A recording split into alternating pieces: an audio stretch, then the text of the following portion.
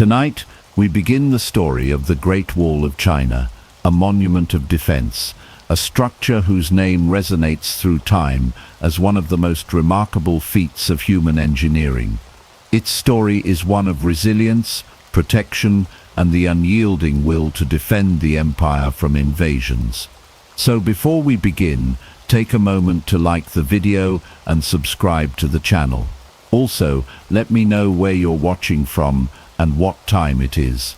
The history of the Great Wall of China begins long before the monumental structure we recognize today. In fact, the origins of this massive defense system trace back to ancient China, during a time when the Chinese kingdoms were in constant struggle against nomadic tribes from the north. These tribes, including the Xiongnu, posed a constant threat to the prosperity and stability of the Chinese states. The Warring States period 475–221 BC, a time marked by frequent warfare and political fragmentation, was when the first rudimentary fortifications began to take shape. During this era, China was not a unified empire, but rather a collection of competing kingdoms, each vying for power and territorial control. The northern frontier was particularly vulnerable, as nomadic groups would often launch raids on Chinese settlements, plundering crops and livestock, and sometimes even taking prisoners. In response to these constant threats, the individual kingdoms in the north began to construct walls and fortifications to protect their borders. The earliest defenses were relatively simple compared to the later grander structures of the Great Wall. These early walls were primarily made of earth, wood, and other locally available materials. The kingdoms of Qi, Yan, and Zhao, among others, built walls to keep the northern tribes at bay. These fortifications were not the continuous stone walls that we think of today, but rather a series of barriers that were constructed in strategic locations along the border. They were designed to deter invasions, slow down enemy forces, and create defensive positions for soldiers. In addition to these rudimentary walls, early fortifications often included watchtowers and signal fires, which allowed defenders to communicate with neighboring cities and warn of an impending attack. The walls, though not particularly strong, were a reflection of the growing realization that defense was vital to the survival of the Chinese kingdoms. These early efforts at building fortifications set the stage for what would later become the Great Wall of China, a symbol of China's resilience in the face of external threats. As the Warring States period continued, the need for a more unified defense system grew stronger. The various kingdoms and states had been constructing walls independently, but the fragmentation of China meant that these walls lacked cohesion. There was no central authority overseeing these defense efforts, and the walls were often disjointed, poorly maintained, and not always effective against the mobile and adaptable nomadic tribes. In this chaotic period, the importance of a unified defense system became apparent, and this led to the beginning of the Great Wall's transformation. The first major step toward the creation of what we now know as the Great Wall occurred during the unification of China under the Qin dynasty. The Warring States period ended in 221 BC, when the state of Qin, under the leadership of Emperor Qin Shi Huang, managed to conquer and unify the 7 warring kingdoms into one centralized empire. The unification of China was a monumental achievement, but it also brought new challenges, particularly the need to secure the empire's vast northern frontier. Qin Shi Huang, determined to maintain control over his newly unified empire, recognized the importance of a defense system that could protect against the northern nomads. By this time, the smaller, fragmented walls built by the individual kingdoms were no longer sufficient to protect the vast empire. Thus, the Qin emperor initiated the first large-scale project to connect and expand the existing fortifications into a more cohesive and formidable defense network. Though the walls of this period were still rudimentary, they marked the beginning of a much larger and more organized effort to secure China from external threats. The Warring States period laid the groundwork for the Great Wall by introducing the concept of border defense, which would eventually lead to the construction of a much more robust and durable wall system. The earliest walls built during this period were modest in their construction, but they played a crucial role in safeguarding the early Chinese states from invasions. They also highlighted the importance of military preparedness and the recognition that defense was a critical element in maintaining stability and security. As the Great Wall evolved over the centuries, its purpose shifted and grew. What began as a series of simple fortifications during the Warring States period gradually expanded into a complex system of walls, watchtowers, garrisons, and fortresses. This early period of construction was foundational to the wall's development and its eventual role as one of the most impressive and enduring defense systems in history. Emperor Qin Shi Huang, the first emperor of a unified China, initiated one of the most ambitious defense projects in human history. Before his reign, China was divided into several warring states, each with its own fortified walls built for defense. These walls, though crucial in their respective regions, were isolated and not connected. The need for a more cohesive defense system had long been recognized, but it was Qin Shi Huang who took the monumental step of linking these various structures into one continuous wall that would stretch across the northern frontier of his newly unified empire. After unifying China in 221 BC, Qin Shi Huang faced the looming threat of invasions from nomadic tribes, such as the Xiongnu, who constantly raided the northern borders of the empire. The existing walls, built by earlier states like Yan, Zhao, and Qin, were no longer adequate to fend off these invasions. Realizing the need for a unified defense system, Qin Shi Huang ordered the construction of what would eventually become the first major version of the Great Wall of China. Rather than constructing an entirely new wall, the emperor decided to connect and reinforce the existing fortifications. His vision was to create a continuous barrier, solidifying the northern defense and preventing invasions. To achieve this, he ordered the extension of the walls in certain areas and the construction of new sections to close any gaps. The end result was a massive, continuous defensive line that stretched from the east coast to the western deserts. The construction techniques employed during this period were relatively rudimentary but highly effective for the time. The primary material used was rammed earth, a method where soil, clay, and other materials were compressed into molds to form solid walls. This technique was particularly useful in areas where timber and stone were not readily available. In places where stone was abundant, the wall was constructed using stone and brick, making those sections more durable and resistant to erosion. Despite the basic materials, the sheer scale of the wall made it an impressive feat of engineering. The construction of the wall required an immense workforce. Historical records suggest that hundreds of thousands of laborers, including soldiers, peasants, and even convicts, were drafted to work on the wall. The work was grueling, and the workers faced harsh conditions, including extreme weather, inadequate food, and physical exhaustion. The labor force was often poorly paid and subjected to harsh treatment, leading to a high mortality rate. While the wall was intended to protect the empire from external threats, it also became a symbol of Qin Shi Huang's authoritarian rule and the power he held over his subjects. In addition to the wall itself, Qin Shi Huang also ordered the construction of watchtowers and beacon towers along the wall's length.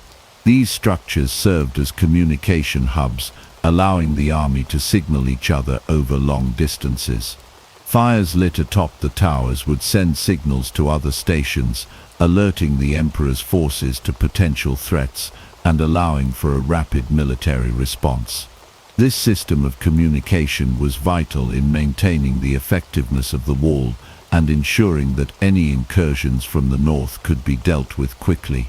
The wall built under Qin Shi Huang's reign was not the colossal structure we know today, but it laid the foundation for future expansions and renovations that would turn the Great Wall into the iconic symbol of China's strength and resilience. The wall was not only a defense against external threats, but also a representation of the emperor's absolute power. It showcased his vision for a unified China, protected by a strong and centralized government. However, despite the grand scale of the project, the wall built during Qin Shi Huang's reign had its flaws. Many sections were constructed hastily and with substandard materials, making them prone to erosion and collapse. The use of rammed earth, while effective in some areas, was not as durable as stone, and much of the wall began to deteriorate shortly after its construction. Additionally, the wall's defensive effectiveness was limited by the terrain and the resources available at the time. Qin Shi Huang's death in 210 BC marked the beginning of the end for the wall as it stood during his reign. The collapse of the Qin dynasty in 206 BC led to the abandonment of many sections of the wall, and much of the work done during his rule was left to decay. Despite this, the wall's legacy endured, and future dynasties, most notably the Han dynasty, would continue to expand and reinforce the wall, transforming it into the monumental structure that we recognize today. The first major version of the Great Wall, constructed under the direction of Qin Shi Huang, was a symbol of China's early efforts to secure its borders and protect its people from the dangers of the north. Though it was not as enduring as the later walls, it laid the groundwork for the future evolution of the Great Wall of China. The work of Qin Shi Huang and his massive defense project remains an essential chapter in the history of China's defense system, and his vision would continue to influence the development of the Great Wall for centuries to come. The Han dynasty, which ruled China from 206 BC to 220 AD, was a pivotal period in the history of the Great Wall. Following the fall of the Qin dynasty, the Han rulers inherited the wall's basic structure, but sought to expand it significantly, both in terms of physical size and strategic importance. The Han dynasty's expansion of the Great Wall was largely driven by the need to secure the vast expanse of land they controlled, especially in the context of the Silk Road, which became a crucial trade route linking China with Central Asia, the Middle East, and Europe. One of the key motivations for the Han dynasty's wall-building efforts was the protection of the Silk Road. This ancient network of trade routes was vital for the exchange of goods, culture, and ideas. Silk, spices, and other luxury items were transported westward, while horses, wool, and other materials came from the west. However, the Silk Road passed through regions that were vulnerable to raids and invasions by nomadic tribes, particularly the Xiongnu, a powerful confederation of nomadic people from the northern steppes. The Xiongnu were a constant threat to the stability of the Han dynasty, and protecting the trade routes became a priority. The Han rulers, led by Emperor Wu of Han, who reigned from 141 to 87 BC, understood the importance of controlling these northern territories. In order to protect the Silk Road and ensure the flow of trade, they embarked on an ambitious campaign to expand the Great Wall. This expansion would see the wall extend into regions such as present-day Inner Mongolia, northern China, and parts of modern-day Gansu and Shaanxi provinces. The expanded wall served not only as a physical barrier against invasion, but also as a symbol of Han authority in the north. One of the major challenges faced by the Han dynasty in expanding the Great Wall was the vast and varied terrain it had to cover. The wall stretched across deserts, mountains, and grasslands, each of which presented unique difficulties for construction and maintenance. In some regions, such as the Gobi Desert, the harsh climate made it difficult to gather the materials needed to build the wall. The construction in these areas had to rely on local resources, such as stones and mud bricks, which were often less durable than the materials used in other regions. In addition to the physical challenges, maintaining and guarding the wall over such a large area was a significant logistical problem.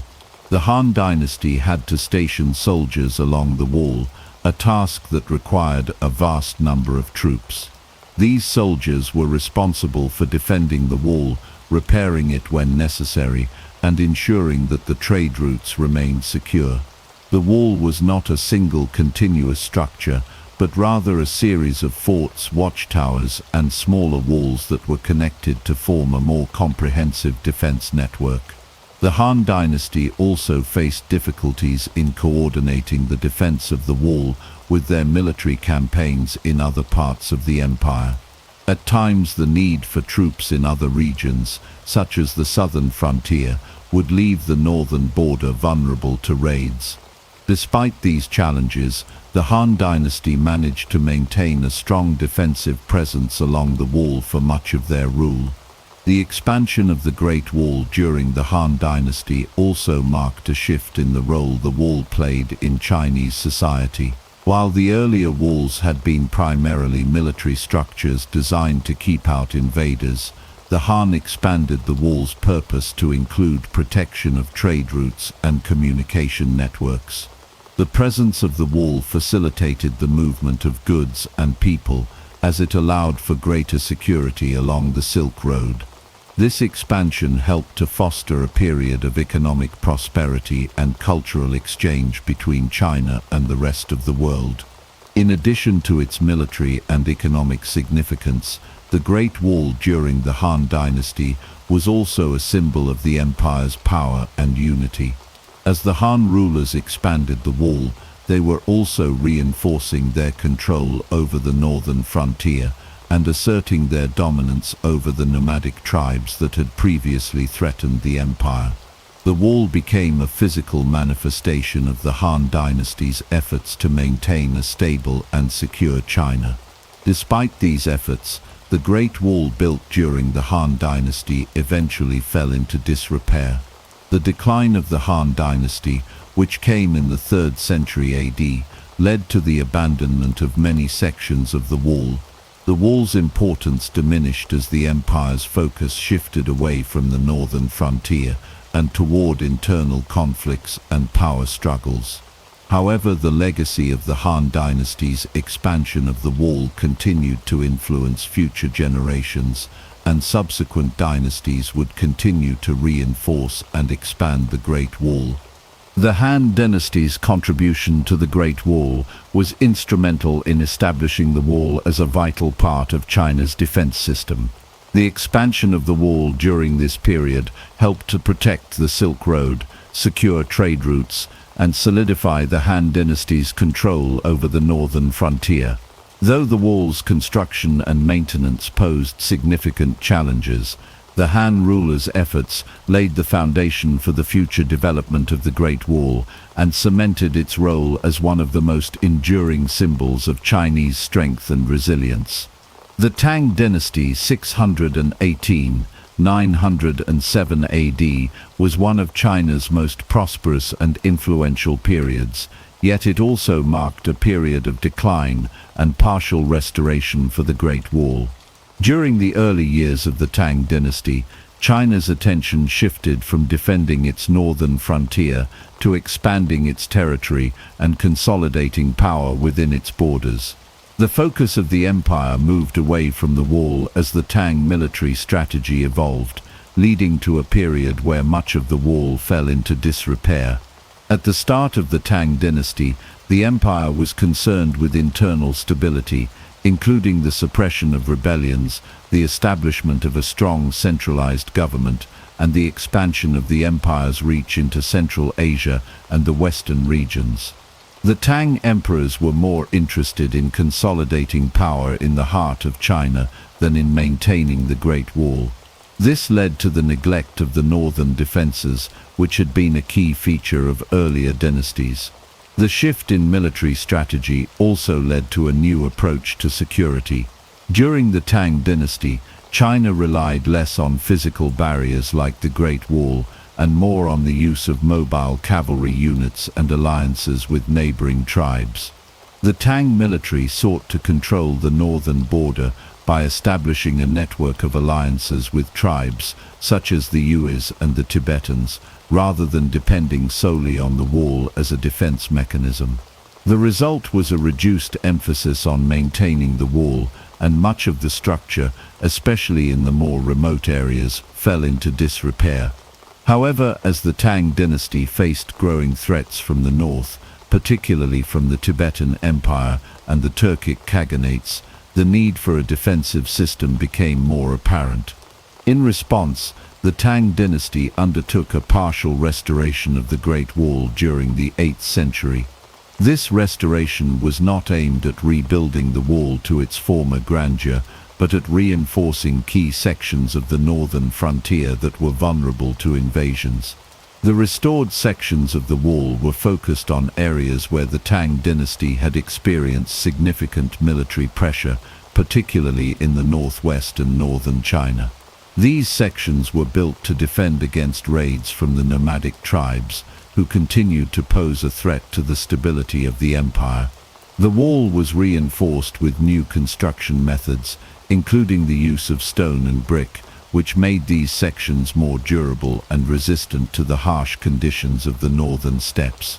The restoration of the Great Wall during the Tang dynasty also marked a shift in the way China approached its northern defenses.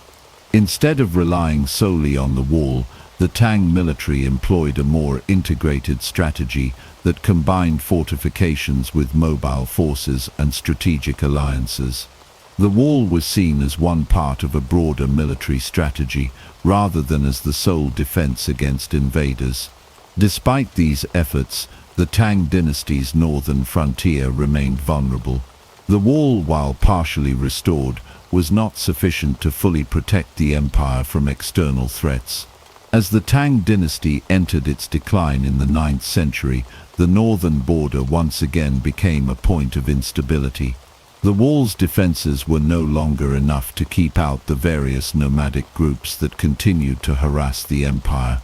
In the end, the fall of the Tang dynasty in 907 marked the final abandonment of the wall as a primary defense structure. Although the Tang had made efforts to restore parts of the wall, the structure's significance continued to diminish as the empire's military strategy evolved. The wall, while still a symbol of China's past strength, had become less relevant in the face of new military challenges and shifting geopolitical realities. The partial restoration of the Great Wall during the Tang dynasty serves as a reminder of the changing military and strategic priorities of the Chinese empire. The Tang period saw a departure from the wall as a primary means of defense, as the empire adapted to new threats and embraced more flexible mobile forms of warfare. The legacy of the wall, however, continued to influence China's future defense strategies and would see a resurgence during later dynasties. The Ming Dynasty 1368-1644 is often considered the golden age of the Great Wall of China, as it was during this period that the wall reached its most recognizable form. The Ming emperors, facing a new wave of invasions from the north, embarked on an ambitious program to rebuild and fortify the wall, to protect their empire from the Mongols and other nomadic tribes. The result was a transformation of the wall into a massive, formidable defense system that not only protected China, but also became an iconic symbol of Chinese strength and resilience. The rise of the Ming dynasty in the late 14th century followed the collapse of the Yuan dynasty, which had been founded by the Mongols. The Mongol Empire, having established itself as a dominant power in China, was overthrown by the Ming, and one of the primary concerns of the new dynasty was to secure the northern frontier from any potential Mongol resurgence or threats from other nomadic tribes. The Ming emperors recognized the need for a more permanent and robust defense against these northern threats, and the Great Wall became central to their military strategy. The Ming period marked the beginning of the construction of the most famous and enduring version of the Great Wall that we recognize today. Unlike earlier versions of the wall, which had been built primarily from earth and wood, the Ming Wall was constructed using brick and stone, materials that were much more durable and resistant to the elements. One of the major advances in construction during the Ming period was the widespread use of brick and stone in the building of the wall. This was a significant departure from earlier methods that relied primarily on rammed earth or wood. Brick and stone were more durable, and their use allowed for the creation of much more stable and formidable walls. The bricks used in the wall were often stamped with the name of the laborers or the official in charge of the construction, providing a record of the work done. In addition to the use of more durable materials, the Ming emperors also implemented advanced construction techniques that allowed the wall to be built more quickly and efficiently. The use of mortar and the introduction of masonry arches helped to strengthen the wall, making it more resistant to collapse or erosion. Watchtowers, beacon towers, and military garrisons were added to the wall, greatly enhancing its defensive capabilities. These towers provided elevated positions for soldiers to observe the surrounding landscape and spot any approaching threats from a distance. The Ming Wall was not simply a continuous barrier, but a complex system of fortifications with multiple layers of defense. In addition to the main wall, which stretched for thousands of miles, there were also smaller walls and fortresses that formed part of a larger defensive network. The wall was designed to funnel invaders towards specific areas where they could be more easily defended or ambushed. Military garrisons were stationed along the wall at regular intervals, and these garrisons played a crucial role in maintaining the wall and providing a quick military response to any incursions. The construction of the Great Wall during the Ming Dynasty was a massive undertaking that required the labor of hundreds of thousands of workers. Many of these workers were soldiers, peasants, and prisoners who were conscripted to work on the wall. The work was grueling and dangerous, with many workers dying from exhaustion, accidents, or harsh conditions. Despite these hardships, the wall was completed over the course of several decades, and it became one of the most impressive engineering feats in history. The strategic importance of the Great Wall during the Ming Dynasty cannot be overstated. The wall served as both a physical and psychological barrier against invaders. Its towering presence on the northern frontier sent a clear message to potential invaders that China was a strong, unified empire capable of defending itself. The wall also served as a symbol of the Ming Emperor's power and authority, and it was used as a tool of political control, helping to solidify the emperor's rule over the vast empire. While the wall was primarily built for military purposes, it also played a significant role in the economy of the Ming Dynasty. The Great Wall and its surrounding areas became important centers of trade and commerce, as the wall facilitated the movement of goods and people. The presence of the wall helped to secure trade routes and allowed merchants to travel safely between China and other regions of Asia. Despite the immense efforts made to strengthen and maintain the wall, the Ming Dynasty eventually began to decline in the 17th century. The weakening of the empire, combined with internal strife and external threats, led to the eventual abandonment of the wall as a primary defense system. The fall of the Ming Dynasty in 1644 marked the end of the golden age of the Great Wall, though its legacy as one of China's most iconic and enduring symbols remained. The Great Wall, built during the Ming Dynasty, is the version most commonly associated with the wall today. It is the section that has been most extensively preserved and is visited by millions of tourists each year. The Ming Wall's construction techniques, including the use of brick and stone, and the addition of watchtowers and military garrisons, made it the most formidable and recognizable iteration of the Great Wall.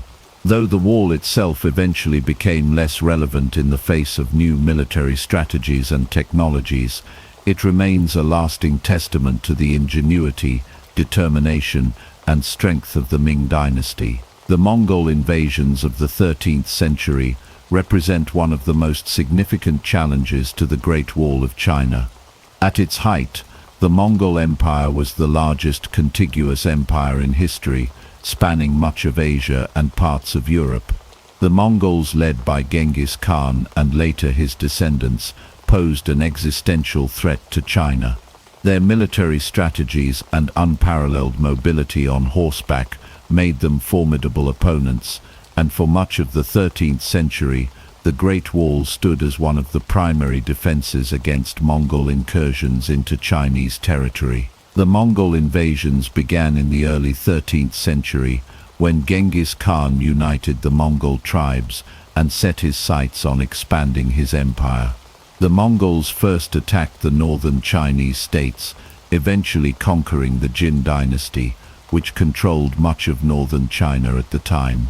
However, despite their rapid conquests, the Mongols encountered significant resistance in the form of the Great Wall, which had been built and maintained by various Chinese dynasties over the centuries.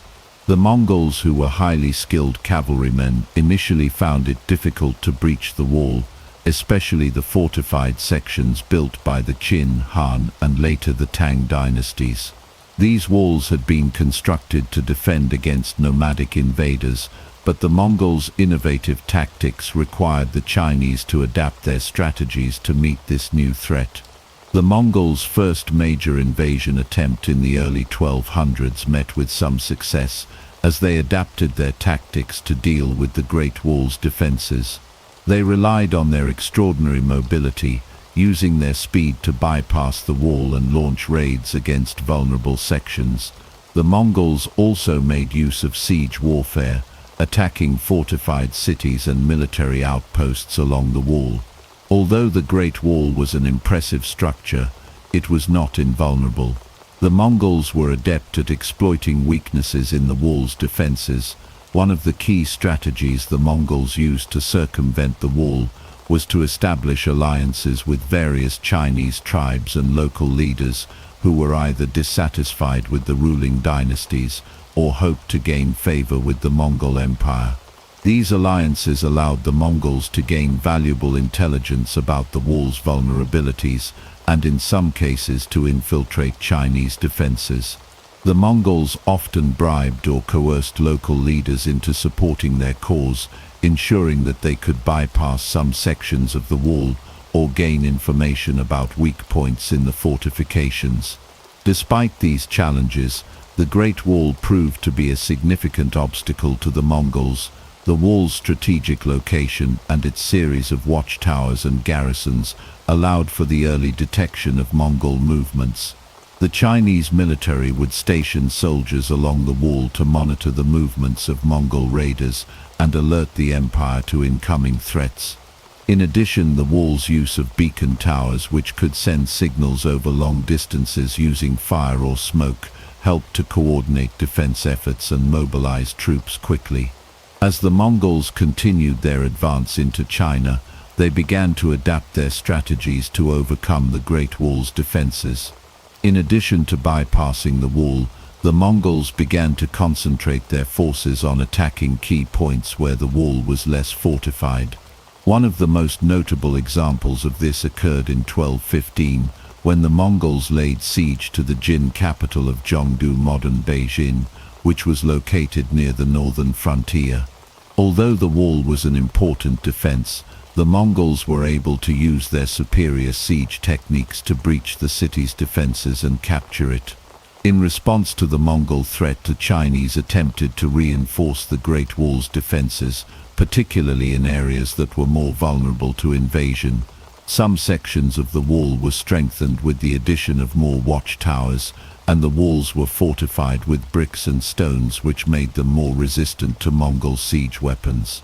However, despite these efforts, the Mongols were ultimately able to breach the wall at several points, leading to the eventual fall of the Jin dynasty and the Mongol invasion of southern China. By 1279, the Mongols had successfully defeated the Song dynasty in southern China and established the Yuan dynasty. The Mongols had not only breached the Great Wall at several points, but they had also fundamentally changed the way China would be governed. The Mongols ruled China for nearly a century, and the Great Wall, while still a symbol of Chinese resistance, was no longer a primary line of defense against invaders. While the Great Wall was eventually breached during the Mongol invasions, it played a crucial role in delaying the Mongols and inflicting heavy casualties on their forces. The wall gave the Chinese time to prepare for invasions and launch counterattacks. It also served as a rallying point for resistance movements, and many defenders of the wall fought valiantly to prevent the Mongols from entering China. Though the Mongols eventually succeeded in conquering China, the Great Wall's role in their initial resistance remains one of the most significant chapters in the wall's history. The Mongol invasions of the 13th century highlight the challenges of defending a vast empire against a highly mobile and innovative enemy. While the Great Wall was ultimately unable to prevent the Mongols from conquering China, its strategic value in slowing their advance and providing a strong defense for several decades was invaluable. The wall's legacy as a symbol of Chinese resistance and its importance in the defense against the Mongols has continued to resonate throughout Chinese history. The Great Wall of China has always been more than just a physical barrier. It has been a symbol of Chinese strength, national unity and resilience throughout history. While the wall was originally constructed to protect the Chinese Empire from northern invaders, its meaning and significance have evolved over the centuries, becoming an emblem of China's enduring identity and its historical struggle for self-preservation. From the Qin dynasty to the modern era, the Great Wall has symbolized both physical and political boundaries, as well as the determination of the Chinese people to defend their sovereignty and culture. During the early dynasties, such as the Qin and Han, the Great Wall was seen primarily as a military defense structure. Its construction was directly linked to the need to safeguard the empire from nomadic invaders, particularly the Xiongnu and other northern tribes. However, even in its early stages, the wall also represented something more than just military strategy. It embodied the ambition and authority of the emperor. Emperor Qin Shi Huang, who first unified China and began the construction of the wall, used the Great Wall as a symbol of his power. The wall was a testament to his ability to command vast resources and organize large-scale projects. It symbolized his vision of a unified, centralized empire that could stand against external threats. As successive dynasties, such as the Han, Tang, and Ming, took on the mantle of defense, the Great Wall continued to serve as both a practical defense and a cultural symbol. For the Han dynasty, the wall was not only a means to protect the Silk Road, which was vital for trade and communication, but also a representation of the stability and prosperity that the Han emperors hoped to bring to China. The wall served as a powerful reminder of the dynasty's commitment to protecting China's borders and ensuring the safety of its people and their livelihoods. During the Tang dynasty, as the wall fell into partial disrepair due to internal priorities, its symbolic meaning shifted, reflecting the dynasty's evolving military strategy and expanding influence over a vast territory. The Ming dynasty, in particular, saw the wall reach its most iconic and recognized form. As the Mongols were driven out and China faced new threats from the north, the Great Wall became a symbol of national strength and unity. The wall's reconstruction and fortification during the Ming period was not just about protecting the empire, it was a statement of Chinese resolve. The Ming emperors, through the monumental effort of rebuilding and expanding the wall, demonstrated their commitment to national defense and to the protection of Chinese civilization from foreign invasions. The Great Wall became a national symbol of Chinese resilience, as it stood as the last line of defense against invaders, embodying the determination to preserve China's sovereignty. Culturally, the Great Wall also became a powerful symbol in Chinese literature, art and philosophy. Throughout the centuries, the wall was frequently referenced in Chinese poetry and songs, often portraying it as a metaphor for the strength and enduring nature of the Chinese people. It became a symbol of the indomitable will of the nation, representing the idea that, like the wall itself, the Chinese people could withstand any external threat. In Chinese culture, the wall was often personified, depicted as a protective guardian watching over the empire and its people. The physical structure of the wall, with its massive scale and imposing presence, mirrored the strength and resilience of the nation. The political significance of the Great Wall also evolved over time. During times of stability, the wall represented the power of the emperor and the unity of the nation, but during times of instability, the wall took on a more symbolic role, representing the division between China and the outside world. In the Ming dynasty, for example, the Great Wall became a clear marker of the boundary between China and the rest of the world, as it effectively separated the vast empire from the nomadic tribes of the north. The wall was seen as a physical manifestation of the political authority of the emperor, who controlled both the empire's internal and external borders. In the modern era, the symbolism of the Great Wall has expanded beyond its historical and military roles. As China entered the 20th century and began to face the challenges of modernization, the Great Wall became a symbol of national pride and unity. It was embraced as a symbol of China's rich cultural heritage and historical resilience. In the face of foreign domination, war, and revolution, the Great Wall became a rallying point for the Chinese people, a reminder of their long-standing ability to overcome adversity and remain united in the face of hardship. Today, the Great Wall stands as one of the most recognizable symbols of China on the global stage. It is not only a tourist attraction, but also a symbol of national identity, resilience, and pride.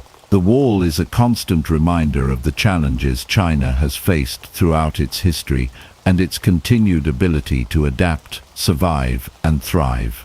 The Great Wall has become a powerful representation of the Chinese people's determination to protect their culture, history, and sovereignty.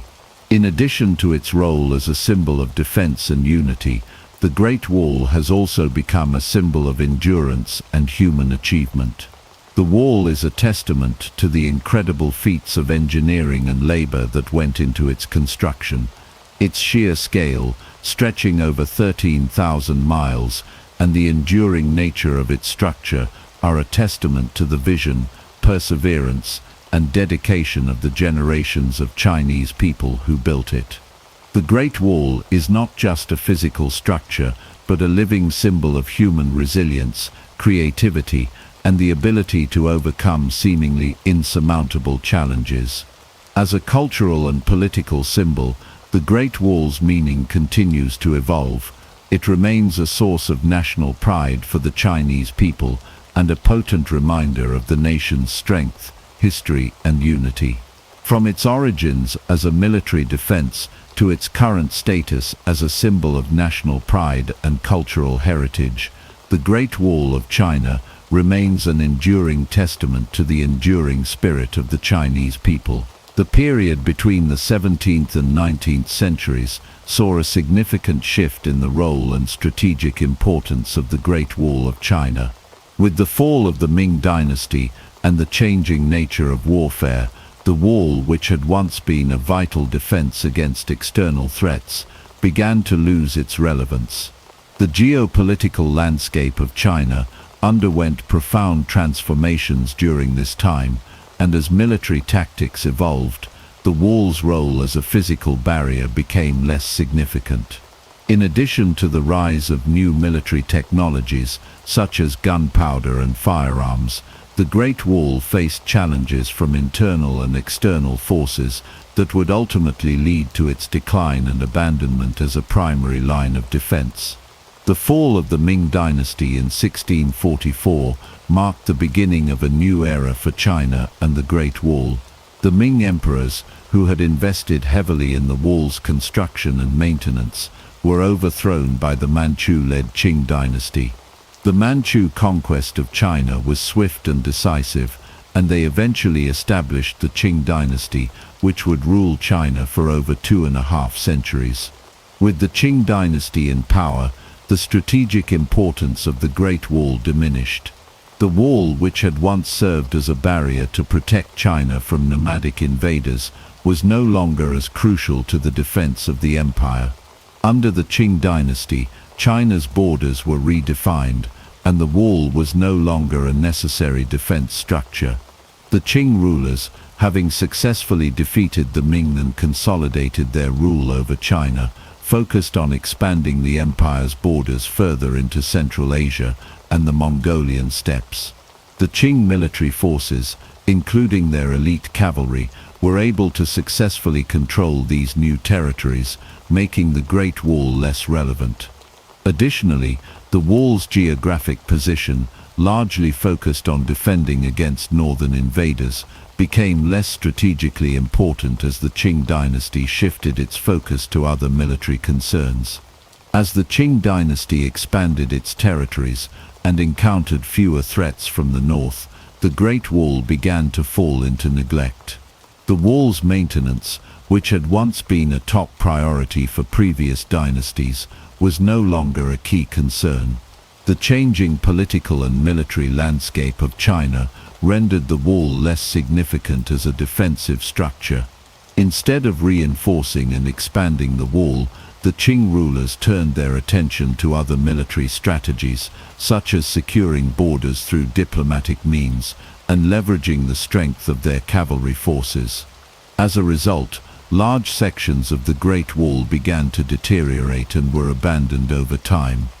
During this period, the increasing use of gunpowder and firearms in warfare further diminished the wall's strategic value.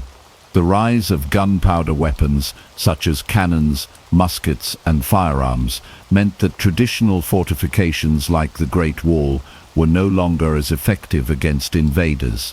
The wall, which had been designed to protect against horseback raiders and siege tactics, could not withstand the power of modern artillery. The military landscape of China was changing rapidly, and the wall, which had once been the backbone of defense strategy, was no longer as effective in the face of evolving warfare technologies. The use of gunpowder and firearms in the 17th and 18th centuries revolutionized warfare, rendering traditional defensive structures like the Great Wall obsolete. Cannons and firearms could easily breach the wall's fortifications, and the mobility of gunpowder-equipped armies made it difficult to defend large stretches of the wall. As military tactics evolved, the wall's importance as a strategic defense diminished, and its symbolic role as a military boundary became less significant. The Qing dynasty, focused on consolidating its empire and dealing with internal issues such as peasant uprisings and external threats from European powers, did not prioritize the maintenance or reinforcement of the Great Wall. In addition to the changing nature of warfare, the political and economic situation in China also contributed to the decline of the Great Wall during this period. The 18th and 19th centuries saw internal strife, including the rise of peasant revolts and the increasing influence of Western powers in Chinese affairs.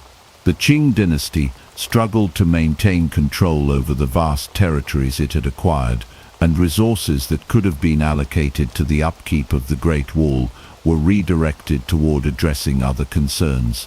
The wall, once a symbol of Chinese strength and unity, became less relevant as the focus shifted toward modernizing the military and dealing with the challenges of the time. By the 19th century, the Great Wall had largely fallen into disrepair.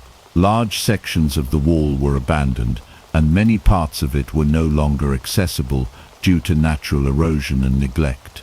The rise of European colonial powers, such as Britain and France, also led to increasing foreign influence in China, further diminishing the wall's significance. The Opium Wars and the subsequent treaties with foreign powers exposed China to external pressures that made the Great Wall seem increasingly irrelevant as a means of defending the empire. As China became more involved in global trade and diplomatic relations, the Great Wall was no longer seen as a practical defense against foreign invasions. Despite its decline, the Great Wall continued to hold symbolic significance for the Chinese people. While the wall was no longer a primary line of defense, it remained an important symbol of China's rich history, cultural heritage and resilience. The wall's legacy as a symbol of strength and endurance continued to resonate with the Chinese people, even as its physical condition deteriorated. The 17th to 19th centuries were marked by significant changes in China's military and political landscape. The fall of the Ming dynasty and the rise of the Qing dynasty, coupled with the increasing use of gunpowder and firearms in warfare, led to the decline and eventual abandonment of the Great Wall as a major military defense. While the wall's strategic importance waned, its symbolic value remained, representing China's resilience in the face of external and internal challenges. Despite its physical decline, the Great Wall continued to be a potent symbol of Chinese identity, and its legacy endured through the centuries. In the 20th century, the Great Wall of China underwent a remarkable transformation from a neglected, crumbling structure to a revered national monument. Despite centuries of decline, the wall regained its place in the cultural and historical consciousness of the Chinese people as a symbol of national pride, strength and resilience. The rediscovery of the Great Wall's significance in modern China was closely tied to the country's quest for identity and unity, particularly in the aftermath of the turbulent years of foreign imperialism, internal strife, and political upheaval. The early 20th century saw China in a state of transition. After the fall of the Qing dynasty in 1911, China struggled with internal divisions, foreign invasions, and a fractured political landscape. During this period, the Great Wall was largely neglected, and much of its structure fell into disrepair. However, with the rise of nationalism and the push for modernization, the Great Wall began to be reimagined as a powerful symbol of China's glorious past and its future potential. As China faced the challenges of the 20th century, the Great Wall became an iconic representation of the country's resilience and determination. In the years following the founding of the People's Republic of China in 1949, the Great Wall was embraced as a symbol of national unity. Mao Zedong and other leaders of the Communist Party saw the wall as a reminder of China's long-standing struggle for sovereignty and independence. The wall's historical significance as a symbol of the nation's ability to defend itself against external threats resonated deeply with the Chinese people, who had recently endured a century of humiliation at the hands of foreign powers. The Great Wall, once a military fortification, was now transformed into a symbol of the Chinese people's strength and their ability to overcome adversity. During the 1950s and 1960s, the government initiated efforts to preserve and protect the wall, which had suffered from neglect and environmental degradation. The wall's deteriorating condition, caused by erosion, weathering and vandalism, became a growing concern for Chinese authorities.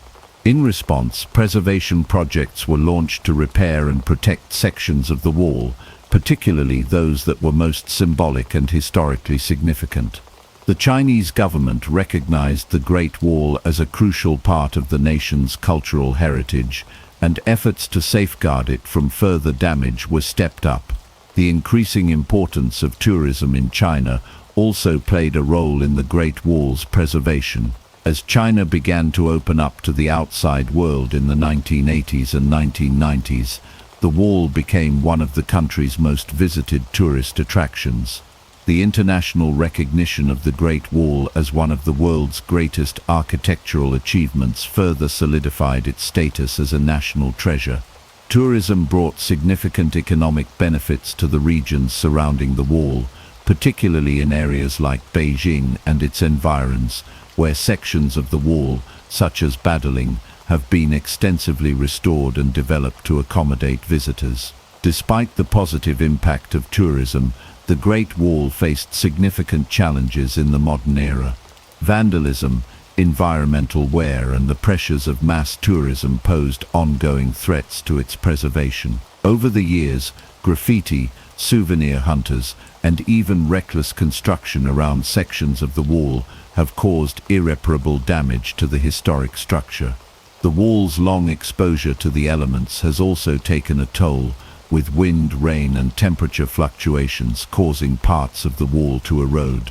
As a result, the Chinese government and preservation organizations have implemented stricter regulations to protect the wall from further damage, including limiting access to certain sections and promoting more sustainable tourism practices. In 1987, the Great Wall was inscribed as a UNESCO World Heritage Site, further solidifying its importance as a global cultural monument. This recognition brought international attention to the efforts to preserve and protect the wall. The inscription as a UNESCO site has helped garner support for preservation initiatives, both from the Chinese government and from international conservation groups. Over the years, various restoration projects have been undertaken to repair sections of the wall and restore its historical integrity, using traditional construction techniques and materials wherever possible. One of the primary challenges in preserving the Great Wall is the sheer size and complexity of the structure. Stretching over 13,000 miles, the wall traverses a wide range of terrains, from mountains to deserts to plains. Some sections of the wall are well preserved and have been carefully restored, while others remain in a state of ruin, requiring extensive conservation efforts. The most famous sections, like those near Beijing, have been restored and modernized to accommodate large numbers of tourists, while more remote and rugged sections face greater challenges in terms of access and preservation.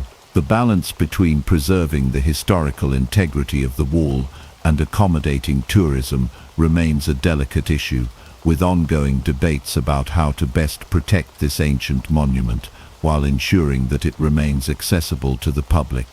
The legacy of the Great Wall continues to be a source of pride and inspiration for the Chinese people. It serves as a symbol of China's enduring strength, unity, and determination, representing both the country's historical achievements and its aspirations for the future. In the 21st century, the Great Wall stands as a testament to the ingenuity, hard work, and vision of those who built it, as well as to the resilience of the Chinese people who have maintained it through the centuries. As a national monument, the Great Wall is not only a reminder of China's past, but also a beacon of its cultural heritage and national identity. In conclusion, the 20th century marked a period of rediscovery for the Great Wall of China. Once a symbol of defense and military strategy, it became a cherished national monument and a powerful symbol of China's historical and cultural significance. Efforts to preserve and protect the wall from modern threats, including vandalism, environmental damage, and the pressures of tourism, have been ongoing. Through these efforts, the Great Wall remains a living testament to China's resilience, strength, and enduring legacy. In the 21st century, the Great Wall of China has transformed into one of the most recognizable and visited landmarks in the world. It stands not only as a symbol of China's ancient history and military prowess, but also as a beacon of national pride and cultural heritage. Today, the Great Wall attracts millions of tourists annually, drawn by its rich history, stunning architecture, and the breathtaking landscapes it traverses. The wall's global significance extends beyond its role as a historical monument. It has become a key symbol of China's rising influence on the world stage. As a major tourist destination, The Great Wall has played a central role in China's booming tourism industry, with sections like Badlang and Mushenyu near Beijing being among the most visited. The wall is often one of the first stops for international visitors exploring China. The Great Wall offers not only a chance to witness an architectural marvel, but also a connection to China's rich cultural heritage. The wall's symbolism, representing resilience, strength, and unity, resonates deeply with visitors from all around the world, making it a must-see destination. However, the growth in tourism has also posed significant challenges for the preservation of the Great Wall. The sheer number of visitors, combined with environmental factors such as weathering, pollution, and natural erosion, has put immense strain on the wall's structural integrity. The sections that attract the highest tourist traffic are particularly vulnerable to damage from both human and natural forces. As a result, there have been concerted efforts by the Chinese government and preservation organizations to safeguard the wall for future generations. Efforts to preserve the Great Wall in the 21st century are multifaceted. The Chinese government has taken steps to balance tourism with conservation by implementing strict regulations on visitor access and introducing restoration projects. Some sections of the wall have been carefully restored to their original condition, with traditional building techniques and materials used to maintain their historical accuracy. In more remote areas where access is limited and tourism is less concentrated, conservation efforts focus on preventing further erosion and protecting the wall from environmental degradation. Preservation challenges are particularly acute in the more remote sections of the Great Wall, where the wall has deteriorated due to neglect and exposure to the elements. Efforts to protect these sections often involve the restoration of damaged parts, reinforcement of weakened structures, and the construction of protective barriers to shield the wall from the harsh environmental conditions it faces in the desert and mountainous regions. Additionally, conservationists have worked to raise awareness about the importance of preserving the Great Wall, highlighting its role not only in Chinese history, but also as a symbol of global cultural heritage. Modern technology has also played a key role in the wall's preservation efforts. Satellite imaging, drone technology, and other advanced tools have allowed experts to monitor the condition of the Great Wall more effectively and identify areas in need of immediate attention.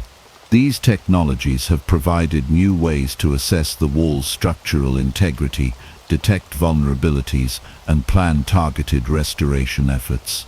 This combination of traditional craftsmanship and modern technology has been crucial in ensuring that the Great Wall continues to stand as a testament to China's history.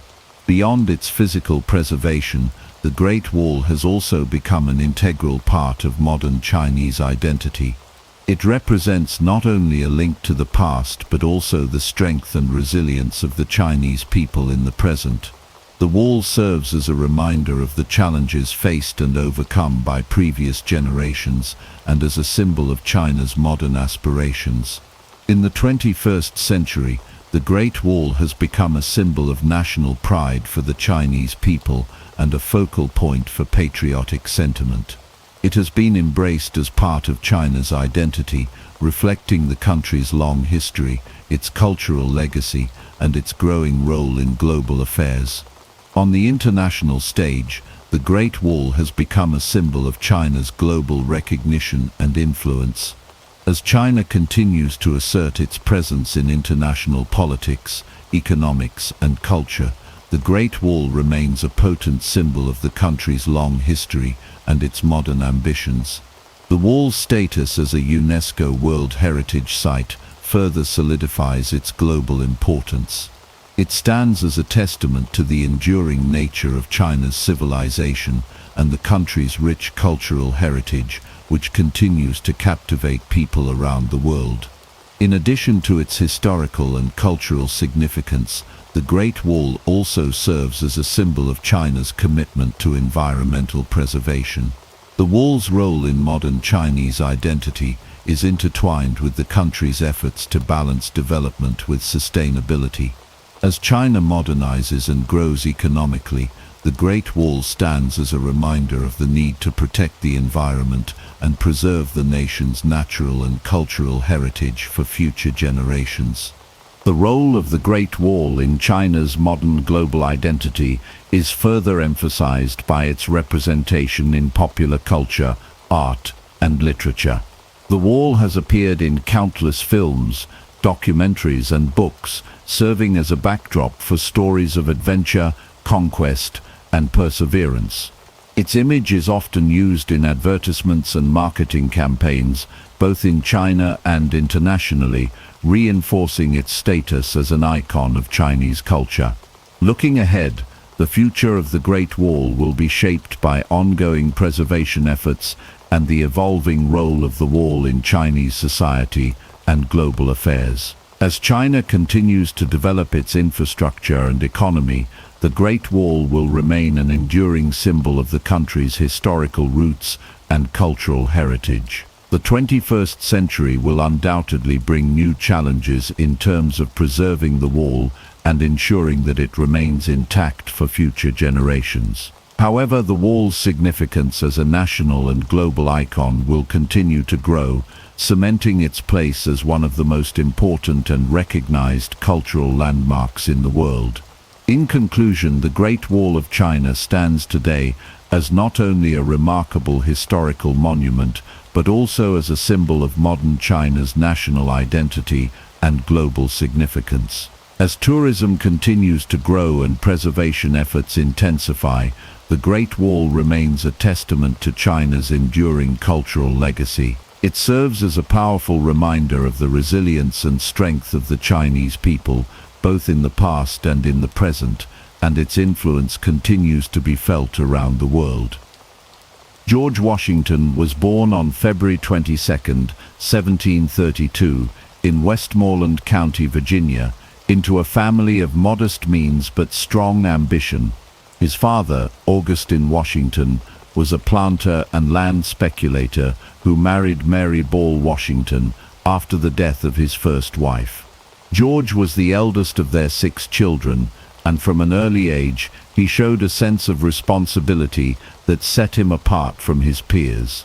From the time he could walk, he was expected to contribute to the family's livelihood, and as he grew older, he developed a deep sense of duty that would define his future.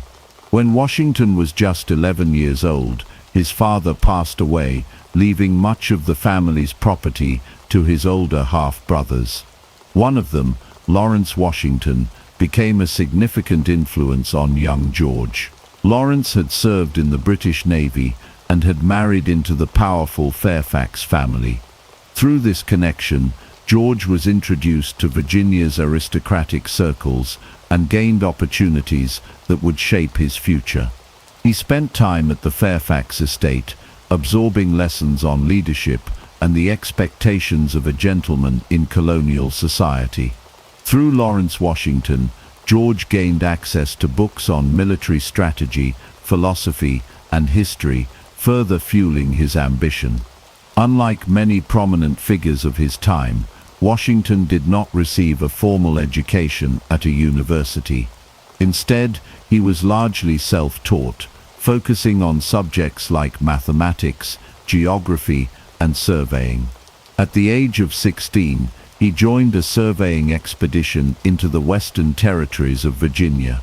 This experience gave him a first-hand look at the vast lands that were at the center of colonial conflicts and sparked his interest in military and leadership roles. The harsh conditions of the wilderness and the constant negotiations with Native American tribes provided Washington with valuable skills in diplomacy and survival. By the time he was 17, Washington had earned a reputation as a skilled surveyor and was appointed as the official surveyor of Culpeper County. This position provided him with a steady income and allowed him to acquire land, which was a key marker of success in colonial society. But Washington's ambitions extended beyond land ownership. With tensions rising between the British and French over control of North America, he saw an opportunity to prove himself in a military capacity. He trained tirelessly, studying the tactics of European warfare and preparing for a leadership role in the militia. At 21 years old, Washington was commissioned as a major in the Virginia militia and sent on a dangerous mission to the Ohio Valley. His task was to deliver a message to the French, demanding that they withdraw from British-claimed territory.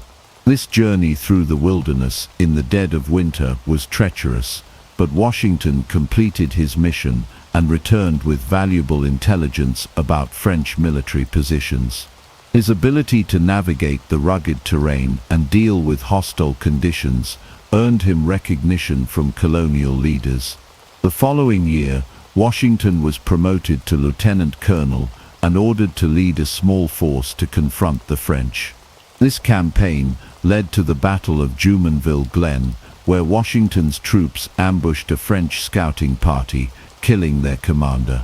The incident ignited what would become the French and Indian War and marked Washington's first experience with the brutal realities of combat. He had little time to celebrate, as he soon found himself facing a counterattack. However, his success was short-lived, as he was soon forced to surrender at Fort Necessity after a counterattack by the French and their Native American allies. The battle was a humiliating defeat for Washington, but it was also a lesson in military strategy and perseverance. Despite this early setback, Washington's bravery and leadership caught the attention of British commanders. He was later invited to serve as an aide to General Edward Braddock in a major expedition against the French. During Braddock's campaign, Washington demonstrated remarkable resilience and leadership. After a devastating ambush in which Braddock was mortally wounded, Washington took command and organized an orderly retreat. His actions during the battle solidified his reputation as a capable and fearless leader, though he also gained a deep understanding of the weaknesses in British military strategy. He saw firsthand how the rigid European-style tactics failed in the dense American wilderness, and he began developing his own approach to warfare. After the war, Washington returned to Virginia, where he married Martha Custis, a wealthy widow with extensive landholdings.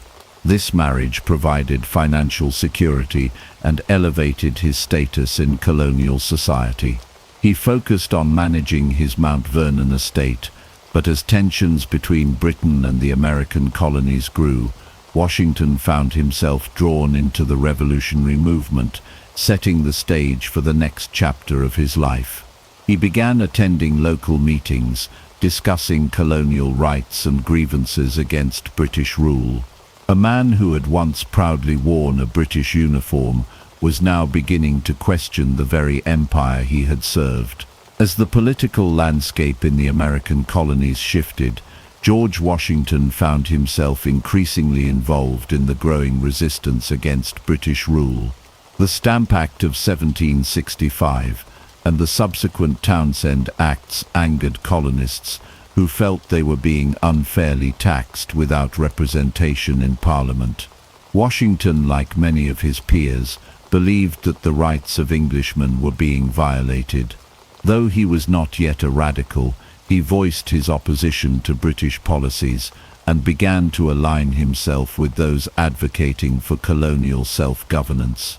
Washington's leadership and status as a landowner made him a respected figure in Virginia. He served in the Virginia House of Burgesses, where he joined other colonial leaders in condemning British taxation and calling for economic resistance.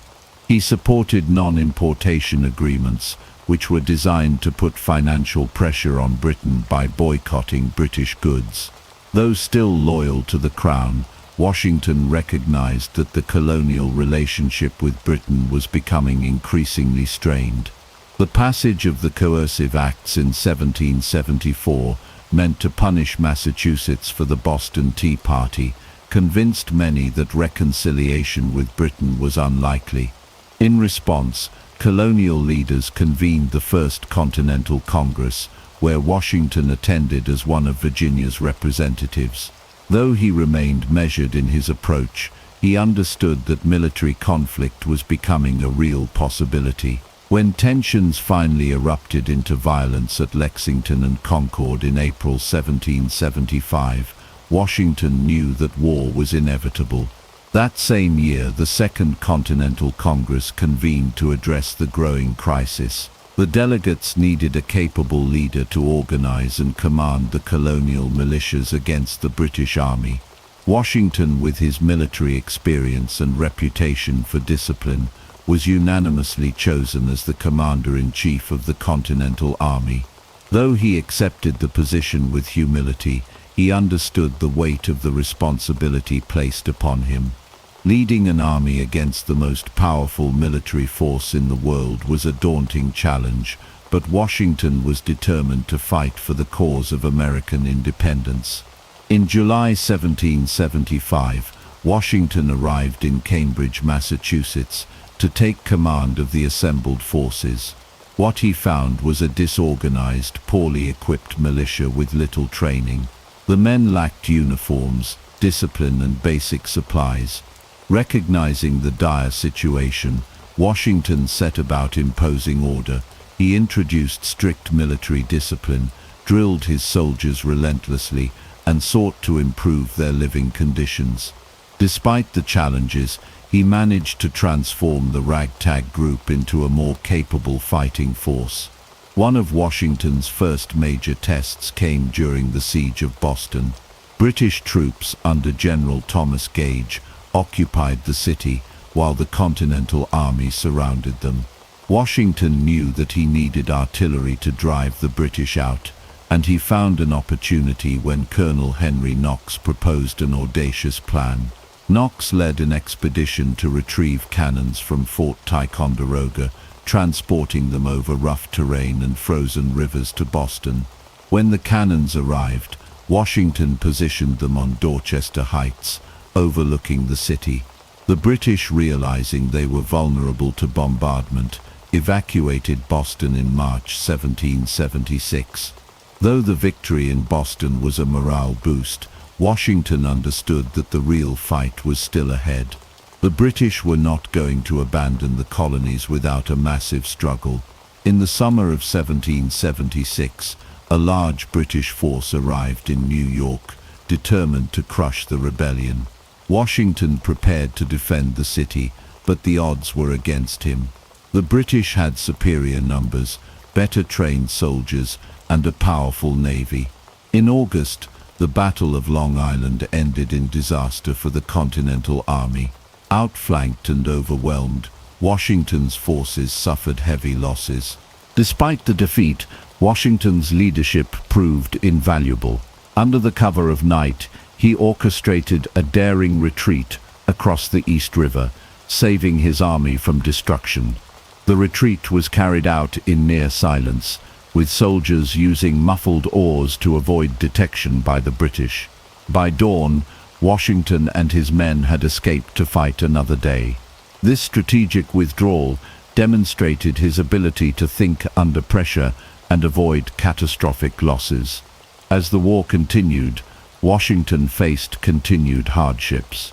He suffered additional defeats at White Plains and Fort Washington, forcing his army to retreat across New Jersey. Morale was low, and many believed the revolution was doomed to fail. But Washington refused to give up.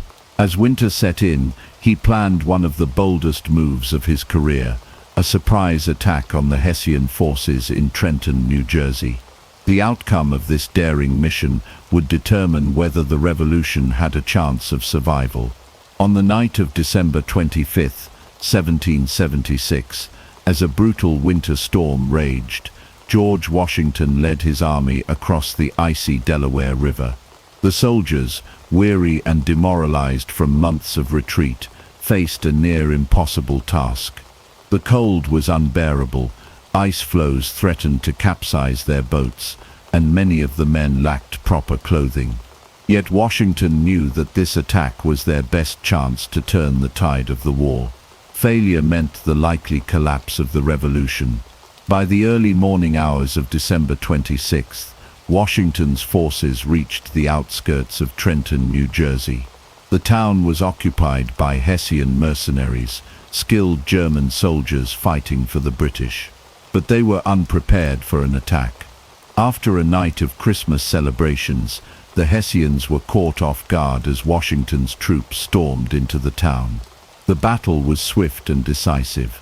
Within an hour, the Continental Army had overwhelmed the Hessians, capturing nearly 1,000 prisoners with minimal losses. The victory at Trenton electrified the revolution. It proved that the Continental Army could defeat professional soldiers and reignited hope in the cause of independence. Washington, understanding the need to maintain momentum, struck again just days later at the Battle of Princeton. Using deception and speed, he outmaneuvered British forces, securing another crucial victory. These twin successes forced the British to abandon much of New Jersey, buying Washington valuable time to rebuild his army. Despite these triumphs, Washington faced constant challenges. Supplies remained scarce, enlistments were expiring, and support for the war wavered. He spent the next months reorganizing his forces, training new recruits, and preparing for the battles ahead. The war was far from over, and Washington knew that the British would return with greater force. In the summer of 1777, British General William Howe launched a campaign to capture Philadelphia, the revolutionary capital. Washington moved his army to intercept him, leading to the Battle of Brandywine in September. The fight was fierce, but the British outflanked Washington's forces, forcing him to retreat.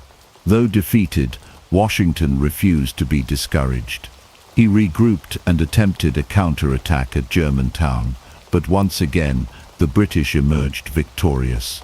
By the end of the year, the Continental Army found itself at Valley Forge, where they endured one of the harshest winters of the war. Starvation, disease, and freezing temperatures took a devastating toll. Thousands of soldiers died, and morale reached its lowest point. Yet Washington remained resolute. He worked tirelessly to keep the army together, lobbying Congress for supplies and instilling discipline within the ranks. It was during this time that Washington found an unlikely ally, Baron Friedrich von Steuben, a Prussian officer with extensive military experience. Von Steuben introduced rigorous training drills, transformed the army's tactics, and instilled discipline in the troops. By the time winter ended, Washington's army was no longer a ragtag militia, but a well-trained fighting force.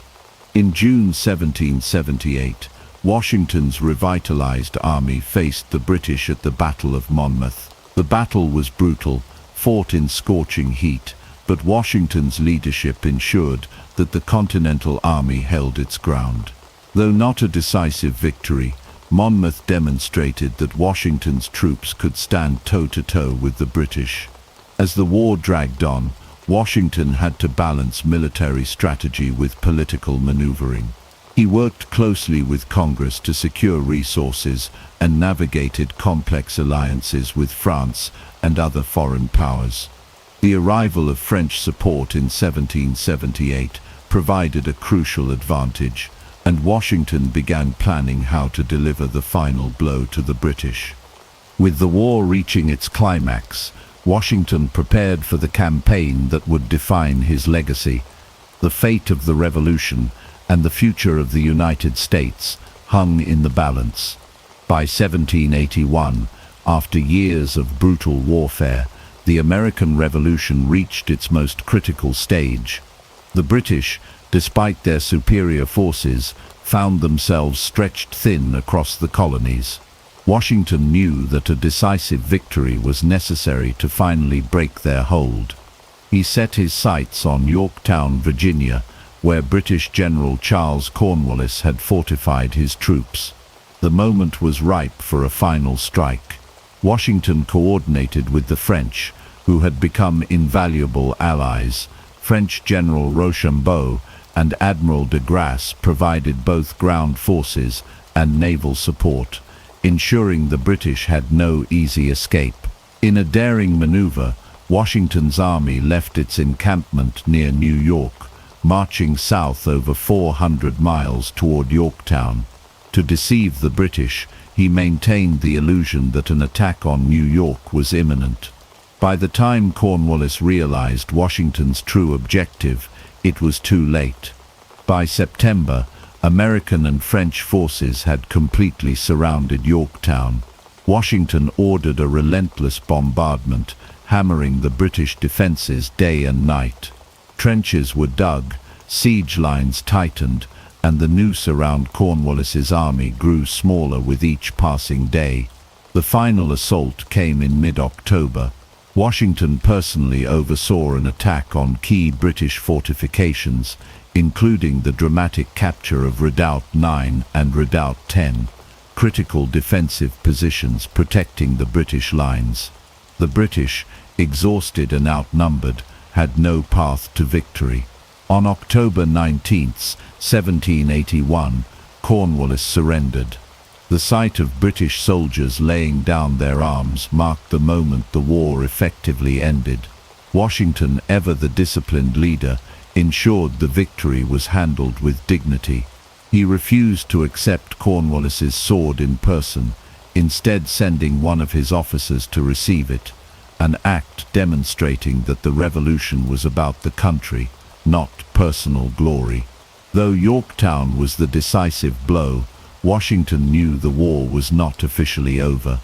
British troops remained in key areas, and negotiations in Europe still had to play out. He kept his army intact, maintaining discipline and order as the Treaty of Paris negotiations unfolded. Finally, in 1783, Britain recognized American independence, and the war came to an end. With victory secured, Washington faced a defining moment. Many expected him to seize power, even to declare himself king. But Washington did something almost unheard of in history. He resigned his commission, handing control back to Congress. His farewell to his officers at Francis Tavern in December 1783 was an emotional moment, solidifying his place as a leader who put country above personal ambition. He returned to Mount Vernon, intending to live out his days as a private citizen. But fate had other plans. The new nation struggled under the weak Articles of Confederation, and it became clear that a stronger government was needed. In 1787, Washington was called upon once again, this time to preside over the Constitutional Convention in Philadelphia. His mere presence brought credibility to the proceedings. The result was the United States Constitution, a framework that would define the nation's future. As the country prepared to elect its first president, there was no real debate. Washington was the only choice. Despite his desire for retirement, he felt duty-bound to serve. In 1789, he was unanimously elected as the first president of the United States. A new chapter in his life, and in the nation's history, was about to begin. On April 30th, 1789, George Washington stood on the balcony of Federal Hall in New York City, placing his hand on the Bible as he took the oath of office. The weight of the moment was not lost on him. He was now the first president of the United States, tasked with leading a fragile new nation. There was no precedent, no guidebook. Every decision he made would set the foundation for the presidency itself. Washington approached his role with a deep sense of responsibility. He surrounded himself with capable advisors, forming the first presidential cabinet. Among them were Thomas Jefferson as Secretary of State, Alexander Hamilton as Secretary of the Treasury, and Henry Knox as Secretary of War. The ideological clashes between Jefferson and Hamilton would define much of Washington's presidency, shaping the early political landscape of the United States. One of Washington's first major challenges was stabilizing the nation's economy. Hamilton proposed a bold financial plan, including the federal government assuming state debts, the creation of a national bank, and new taxes to generate revenue. Jefferson fiercely opposed these measures, fearing they gave too much power to the central government. Washington, after careful deliberation, sided with Hamilton, believing a strong financial system was essential for national stability. This decision laid the groundwork for America's economic growth, but also deepened divisions between emerging political factions. As Washington worked to strengthen the government, tensions with foreign powers loomed. The French Revolution erupted in 1789, leading to a complex diplomatic crisis. France, seeing the United States as a revolutionary ally, expected American support in its war against Britain. Jefferson argued that the U.S. should honor its alliance with France, while Hamilton insisted on neutrality to avoid another devastating war. Washington ultimately issued the Proclamation of Neutrality in 1793, a controversial but crucial move that kept the young nation out of European conflicts. Domestically, Washington faced growing unrest. In 1791, Congress passed an excise tax on whiskey, sparking outrage among farmers in western Pennsylvania. The resistance escalated into the Whiskey Rebellion, with armed protesters threatening federal tax collectors. Determined to uphold the authority of the government, Washington personally led a militia force of 13,000 troops to suppress the rebellion, the first and only time a sitting U.S. president has done so. The swift response demonstrated the strength of the new federal government and set a precedent for law enforcement. Despite these challenges, Washington's leadership helped solidify the stability of the United States. His presidency established key traditions, including the peaceful transfer of power, the importance of a balanced cabinet, and the enforcement of federal laws. However, as his second term neared its end, political divisions deepened, and Washington grew weary of partisan conflicts. He longed for retirement, knowing that his departure would prove the government could function beyond his leadership. In 1796, Washington announced he would not seek a third term, delivering his farewell address, a speech that remains one of the most important in American history. He warned against the dangers of political parties, urged the nation to remain neutral in foreign affairs, and emphasized the importance of national unity. With his departure, he set the precedent of a two-term presidency, a tradition that would stand until the 20th century. After 8 years in office, Washington returned to Mount Vernon, finally embracing the quiet life he had long desired. But even in retirement, his influence over the nation remained strong. His leadership had carried the United States through its most fragile years, and his legacy as the father of the country was firmly cemented. The nation he had fought for, led, and shaped now stood on its own, ready to face the challenges of the future. In retirement, George Washington hoped to finally enjoy a peaceful life at Mount Vernon, tending to his estate and distancing himself from the political battles that had consumed his years in office. But the country he had helped create was far from stable. The divisions between Federalists and Democratic Republicans grew more intense, and tensions with foreign nations threatened to pull the United States into another war. Though he longed for solitude, Washington's presence was still needed on the national stage. By the late 1790s, France and Britain were once again locked in conflict, and both sought to drag the United States into their struggle. The French, angered by Washington's neutrality policy during his presidency, had begun seizing American merchant ships. President John Adams, Washington's successor, struggled to manage the crisis. Some in his administration, including Alexander Hamilton, pushed for military action against France. Adams, reluctant to escalate the situation, reached out to Washington in 1798, asking him to once again serve as commander-in-chief of the U.S. Army in the event of war. Washington, though hesitant, agreed. At 66 years old, he no longer had the energy to lead troops in the field, but he accepted the responsibility of organizing and structuring the nation's military defenses. He spent months advising the administration, ensuring that if war came, the country would be prepared.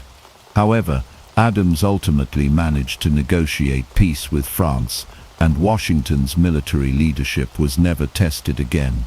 During this period, Washington remained at Mount Vernon, overseeing his plantation and managing the daily operations of his estate.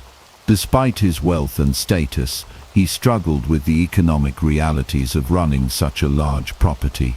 Mount Vernon relied heavily on enslaved labor, a practice Washington had grown increasingly uncomfortable with in his later years. Though he had not spoken publicly against slavery during his presidency, he had privately begun to question its morality and long-term consequences for the nation. In his final years, Washington made a historic decision, one that would define his personal legacy as much as his military and political achievements. In his will, he arranged for the emancipation of his enslaved workers upon the death of his wife Martha. This act made him one of the few founding fathers to free his slaves, though he did not live to see the broader abolitionist movement that would emerge decades later. As winter set in during December 1799, Washington continued his daily routine at Mount Vernon. On December 12th, after riding through his estate in freezing rain, he developed a severe throat infection. Within days, his condition worsened.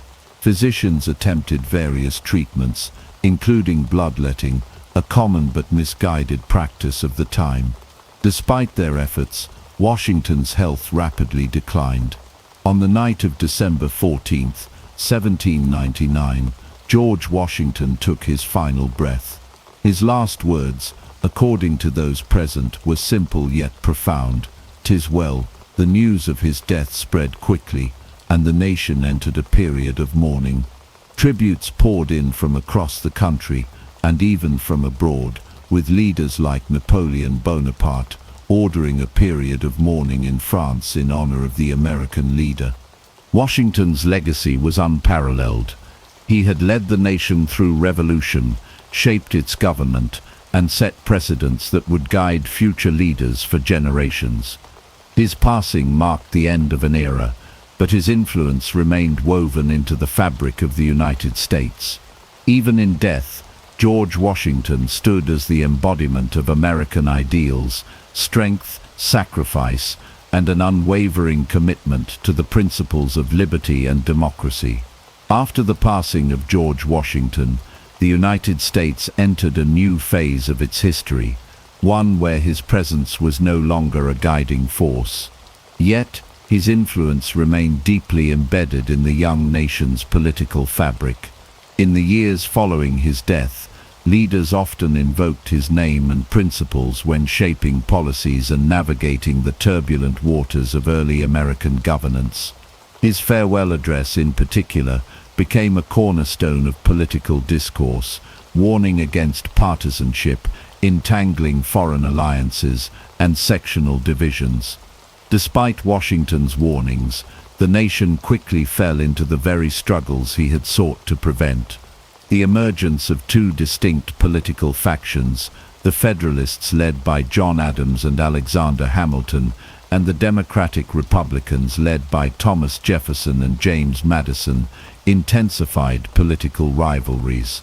These factions often used Washington's legacy as a tool to justify their own positions, each claiming to uphold his vision for the country. His neutral stance on many issues, once seen as a strength, now became a point of contention in a nation increasingly divided by ideological differences. International affairs also tested Washington's enduring legacy.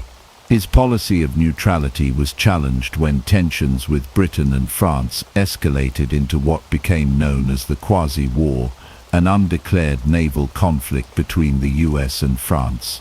Many Americans look back to Washington's leadership for guidance, with Federalists advocating for stronger military defenses in his image, while Democratic Republicans pushed for diplomatic solutions in line with his reluctance to engage in foreign conflicts. Washington's Mount Vernon estate became a symbol of his lasting impact, visited by political leaders, foreign dignitaries, and citizens seeking inspiration. However, his personal legacy regarding slavery remained a point of complex discussion. While he had freed his enslaved workers upon Martha Washington's death, the institution of slavery continued to expand in the South, sparking debates that would grow into one of the nation's most divisive issues. Abolitionists pointed to Washington's final act as a step toward ending slavery, while Southern leaders argued that his earlier reliance on the system justified its continuation. As the United States continued to grow, Washington's image was immortalized in countless ways. His likeness appeared on currency, statues were erected in his honor, and his birthday became a national celebration. The naming of the new capital, Washington, D.C., further solidified his place in the nation's identity. Every president who followed was inevitably compared to Washington, measured against his leadership, integrity, and dedication to the country. By the early 19th century, the generation that had fought alongside Washington during the Revolution began to fade, leaving a new group of Americans who knew him only through stories, writings, and the institutions he had helped build. His vision for a strong but restrained government, his emphasis on civic duty, and his belief in the power of unity continued to shape the country's path forward. Even as political divisions deepened, Washington's name remained a unifying symbol, a reminder of the ideals upon which the United States was founded. As time passed, Washington's legacy evolved, reflecting the changing values and challenges of the nation. Yet, through every era of American history, his role as the father of the country endured, ensuring that his influence would never truly fade. His leadership in war and peace, his willingness to step away from power, and his steadfast commitment to the Republic remained a blueprint for generations to come, securing his place as one of history's most revered figures. As the years passed after George Washington's death, his legacy only grew stronger, shaping the identity of the young American nation. His influence extended beyond politics and military strategy. He became a symbol of the values and principles upon which the United States was founded. Schools, towns, and institutions were named in his honor, and his story was woven into the fabric of the country's historical narrative. Every generation looked to Washington as a model of leadership, integrity, and self-sacrifice. During the 19th century, Washington's reputation was upheld as the gold standard for American presidents. Political leaders often referenced his words and actions to justify their own decisions. His farewell address, with its warning against political factions and foreign entanglements, remained a guiding document, though the country increasingly struggled to adhere to its principles. The rise of sectionalism and debates over slavery tested the unity Washington had worked so hard to preserve.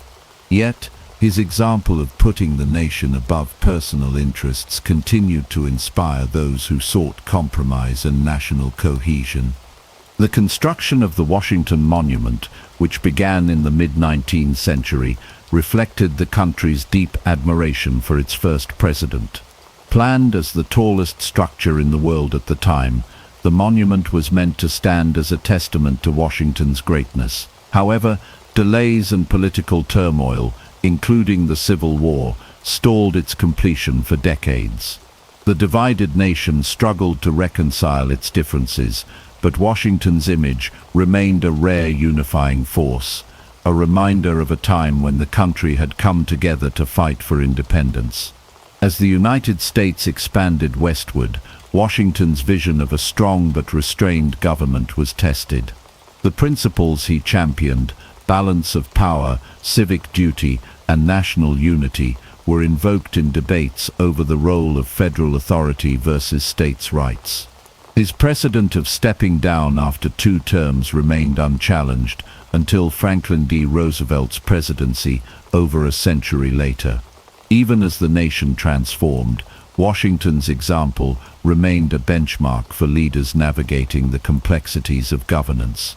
Beyond politics, Washington's agricultural innovations and economic foresight influenced generations of American farmers and entrepreneurs. His leadership extended beyond the battlefield and the presidency.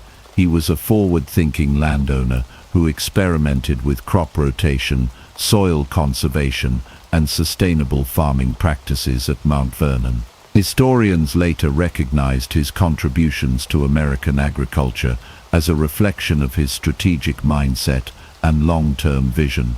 The 20th century saw Washington's image become even more deeply ingrained in American culture. His face was immortalized on the $1 bill and the quarter, ensuring that his presence was a daily reminder of the country's foundations. The bicentennial celebrations of his birth in 1932 saw nationwide tributes, parades, and scholarly reflections on his enduring influence. His life and achievements were studied extensively, reinforcing his role as an unparalleled figure in American history. As modern America evolved, Washington's ideals continued to be referenced in discussions of leadership, democracy, and national unity. His story was taught in schools, his writings analyzed by scholars, and his leadership principles cited by politicians across ideological lines. Despite the many challenges the United States faced, Washington's example remained a touchstone, a symbol of what the nation aspired to be. Even centuries after his death, George Washington's legacy endured as a guiding light.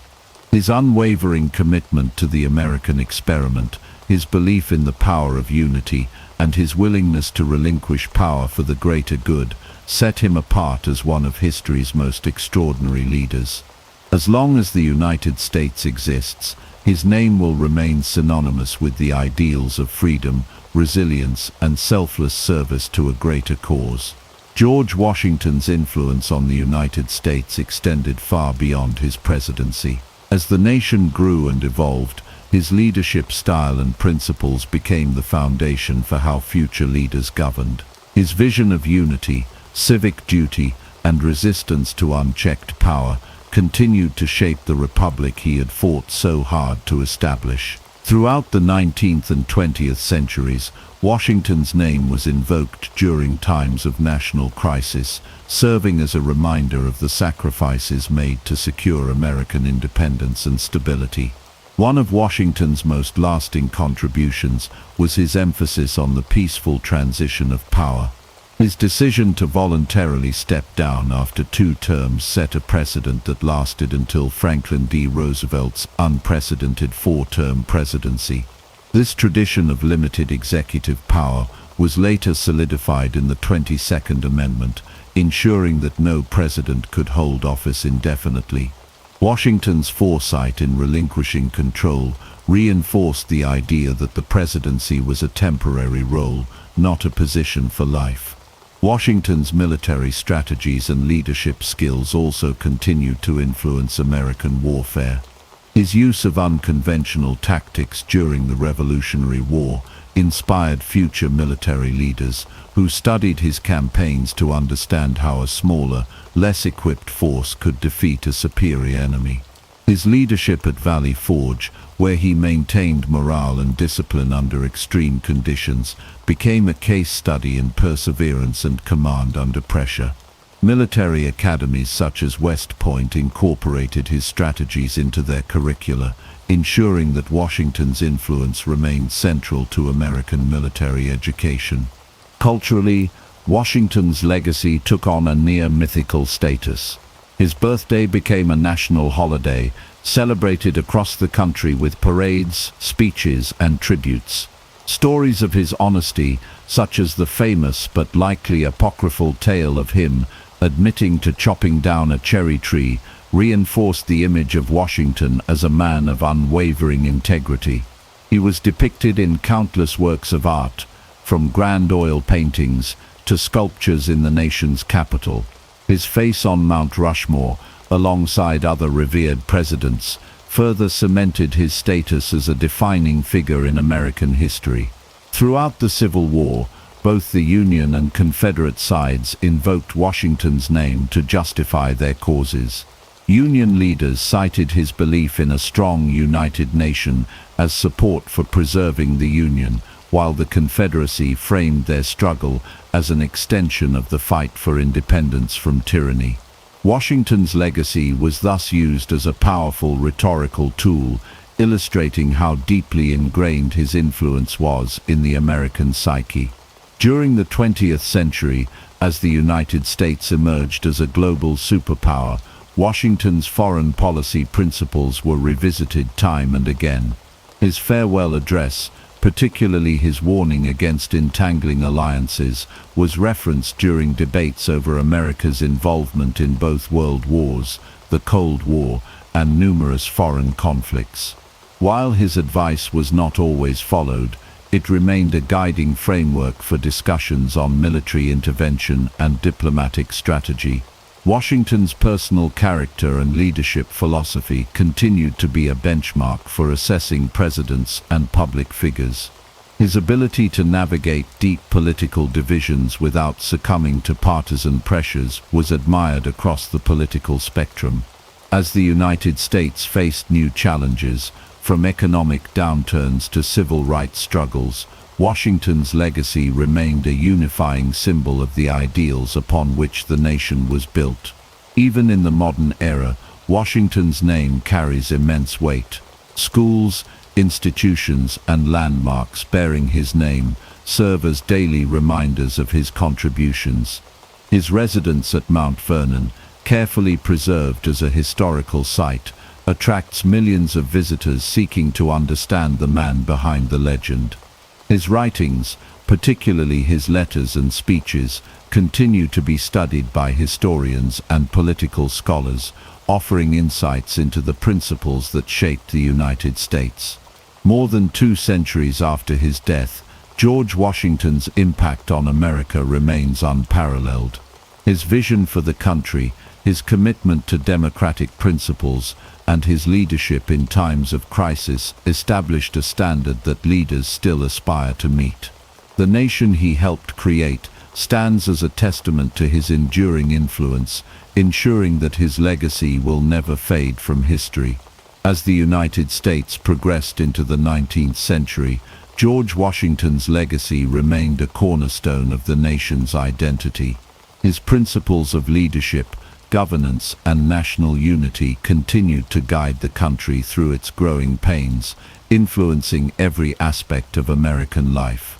His name was invoked in political debates, his image was honored in monuments and currency, and his writings were studied as a blueprint for maintaining the republic he had helped establish.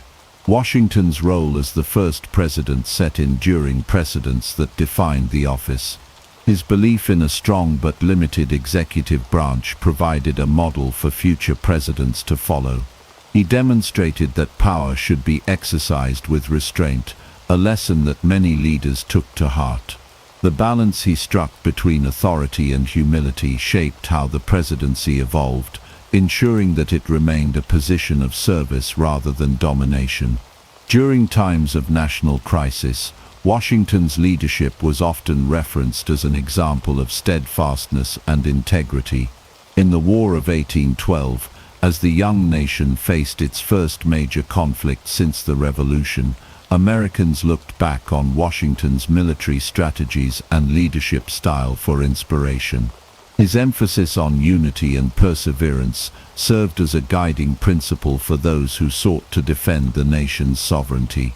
Politically, Washington's warnings against factionalism and excessive partisanship became increasingly relevant as divisions deepened within the United States. The emergence of strong political parties, despite his cautionary advice in the farewell address, led to heated debates about the nature of governance. Yet, His legacy remained a reminder that national interest should always come before partisan loyalty. Leaders from both sides of the political spectrum often cited Washington's example when calling for bipartisanship and compromise. Economically, Washington's vision for a self-sustaining and independent nation influenced policies for decades. His support for infrastructure projects, a stable currency, and economic self-reliance echoed through the policies of later administrations. The financial institutions he helped establish, such as the Bank of the United States, played a crucial role in the country's economic development. His forward-thinking approach to commerce and trade laid the groundwork for America's rise as an economic powerhouse. Culturally, Washington's image was woven into the fabric of American society. Schools, towns, and entire states were named after him, ensuring that every generation would be reminded of his contributions. Artists and writers continued to immortalize his life through literature, paintings, and plays, reinforcing his role as the nation's foremost founding father. His story was taught in classrooms as an essential part of American history, and his character was celebrated as the ideal model of leadership and patriotism. As the country expanded westward, Washington's vision for a united and prosperous nation faced new challenges. The debates over slavery, territorial expansion, and states' rights tested the unity he had fought so hard to preserve. His legacy was often invoked by both sides in these conflicts, with each interpreting his ideals to support their respective positions.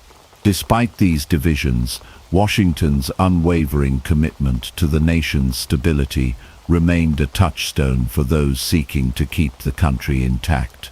The physical preservation of Washington's legacy also became a national priority. Mount Vernon, his beloved estate, was carefully maintained as a historic landmark. Visitors from across the country and around the world traveled to see the home of the man who had shaped American history.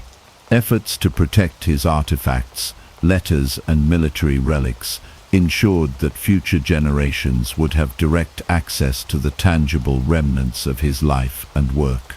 Washington's influence reached beyond the borders of the United States. Internationally, he was respected as a symbol of Republican ideals and democratic governance. His leadership style and commitment to national sovereignty were studied by leaders in emerging democracies around the world. The example he set for peaceful transitions of power and principled leadership was admired by statesmen in countries seeking to build their own stable governments.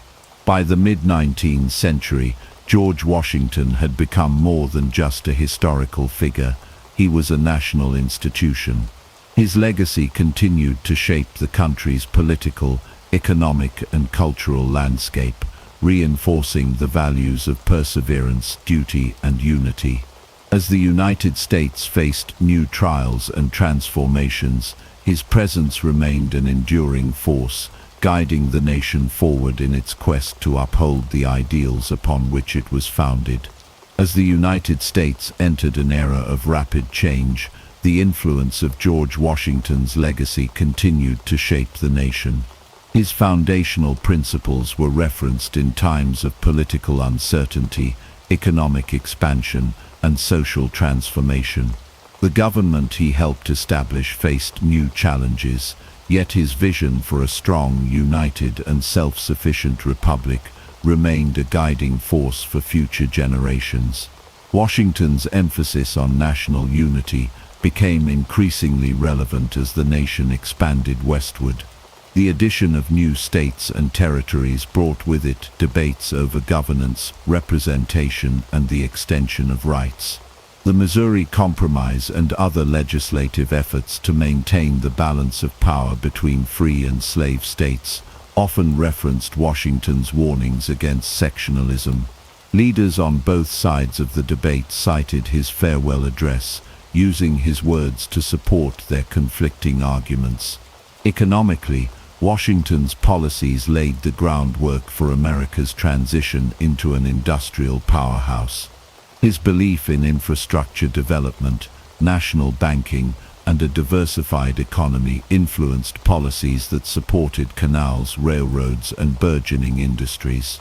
The financial systems he helped create continued to facilitate commerce and trade, fueling the country's growth into one of the world's leading economies. In military matters, Washington's strategic insights were studied by generations of officers at West Point and beyond. His understanding of asymmetrical warfare, discipline, and leadership remained central to American military doctrine.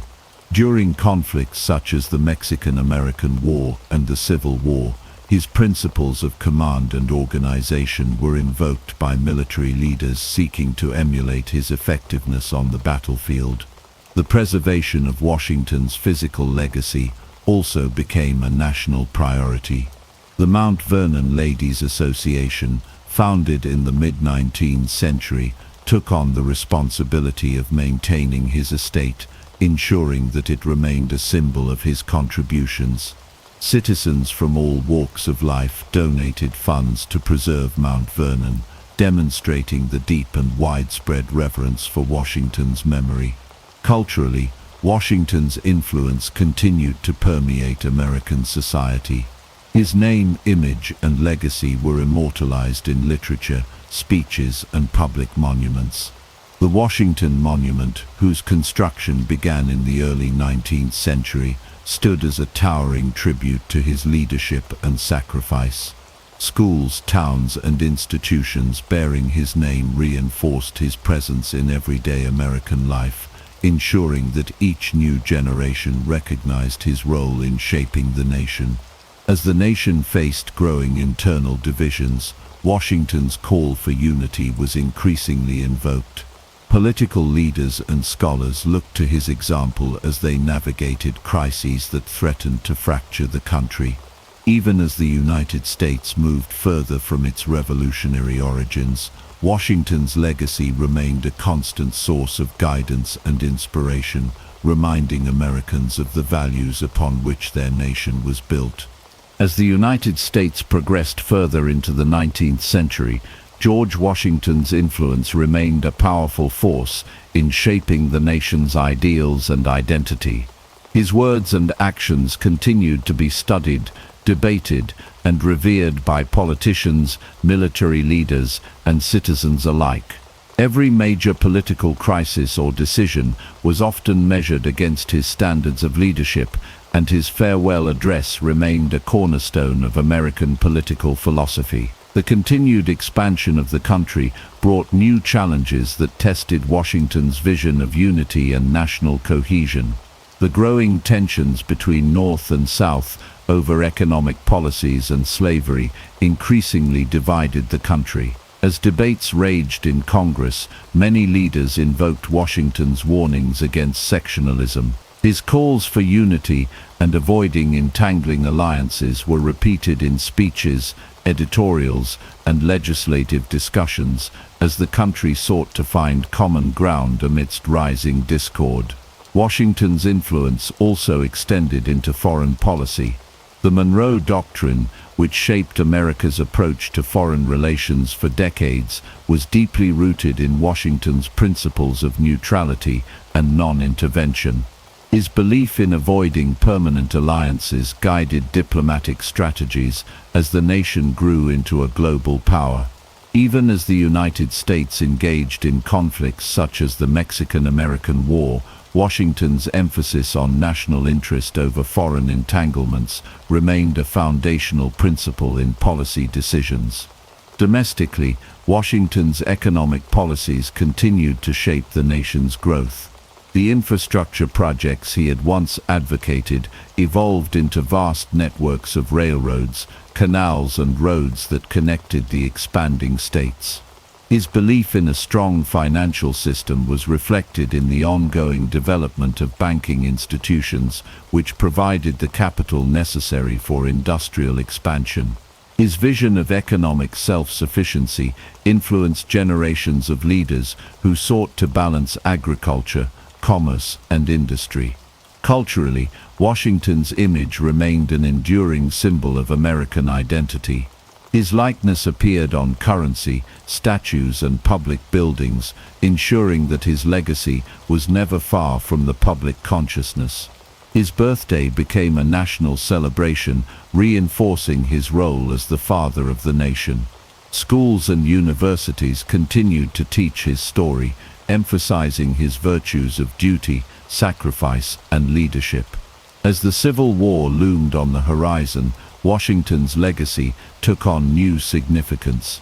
Both the Union and the Confederacy claimed to uphold his vision of the nation. Leaders on both sides cited his words, interpreting them in ways that supported their causes.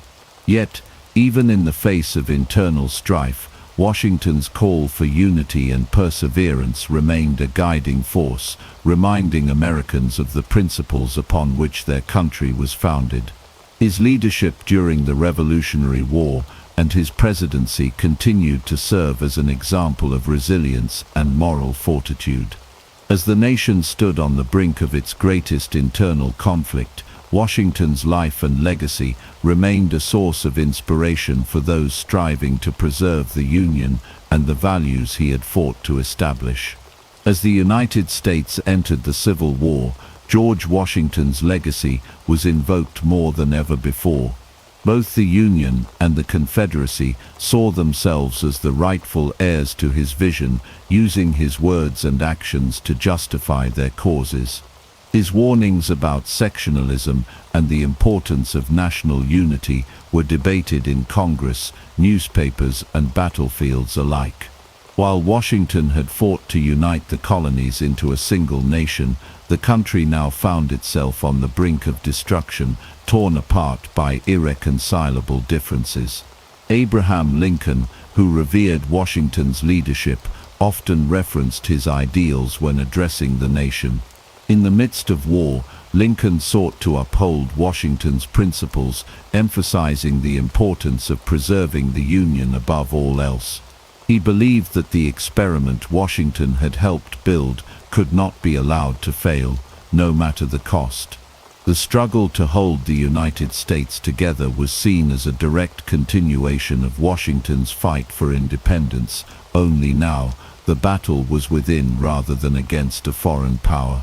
Meanwhile, the Confederacy claimed Washington as their own, highlighting his role as a Virginian and a defender of state sovereignty. Southern leaders framed their secession as an extension of the Revolutionary War, arguing that they were fighting for the same principles of self-governance that Washington had championed. His name was used to rally troops, inspire loyalty, and lend historical legitimacy to their cause. Even as the nation split in two, Washington's legacy remained a unifying symbol for both sides. Beyond the war itself, Washington's influence was deeply felt in military strategy. His ability to lead an underdog force against a superior enemy was studied by both Union and Confederate generals. His emphasis on discipline, adaptability, and resilience became guiding principles for officers on both sides of the conflict. His crossing of the Delaware River, his winter at Valley Forge, and his strategic patience during the Revolutionary War were all used as examples of the kind of leadership required in times of crisis. As the war raged on, Washington's Mount Vernon estate remained a place of national significance. Despite being located in Virginia, Confederate forces largely refrained from occupying or damaging the property, recognizing its symbolic importance to both North and South. Mount Vernon became neutral ground, visited by soldiers from both sides who sought a connection to the man whose vision had shaped the nation they were now fighting over. The preservation of his home during such a destructive period was a testament to the enduring respect he commanded. When the war finally ended and the Union was preserved, Washington's vision of a united America was reaffirmed. The principles he had championed, perseverance, national identity, and the rule of law, became the foundation for the country's rebuilding process. As Lincoln had hoped, Washington's ideals provided a path forward, guiding the United States through its darkest hour and into an uncertain but hopeful future.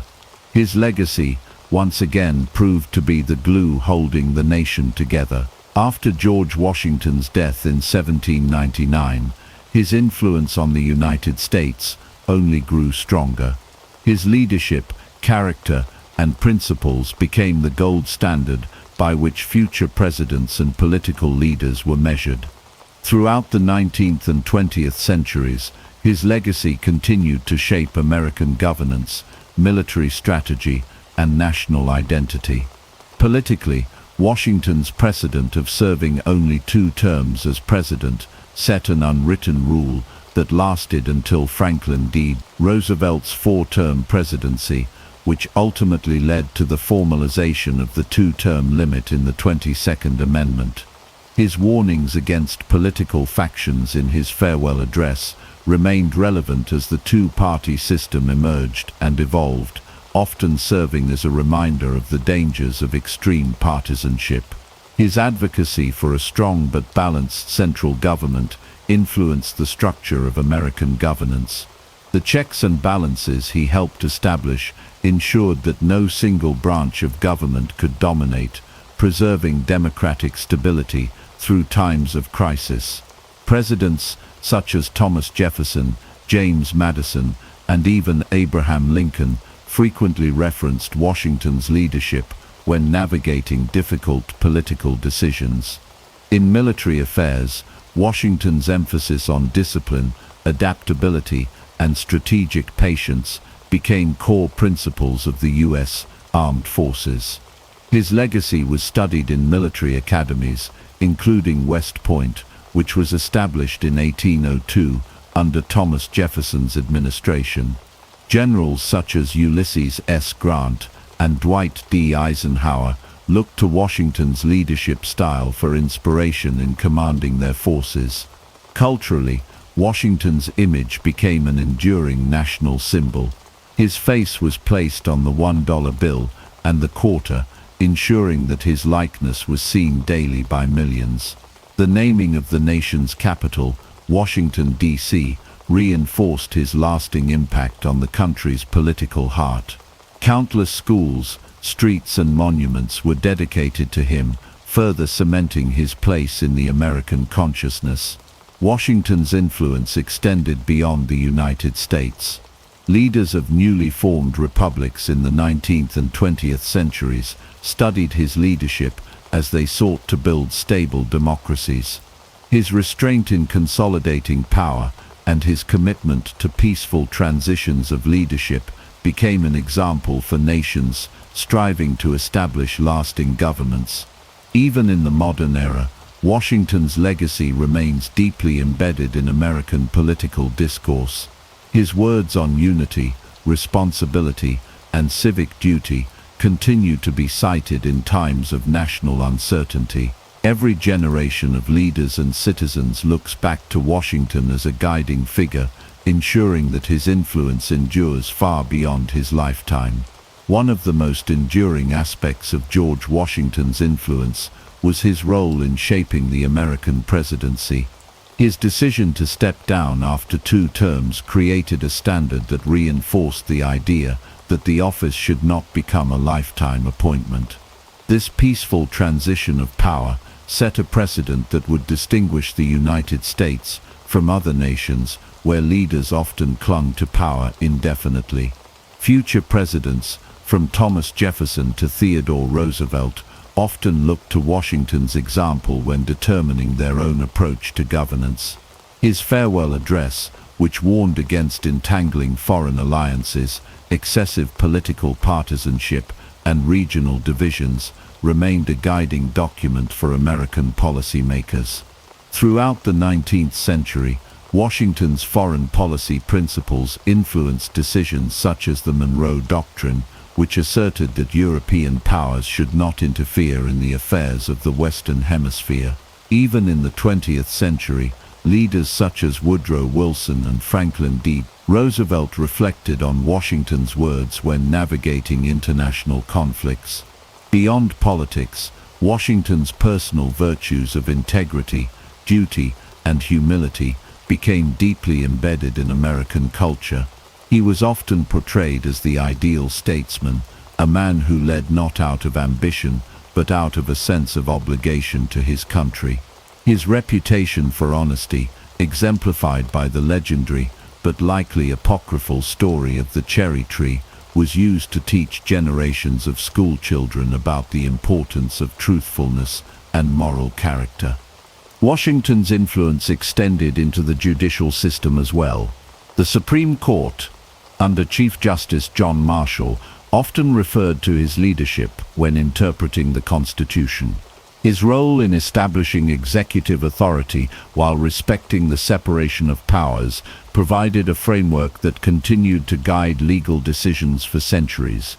Marshall, in particular, sought to strengthen the federal government, citing Washington's vision of a united and effective national authority. His impact on the military was equally profound. The principles he established in the Continental Army, discipline, strategic patience, and civilian control of the military, became core tenets of American military doctrine. Generals such as Robert E. Lee, and later Dwight D. Eisenhower studied his campaigns for lessons in leadership and resilience. Washington's ability to inspire loyalty among his troops, despite hardships at Valley Forge, remained a powerful example of military command. Throughout American history, Washington's name and image have been invoked during times of crisis. During the Civil War, both the Union and Confederacy saw him as a symbol of their cause. In World War II, Franklin D. Roosevelt likened the fight against fascism to Washington's struggle for independence. Even in modern times, his legacy is referenced when leaders seek to unite the nation in the face of adversity. More than 2 centuries after his death, George Washington's influence continues to shape the identity of the United States. His vision of a nation built on unity, civic responsibility, and democratic governance remains a cornerstone of American ideals. As long as the country endures, Washington's legacy will serve as both a foundation and a guiding light for future generations. Washington's influence did not wane with time. Instead, it deepened, shaping the very essence of American identity. As the United States expanded westward in the 19th century, his vision of a strong but limited federal government guided policymakers through the challenges of governance over an increasingly vast and diverse nation.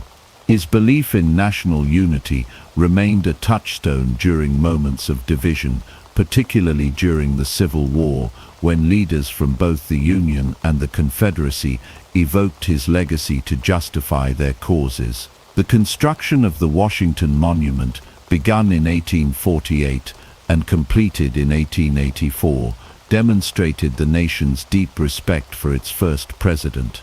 The towering obelisk in the heart of the Capitol served as a permanent reminder of his towering influence, inspiring countless visitors with the ideals he championed. Similarly, the naming of Washington, D.C., ensured that every decision made in the nation's political epicenter was symbolically tied to his legacy. In the early 20th century, Washington's image was further cemented in American culture. The 1932 bicentennial of his birth saw a nationwide celebration, reinforcing his role as a guiding figure during the Great Depression. His presence on the $1 bill and the quarter made his face one of the most recognizable symbols of American stability and perseverance. Leaders such as Franklin D. Roosevelt and Dwight D. Eisenhower drew direct comparisons between Washington's leadership and their own struggles during times of national crisis. Beyond the borders of the United States, Washington's influence extended to other nations striving for self-governance. His rejection of monarchical rule and his voluntary relinquishment of power set an example for emerging republics. Revolutionary leaders in Latin America, such as Simón Bolívar, admired his restraint and vision, modeling aspects of their own leadership on his legacy. In Europe, statesmen saw his ability to balance authority with democratic principles as an ideal worth emulating. Even in the modern era, Washington's words and actions continue to shape political thought. His insistence on neutrality in foreign affairs is still debated in discussions about American interventionism. His warnings against excessive partisanship are frequently cited as the nation grapples with political polarization. His commitment to civic duty and service remains a model for public officials and citizens alike. Through every war, every economic challenge, and every period of uncertainty, the figure of George Washington looms large. His story is retold in classrooms, referenced in presidential speeches, and embedded in the symbols of the nation. More than just the first president, he became the embodiment of American ideals, honor, perseverance, and unity.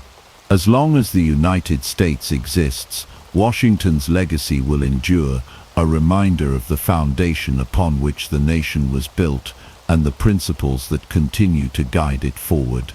As the United States entered the 21st century, George Washington's legacy remained as relevant as ever. His ideals of leadership, unity, and service continued to influence political discourse, military strategy, and public policy. Every newly elected president studied his farewell address, seeking wisdom in his warnings about partisanship, foreign entanglements, and the dangers of unchecked power. His leadership during the American Revolution and his presidency set a standard that leaders still aspired to follow. Washington's influence on the U.S. military remained particularly strong. The leadership principles he established during the Revolutionary War, discipline, adaptability, and leading by example, became core values in the training of American officers. The military academies at West Point and Annapolis frequently referenced his strategic decisions, reinforcing his role as a foundational figure in American warfare. During times of crisis, from the Civil War to World War II to modern conflicts, military leaders invoked his name as a source of inspiration and guidance. Beyond government and the military, Washington's values continued to shape American society. His emphasis on civic duty encouraged public service, with generations of Americans looking to his example when taking up roles in government, education, and community leadership. The concept of term limits, inspired by his voluntary departure from the presidency, remained a defining feature of American democracy. His insistence on a peaceful transition of power provided reassurance during moments of political instability. Washington's vision of national unity was frequently invoked during periods of division. In times of social unrest or ideological conflict, leaders reminded the nation of his warnings against political factionalism and sectionalism.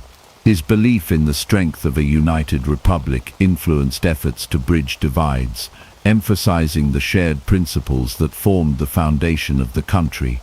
His commitment to democratic governance, personal integrity, and national service remained central to the American identity. Culturally, Washington's legacy was preserved through countless books, films, and historical reenactments. His life was studied in classrooms, his speeches were analyzed in political debates, and his image was displayed in government buildings, museums, and national parks. He remained a symbol of leadership, resilience, and the enduring spirit of the American experiment. Even in an era of rapid technological advancement and global change, George Washington's legacy continued to shape the nation he helped create. His words and actions echoed through history, a reminder of the principles that defined the United States. As long as the nation endured, so too would the influence of its first and most revered leader.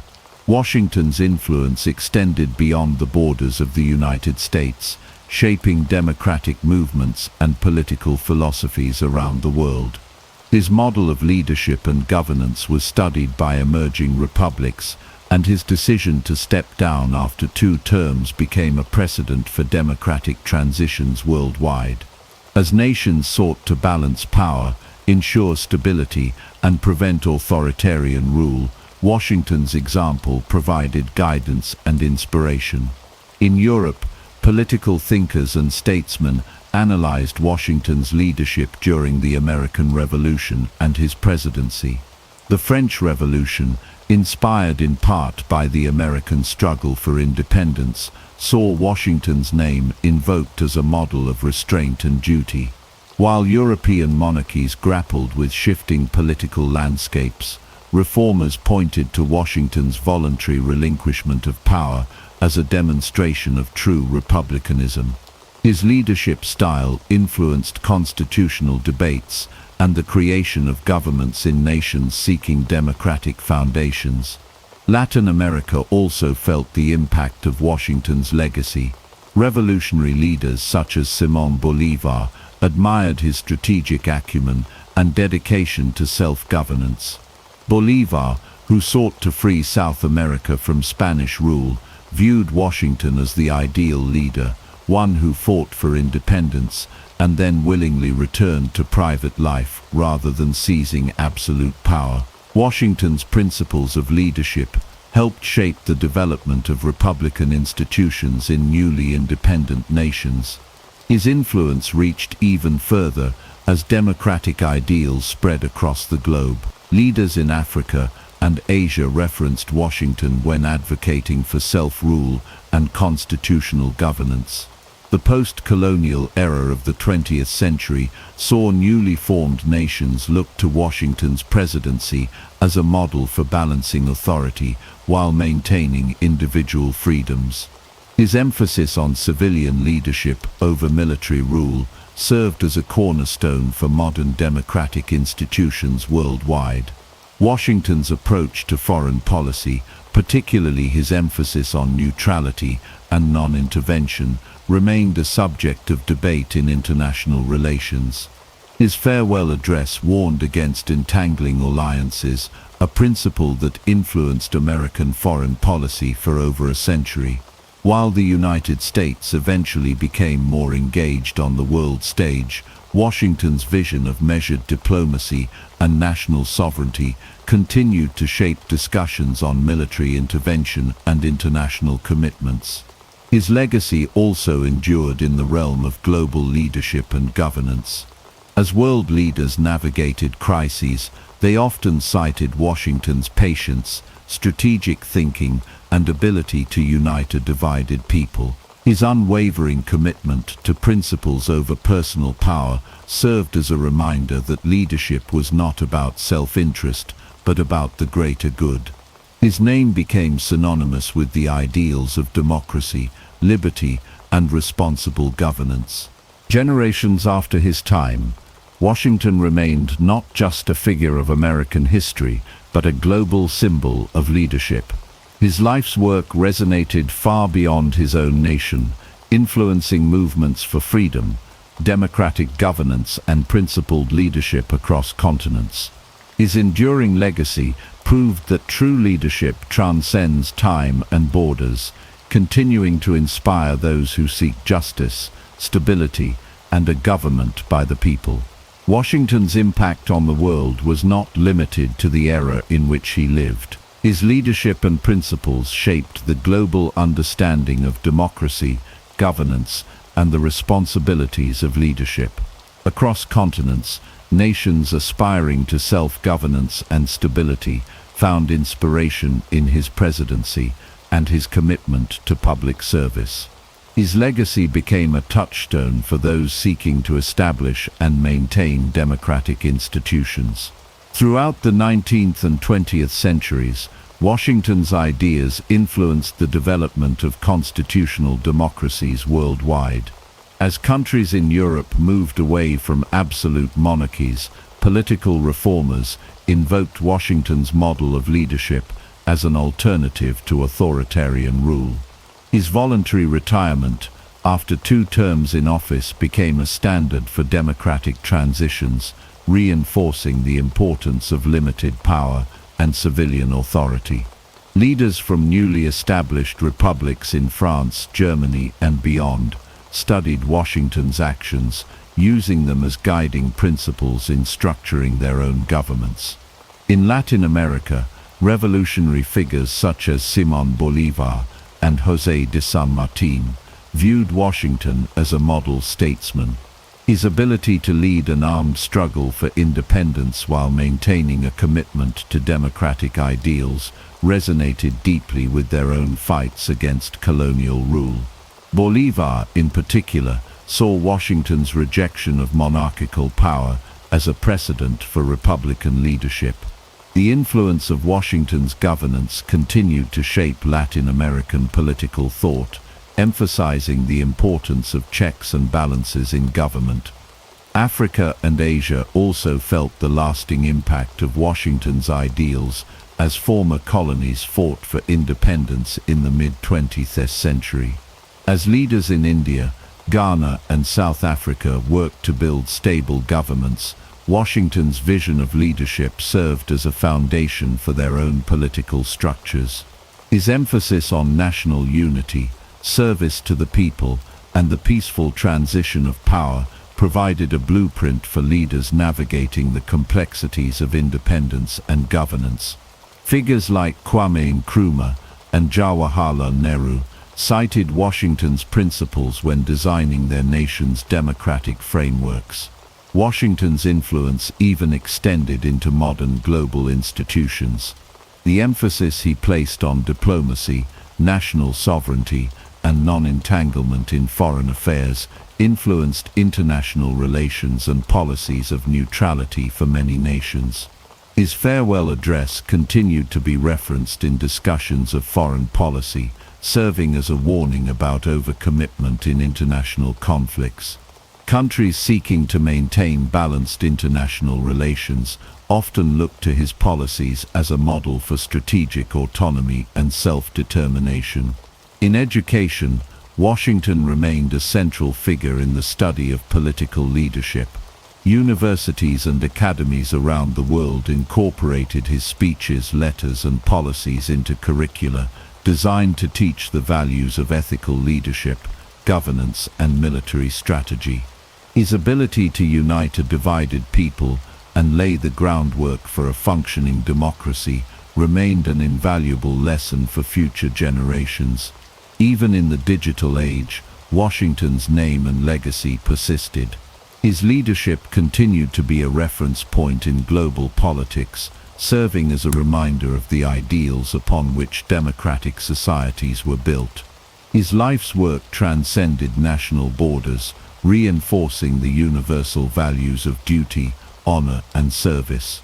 Washington's influence proved that true leadership was not just about personal ambition, but about shaping a future in which freedom and democracy could thrive for all people.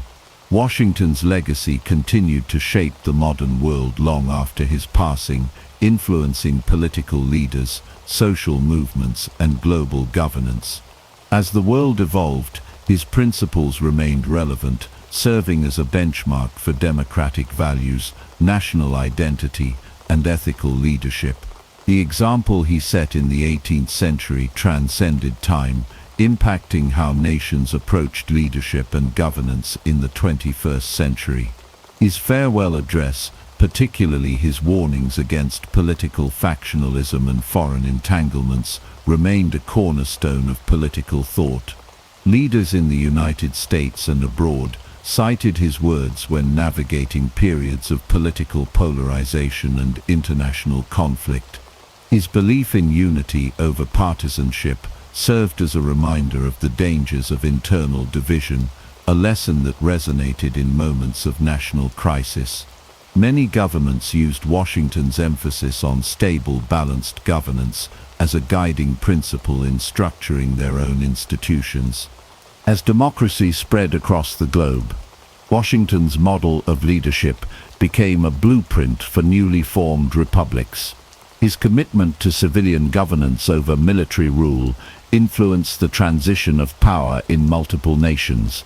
Even in times of dictatorship and authoritarianism, opposition leaders looked to Washington as an example of how to lead with integrity and self-restraint. His voluntary resignation from the presidency was particularly influential, demonstrating that true leadership was rooted in service rather than personal gain. Beyond politics, Washington's name became synonymous with national identity and the preservation of historical values.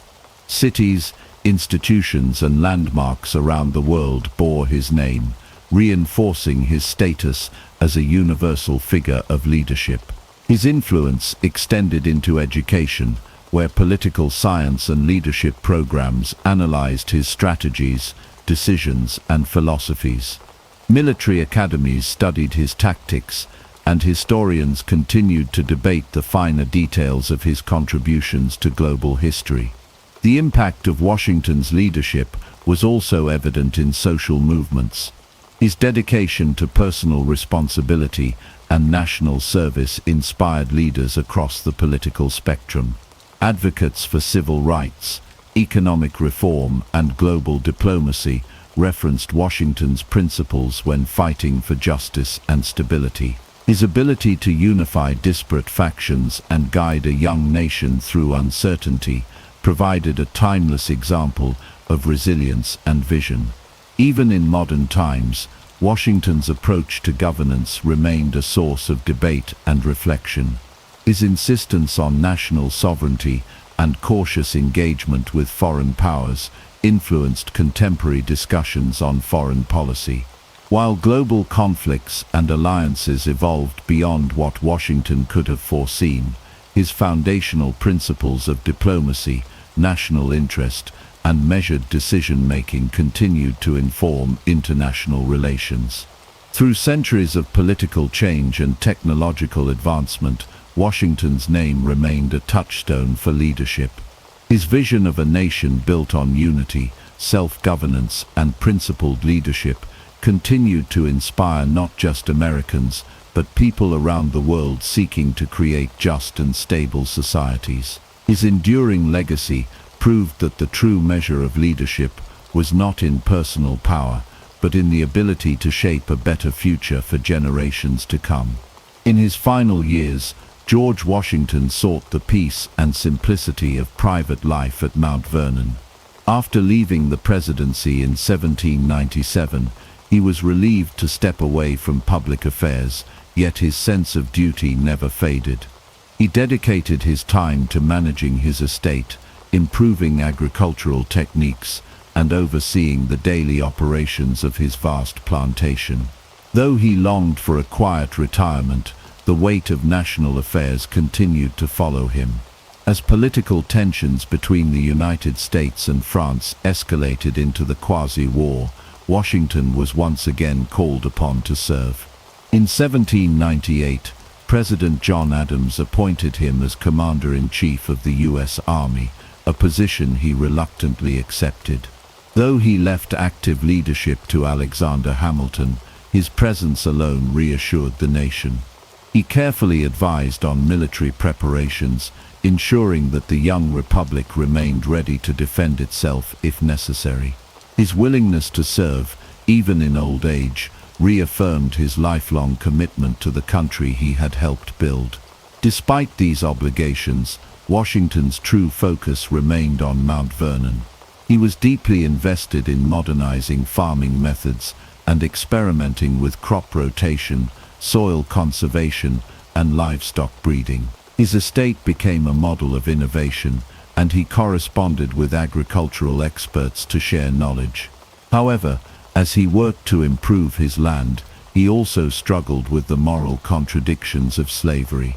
Though he had long expressed unease with the institution, he had yet to take decisive action.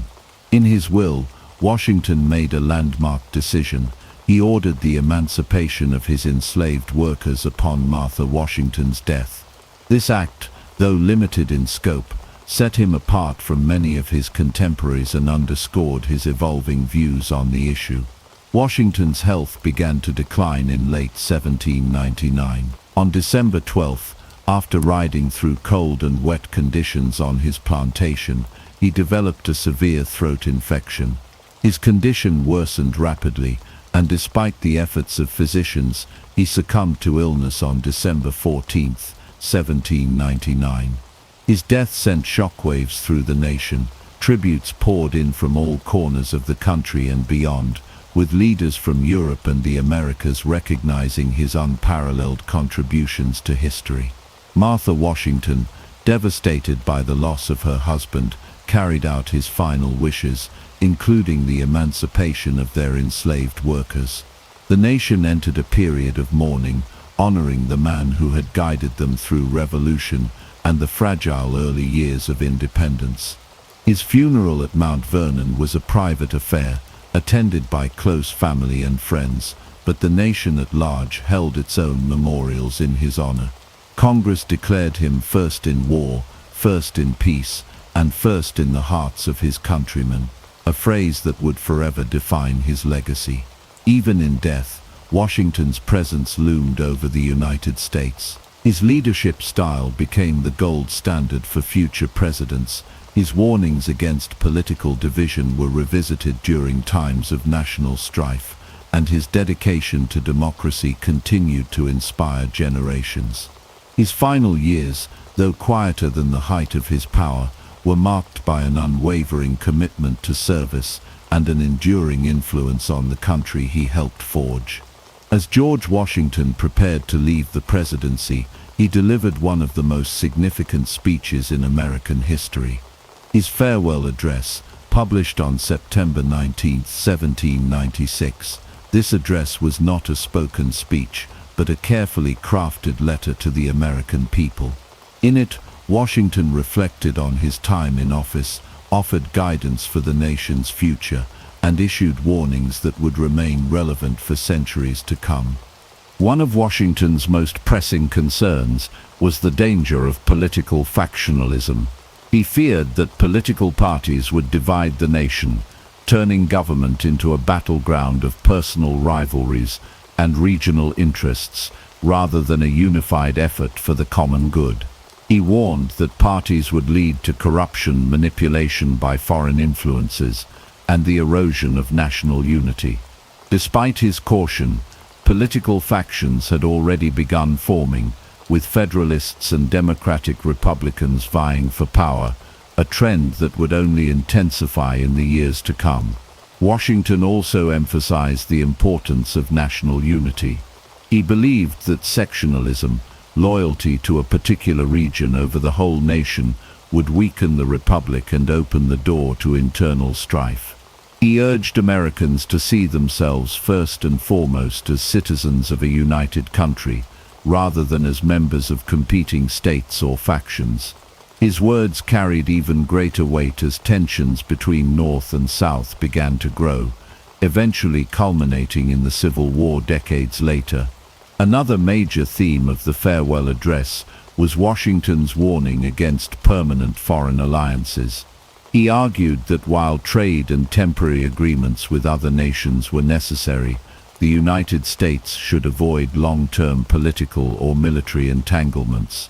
He believed that such alliances would drag the young nation into unnecessary conflicts and compromise its sovereignty. This principle of non-intervention shaped American foreign policy for over a century, influencing decisions from the early 19th century through the isolationist stance before World War I. Washington also stressed the necessity of morality and religion in maintaining a stable government.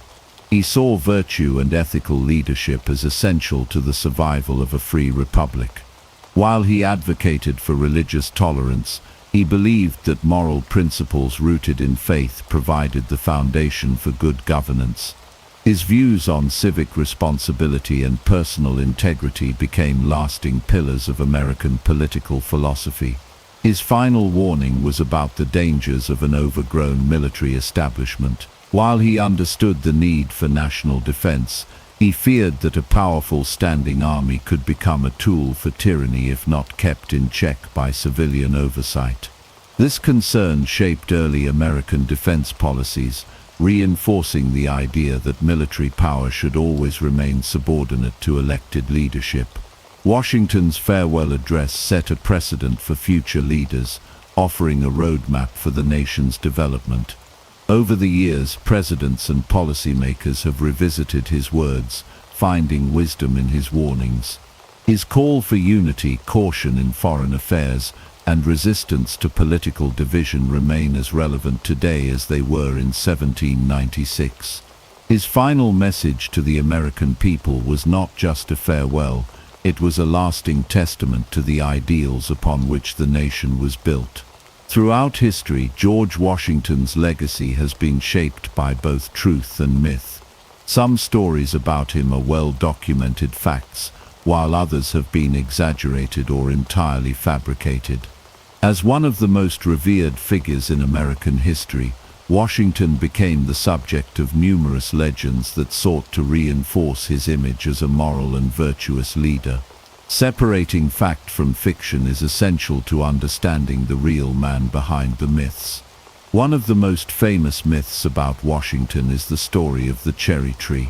According to this tale, a young Washington chopped down his father's cherry tree, and when confronted he confessed, saying, "I cannot tell a lie." This story was first published by Parson Weems, one of Washington's earliest biographers, in an effort to highlight Washington's honesty.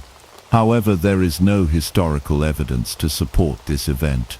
While Washington was known for his integrity, the cherry tree story is a fabrication meant to inspire moral character in young Americans. Another widespread myth is that Washington had wooden teeth. While it is true that he suffered from severe dental problems throughout his life, his dentures were not made of wood.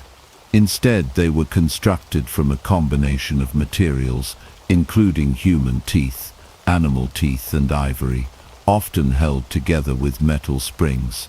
Washington's dental struggles were well documented, and he frequently complained about the pain and discomfort they caused him. His dentures also contributed to his reserved demeanor and the serious expression seen in many of his portraits. A popular misconception is that Washington was offered the title of king after the American Revolution. While some individuals did suggest a form of monarchy or lifetime leadership role, Washington firmly rejected any such idea. He was deeply committed to the principles of republican government and saw himself as a servant of the people, not a ruler. His voluntary decision to relinquish power after 2 terms as president set a crucial precedent for the peaceful transition of leadership in the United States. There is also a belief that Washington single-handedly led every battle to victory during the Revolutionary War.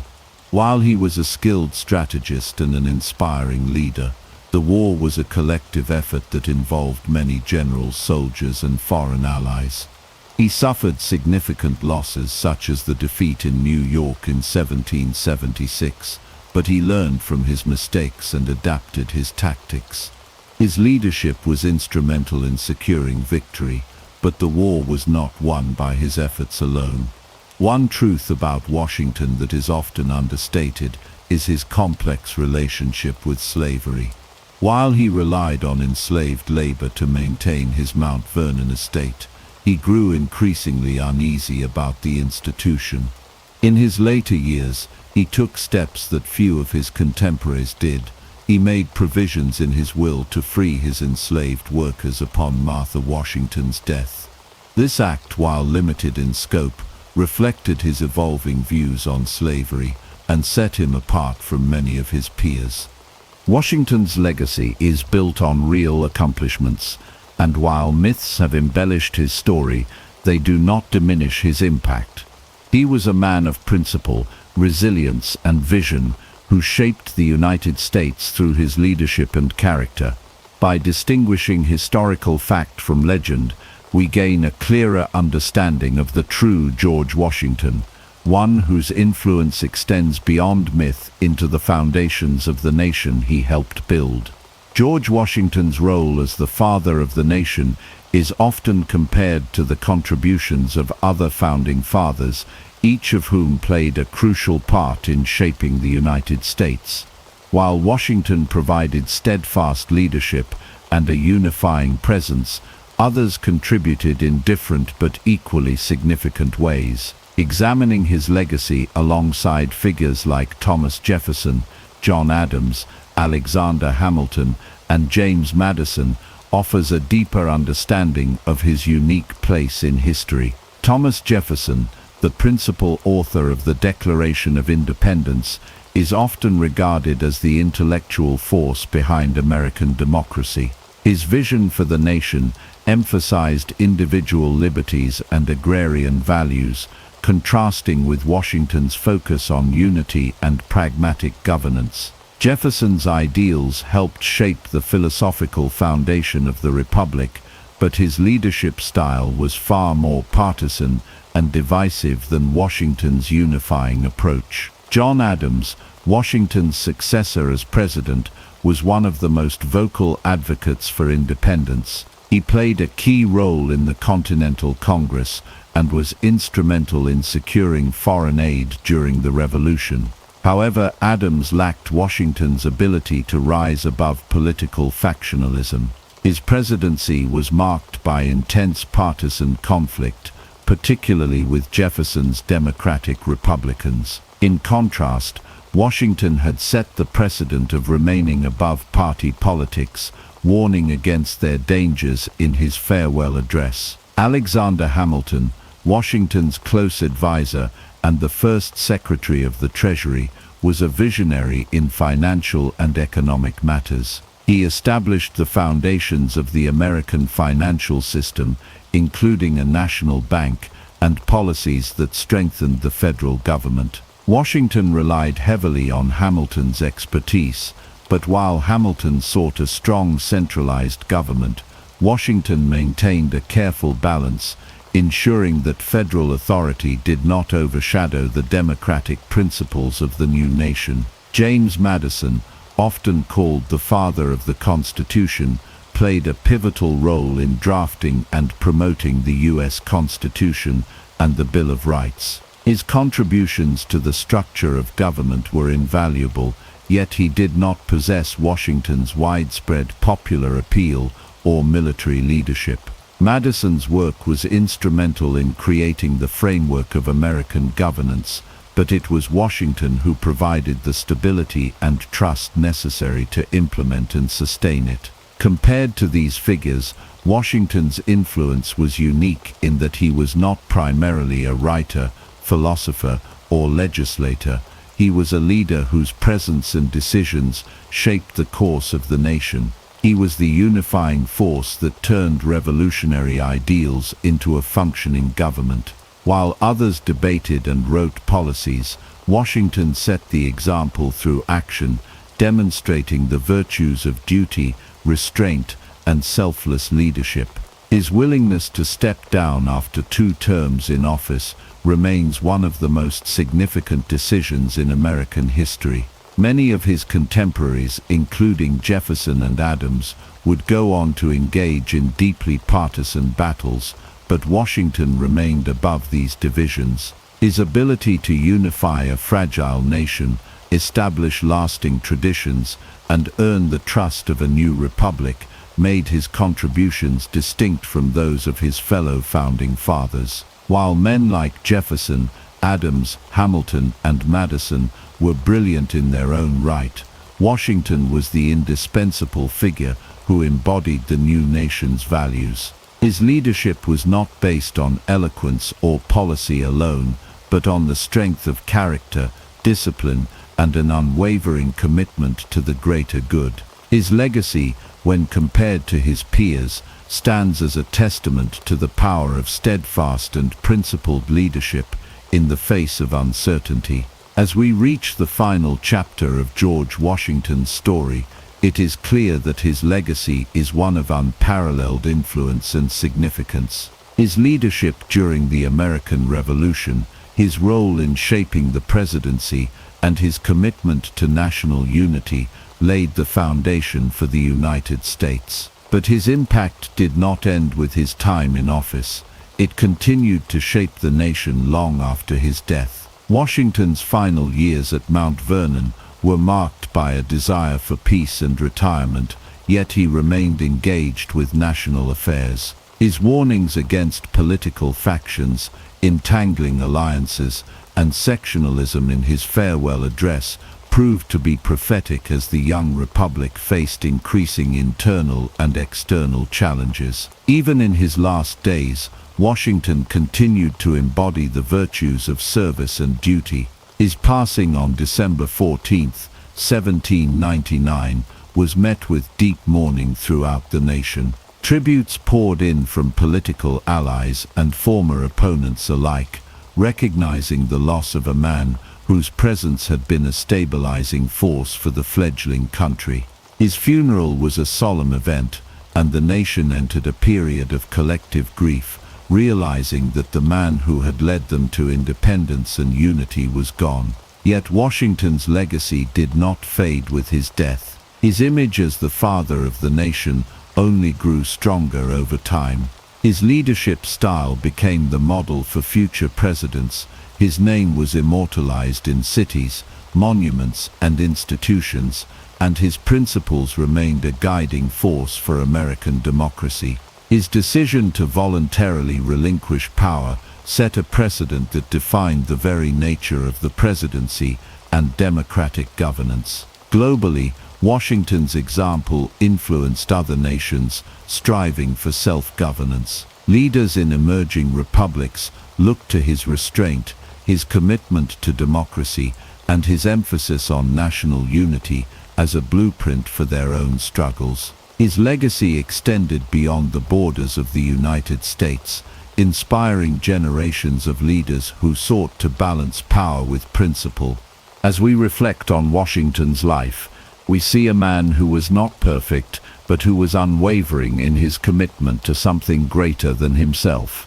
He was a leader not because he sought power, but because he answered the call of duty. His story is not just one of military victories or political achievements.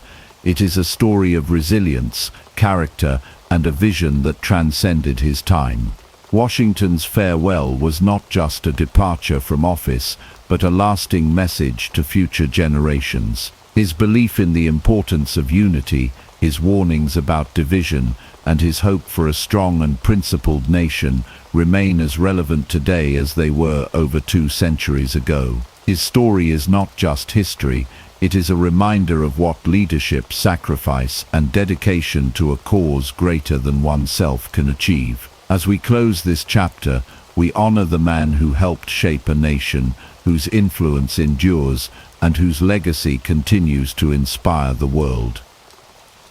The 1920s in the United States were marked by immense optimism and the belief that endless growth was possible. Following the devastation of World War I, America emerged as a global industrial leader. The economy surged ahead with new innovations, rising wages for some, and expanding access to consumer goods. Radios became standard household items, delivering entertainment and news to millions. Automobiles, once a luxury, became accessible to the average family due to Henry Ford's innovations in mass production. Electric power spread rapidly, transforming everyday life through the use of modern appliances. Skyscrapers rose above growing cities as the symbols of American ambition. Consumerism flourished. The advertising industry boomed, tapping into psychological strategies to sell not just products, but lifestyles. Department stores were filled with the latest conveniences and fashions, all increasingly available on credit. Americans were encouraged to embrace a new identity as consumers. Installment buying became the norm, and by the end of the decade, the majority of consumer goods were bought on credit. This allowed people to enjoy luxuries they couldn't afford outright, feeding into the illusion of universal prosperity. The stock market became the symbol of this economic confidence. From 1921 to 1929, stock prices soared and investing became mainstream. People from all walks of life jumped into the market, driven by tales of fortunes made overnight. Brokers offered easy credit through margin accounts, allowing people to purchase stocks with borrowed money. As the market rose, so did the appetite for risk. Investment trusts and other speculative vehicles multiplied, offering the illusion of diversification and safety, while concealing shaky fundamentals. However, the glittering surface of the Roaring Twenties masked critical vulnerabilities. Rural America was struggling. Farmers who had ramped up production during World War I faced a brutal downturn as global demand fell. Prices for crops collapsed. Many farmers had taken on debt to buy tractors and expand operations, only to find themselves unable to repay their loans. Foreclosures and bankruptcies spread across the countryside. Income inequality soared. By the end of the decade, the top 1% of Americans controlled over a third of the nation's wealth. Corporate profits surged, but wages for most workers stagnated. This imbalance created an economy where production outpaced the ability of consumers to purchase goods. While cities sparkled with modernity, many rural communities lived in poverty. Government policies during the decade favored business and limited regulation. President Calvin Coolidge's administration upheld a philosophy of minimal government interference. His famous declaration that the business of America is business reflected a widespread belief in laissez-faire capitalism. This hands-off approach extended into banking and finance, where little was done to manage the growing risk. The Federal Reserve, still a young institution, failed to use its tools effectively. For much of the 1920s, it kept interest rates low, encouraging borrowing. It wasn't until 1928 that it raised rates to try and cool the overheated market, but by then, speculation had run rampant. The central bank acted inconsistently and without a clear strategy, missing opportunities to prevent the looming collapse. Herbert Hoover, elected in 1928, was a man of intelligence, experience, and public service. He had gained international respect for his humanitarian work during and after World War I. As president, he believed deeply in the power of individual effort, local action, and voluntary cooperation. But his faith in American resilience and market self-correction led him to underestimate the scale and speed of the economic unraveling.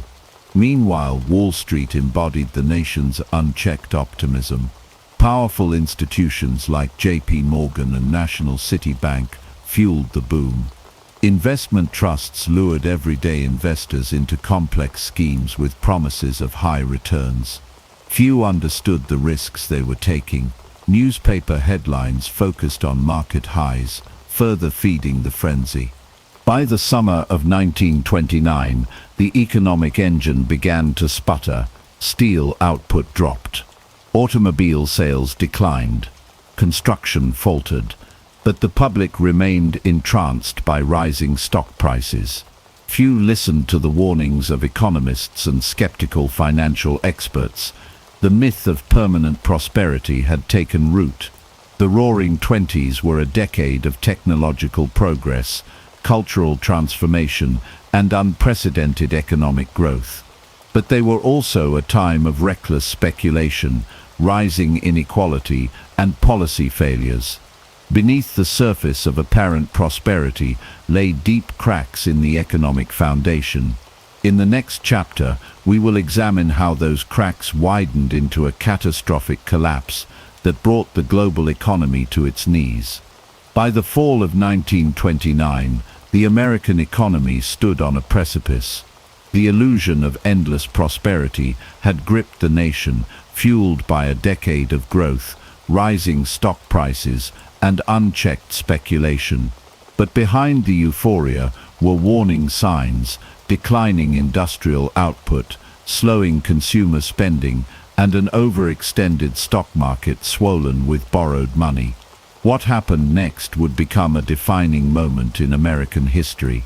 October 24, 1929, known as Black Thursday, marked the beginning of the end for the roaring stock market. That morning, panic gripped Wall Street as millions of shares were dumped in a flurry of fear. Prices plummeted. Rumors of financial instability had triggered a wave of sell-offs, and investors rushed to get out. By the end of the day, nearly 13 million shares had changed hands, a record at the time.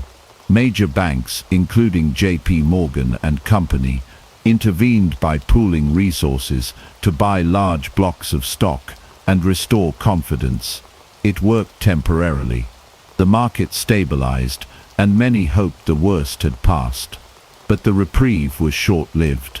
Just 4 days later, on Monday, October 28th, Black Monday, the market suffered a devastating blow.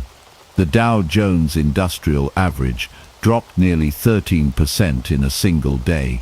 Panic returned with full force. The psychological impact of the crash deepened as newspapers across the country reported massive losses. Confidence evaporated. Then came October 29th, Black Tuesday, the most infamous day in the history of the U.S. stock market. That morning, thousands of investors crowded outside the New York Stock Exchange. Inside, chaos reigned. A staggering 16 million shares were traded, and prices collapsed. Entire fortunes vanished in hours. Some investors, ruined and desperate, reportedly took their own lives, though many of these stories have been exaggerated in retrospect. Still, the emotional and financial toll was unprecedented. What caused this monumental collapse? Several key factors converged. First and foremost, the market had become wildly overvalued. Stock prices no longer reflected the actual performance of companies, but were instead driven by speculative fervor. Investors believed the market could only go up. Buying on margin, using borrowed money to purchase stocks, exacerbated the risk. When prices began to fall, margin calls forced investors to sell, triggering a cascade of panic selling. The crash also exposed the fragile nature of the American financial system. There was no government insurance on bank deposits. There were few regulations on securities trading. As the crash unfolded, banks that had heavily invested in the market or lent money to investors began to fail. While the Federal Reserve had the tools to intervene, it chose to stand aside, believing the market would self-correct. Despite the widespread damage, it is important to understand that the stock market crash did not cause the Great Depression. Rather, it signaled the beginning of a much deeper economic unraveling. In the months that followed, consumer confidence declined. People cut back on spending. Businesses reduced production. Layoffs increased. The financial shockwave spread from Wall Street to Main Street. Credit markets froze. Banks tightened lending. Thousands of small banks failed, wiping out the savings of millions of Americans. Without access to credit, businesses couldn't operate, and consumers couldn't buy. A vicious cycle of decline took hold. Farm prices collapsed even further. Industrial output plummeted. Unemployment began to climb. The crash also had international repercussions. The US was a major creditor nation, and as American banks faltered, they called in loans from Europe. This put enormous pressure on already fragile European economies, particularly in Germany, which was still struggling under the burden of reparations from World War I. Global trade contracted. Nations raised tariffs in a desperate attempt to protect their economies, further exacerbating the downturn. The stock market crash of 1929 was the spark that ignited the global economic crisis. It shattered illusions of invincibility and exposed the underlying weaknesses of the US and world economies. But it was only the beginning. The years that followed would bring bank failures, mass unemployment, and widespread suffering. In the next chapter, We will examine how these early tremors grew into a full-blown economic disaster and how a nation struggled to understand what went wrong. The immediate aftermath of the stock market crash in 1929 set off a devastating chain of events that rippled through the entire economy. What began as a financial shock quickly escalated into a full-blown banking crisis. By 1933, the United States had entered the darkest phase of the Great Depression, characterized by widespread bank failures, evaporating savings, and the deepening human toll on ordinary Americans. The fragile financial system that had once been seen as a bedrock of American prosperity now lay exposed, unable to withstand the strain of a collapsing economy. As the stock market plummeted, the first victims were those who had invested heavily in stocks. For many, their investments were not only wiped out, but they had also borrowed money to buy shares. With margin calls and the collapse of the stock market, individuals who had been optimistic about the future now found themselves drowning in debt. But the effects didn't stop there. The entire banking system was deeply connected to the stock market, and many of the nation's banks had invested heavily in the now worthless stocks. In the wake of the crash, panic spread like wildfire. Fearful depositors, seeing their banks in financial trouble, rushed to withdraw their savings. The problem was that most banks did not keep enough cash on hand to meet the massive demand for withdrawals. The so-called bank runs became widespread, and many institutions, unable to meet their obligations, were forced to close their doors. This caused even more panic, as people realized that their savings were no longer accessible. It was a vicious cycle.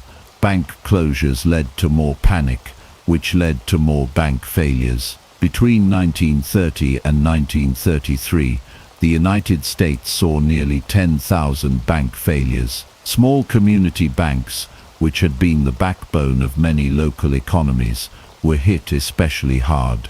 The failure of these banks left millions of Americans without access to their hard-earned money. Farmers, small business owners, and working-class families were particularly vulnerable. Without their savings, many were left destitute. Part of the reason for the catastrophic failures was the absence of federal deposit insurance. Before the creation of the Federal Deposit Insurance Corporation (FDIC) in 1933, there was no government protection for bank deposits. This meant that if a bank failed, depositors had no recourse to recover their savings. Many Americans had no idea how fragile the banking system was until it was too late. Compounding the problem was the gold standard, which limited the ability of the U.S. government to respond effectively to the crisis. Under the gold standard, the U.S. could only issue as much money as it had in gold reserves. This created a situation in which the government had limited flexibility to expand the money supply and stimulate the economy. The gold standard tied the hands of policymakers who desperately needed to inject liquidity into the system to ease the banking crisis. As banks failed and the economy contracted, the U.S. was unable to use monetary policy to address the growing crisis. The collapse of the banking system had a direct and profound impact on the lives of millions of ordinary Americans. People who had spent decades saving for retirement or building a small business found themselves losing everything in the blink of an eye. Farmers who had borrowed money to buy land or equipment saw their properties foreclosed. In some cases, entire families lost their homes and livelihoods. For many, the failure of the banks meant not just the loss of savings, but the end of their hopes and dreams. Take, for example, the story of the McAllister family in rural Indiana. They had worked for years to save enough money to buy a small farm. With the purchase, they hoped to build a secure future for their children. But when the bank that held their savings collapsed in 1931, the McAllisters lost everything. The bank's failure meant that the mortgage on their farm was called in, and they were unable to make the payment. Their home was foreclosed, and they were forced to leave the land that had been their only source of livelihood. The McAllisters were not alone.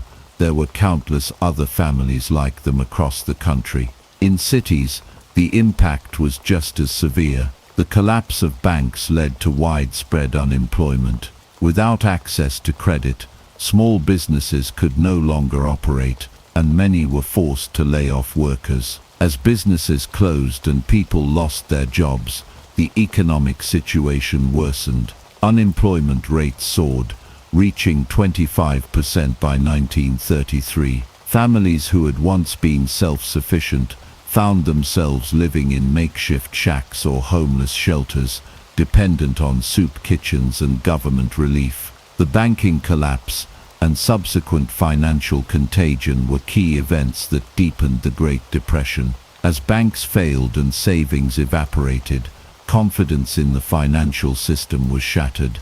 The resulting loss of wealth and the inability to access credit led to a dramatic contraction of the economy. The pain of the banking crisis was felt by nearly every American, but it was the poorest and most vulnerable who suffered the most. This period of financial devastation lasted for years. As more banks failed and more businesses closed, the economic landscape became increasingly bleak. Farmers were hit especially hard, as falling commodity prices, rising debt, and the failure of local banks created a perfect storm of economic hardship. In the next chapter, we will examine how the federal government responded to the banking collapse and the key measures that were taken to try and halt the spiraling economic decline. The Great Depression, which began in the United States in 1929, quickly spread across the globe, affecting countries in Europe, Latin America, Asia, and beyond. While the initial cause of the crisis was the collapse of the stock market, the far-reaching consequences of the Depression were a result of global economic interdependence. The effects of the crash were felt deeply in nations that were already fragile, and the interconnectedness of international trade, debts, and policies caused the crisis to spiral out of control, transforming a national disaster into a worldwide catastrophe. In Europe, the Depression hit particularly hard. Many countries had still not fully recovered from the devastation of World War I, and the global economic downturn exacerbated existing problems. One of the most affected nations was Germany, which had been burdened by crippling reparations payments as part of the Treaty of Versailles. The German economy had relied heavily on loans from American banks to meet these obligations. When the US economy collapsed and American banks stopped lending, Germany's ability to pay reparations was severely hampered. This led to a chain reaction. The German economy contracted further, unemployment skyrocketed, and political instability grew. The economic strain in Germany contributed to the rise of extremism, which would eventually lead to the election of Adolf Hitler in 1933. In Britain, the Depression caused severe deflation as the British pound came under pressure. Faced with high levels of debt, the British government was forced to abandon the gold standard in 1931, which had tied the pound to gold reserves and limited the country's ability to respond to the crisis.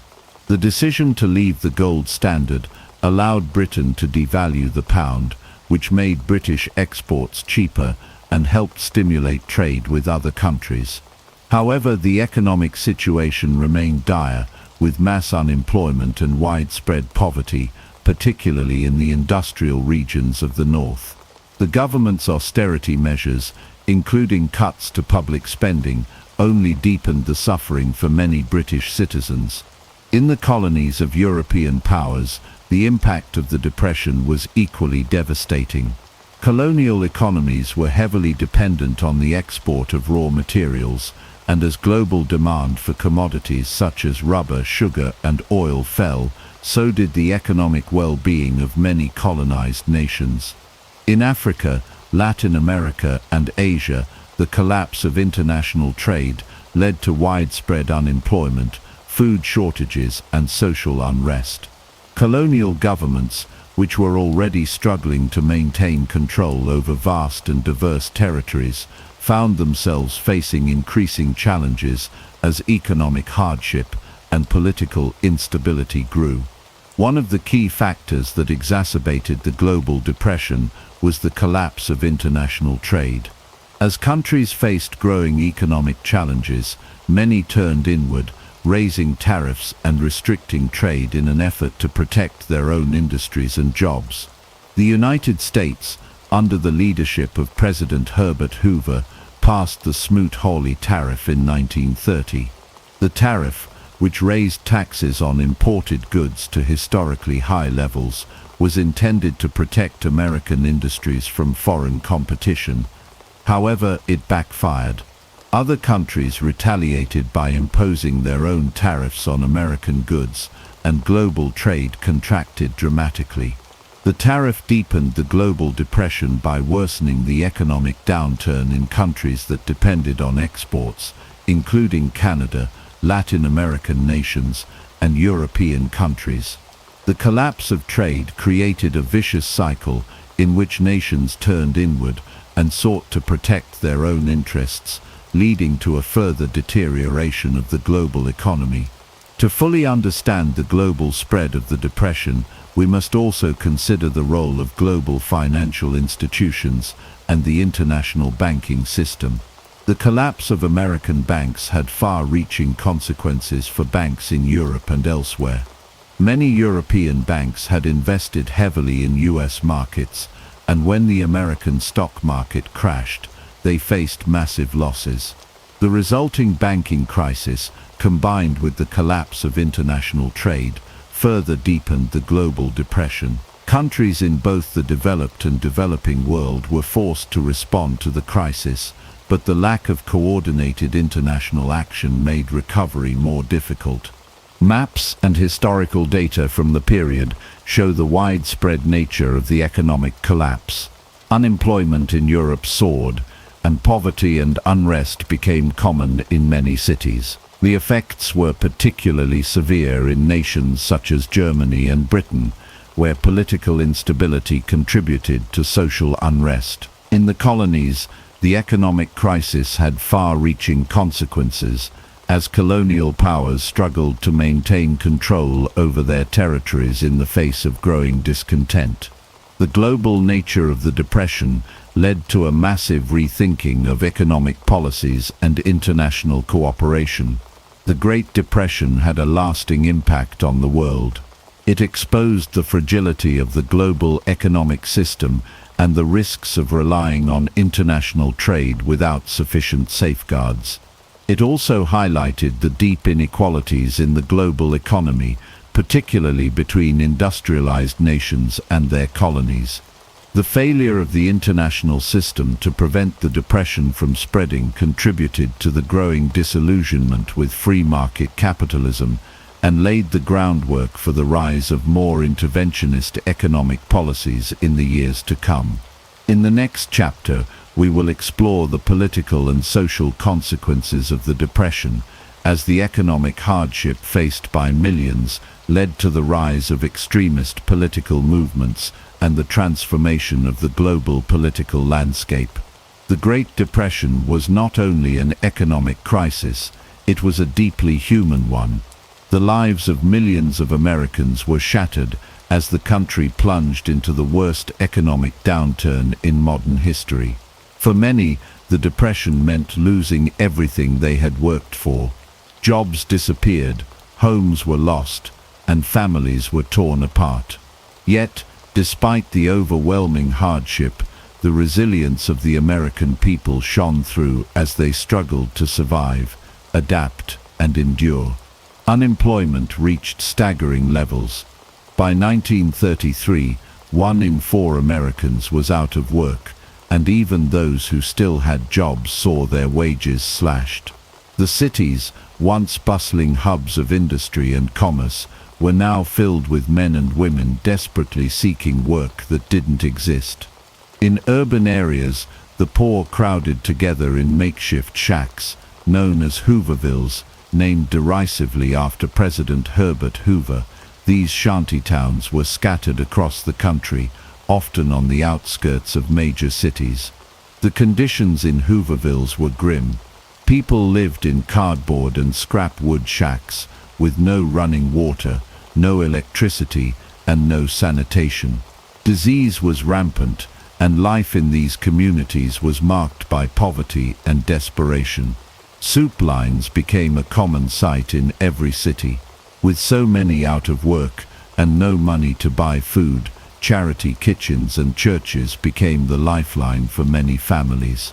People lined up for hours, hoping to get a hot meal, but even that small comfort was out of reach for many. The food was often basic and inadequate, but for the hungry, it was a rare taste of sustenance in an otherwise bleak existence. Families often went without, rationing what little food they had left in an effort to survive. Children, once the hope and future of their families, were now an added burden as parents struggled to provide for them. Many mothers with heavy hearts fed their children what little they could while they themselves went without.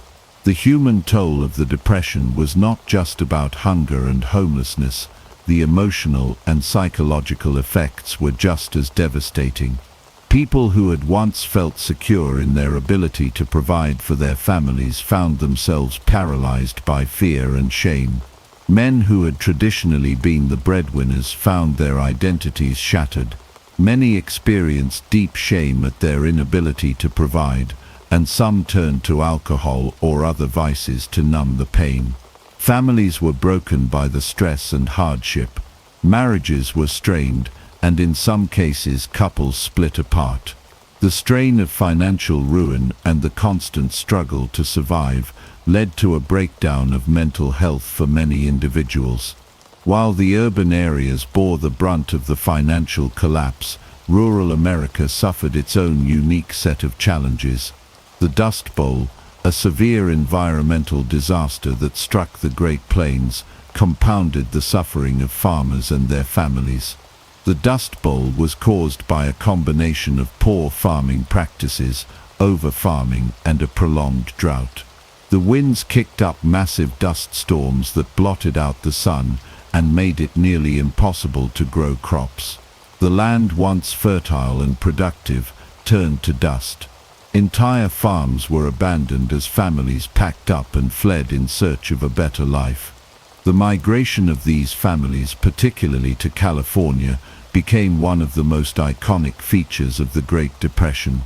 The Dust Bowl migrants, often referred to as Okies, left behind their homes and farms in Oklahoma, Arkansas, Texas, and other parts of the Great Plains.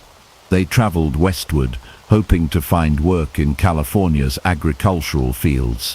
What they found was more hardship.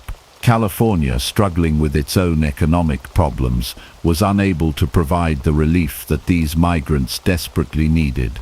Instead, they were met with hostility and discrimination. Many were forced into camps where conditions were little better than the ones they had left behind. But still, they held on to the hope that a better life awaited them. They lived on the margins of society, scraping together whatever work they could find in the fields, often for meager wages.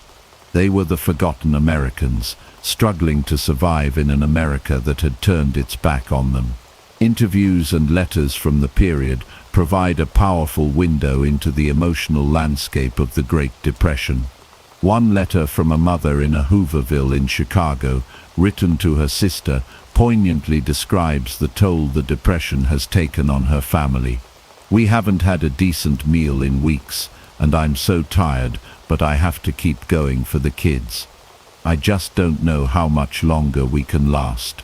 Another letter from a father in the Dust Bowl states, "We worked the land for so long, but now it's all gone. The dust keeps blowing, and I don't know what we're supposed to do. I've lost everything." These voices of despair were echoed by countless others across the country. Diary entries from the period, written by individuals facing the hardest times of their lives, provide a deeply personal perspective on the emotional cost of the Depression.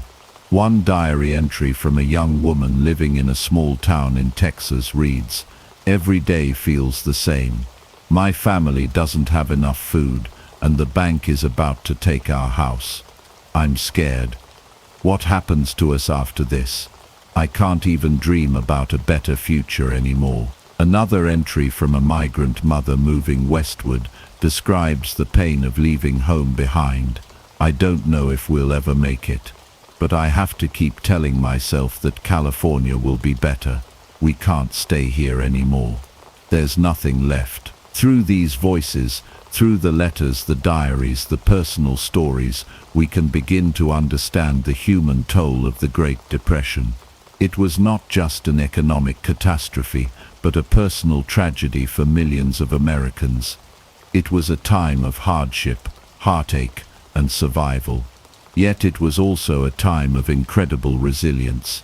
Despite the overwhelming odds, people fought to stay afloat, to keep their families together, and to survive. The Great Depression left deep scars, but it also shaped a generation of Americans who learned to endure, to rebuild, and to hope for a better future. In the next chapter, we will explore how the government responded to this unprecedented crisis through a series of bold programs and reforms that sought to alleviate the suffering and lay the foundation for future recovery. As the Great Depression spread across the United States, President Herbert Hoover's policies and actions became the subject of intense debate. Hoover, who had risen to power in 1928 with promises of continuing prosperity, faced a monumental crisis that seemed beyond his control. Despite his intelligence, experience, and strong belief in individualism, his response to the Depression was often seen as inadequate. In his view, government intervention should be limited, but the scale of the economic collapse soon showed that his approach was not enough to stem the tide of suffering. Hoover's early response to the crisis was guided by his belief in the power of private initiative and local government to resolve economic problems. At first, he resisted direct federal intervention, assuming that the economy would naturally recover on its own. He believed that businesses and local charities could provide the necessary relief without federal aid. However, as unemployment soared and the economic situation worsened, Hoover's initial response began to seem increasingly inadequate. One of Hoover's key initiatives was the creation of the Reconstruction Finance Corporation (RFC) in 1932. The RFC was designed to provide emergency loans to banks, businesses and state governments in an effort to stabilize the economy and prevent further collapses. By giving loans to banks, Hoover hoped to ensure that credit would flow again and businesses would stay afloat. The idea was that the RFC would act as a backstop, preventing the complete collapse of financial institutions and providing relief to businesses. However, the RFC's efforts were slow and inconsistent. Many of the loans went to large corporations and wealthy banks, rather than directly assisting individuals who had lost their jobs or homes. The funds that did reach smaller institutions were often too little to make a significant difference. The public, struggling with widespread unemployment and hunger, felt that the federal government's response was not enough. While the RFC may have helped prevent further banking collapses, it did little to alleviate the suffering of everyday Americans. Hoover's reluctance to implement direct relief programs, such as unemployment benefits or public works projects, also led to a growing sense of frustration among the American public. Many people believed that Hoover was too focused on maintaining the principles of limited government and individual responsibility, while the needs of the suffering population were ignored. This growing frustration fueled public discontent and led to the rise of movements that demanded more immediate action. One of the most dramatic manifestations of this frustration was the Bonus Army protest of 1932. The Bonus Army was a group of approximately 20,000 World War I veterans who had been promised a cash bonus for their service, to be paid in 1945. Faced with unemployment, poverty, and homelessness during the Depression, these veterans, along with their families, marched on Washington, D.C. to demand early payment of their bonuses. The Bonus Army's march on the Capitol was initially peaceful, and the protesters camped in makeshift camps near the White House, hoping to meet with President Hoover to discuss their demands. However, Hoover, fearing the political ramifications of granting the veterans' request, refused to meet with them and sent law enforcement to disperse the protesters. As tensions rose, Hoover ordered the U.S. Army, under the command of General Douglas MacArthur, to forcibly remove the veterans from their camps. The military used tanks and tear gas to clear the veterans, and the violent eviction became a shocking spectacle in the national media. The public reaction to the treatment of the Bonus Army was one of outrage. Many Americans were horrified by the sight of war heroes being driven from their encampments by the military, and Hoover's approval rating plummeted. The incident reinforced the perception that Hoover was out of touch with the suffering of ordinary Americans and unwilling to take decisive action to address the crisis. His failure to connect with the public, combined with his reluctance to take bold action, marked a turning point in his presidency. By 1932, Hoover's popularity had eroded to the point where he faced serious challenges in the upcoming presidential election. The American public, exhausted and disillusioned by the Depression, was ready for change. Enter Franklin D. Roosevelt, the Democratic candidate who promised a new approach to the crisis. Roosevelt's campaign focused on providing direct relief to the unemployed, reforming the banking system, and creating public works programs to stimulate the economy.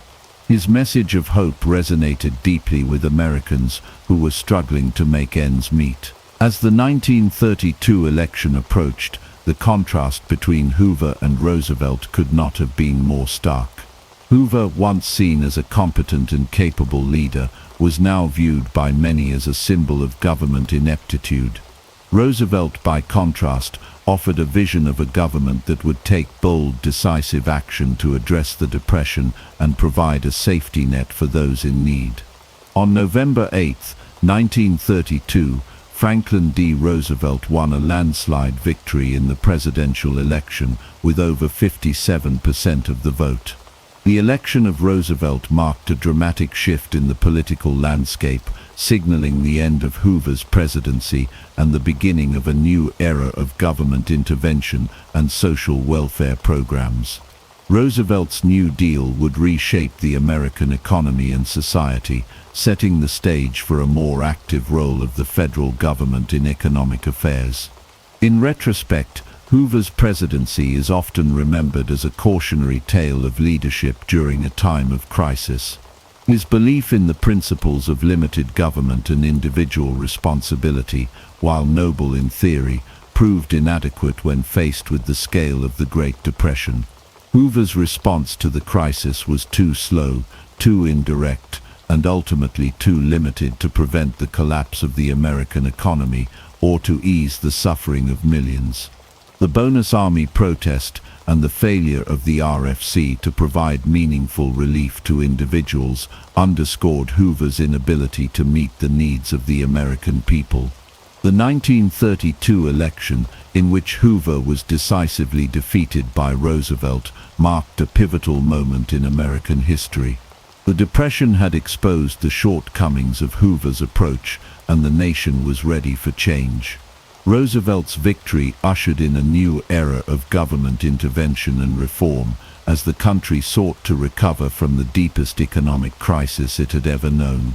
In the wake of Herbert Hoover's failure to address the devastating economic challenges of the Great Depression, a new leader emerged to reshape America's future. Franklin D. Roosevelt, a former governor of New York with a reputation for energy and optimism, was elected president in 1932. His arrival in Washington marked the beginning of a new era in American politics and government.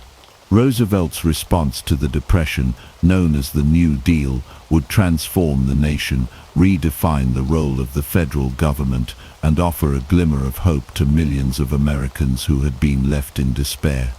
Upon taking office, Roosevelt wasted no time in tackling the economic crisis. He immediately sought to provide relief, recovery, and reform through a series of bold and expansive programs.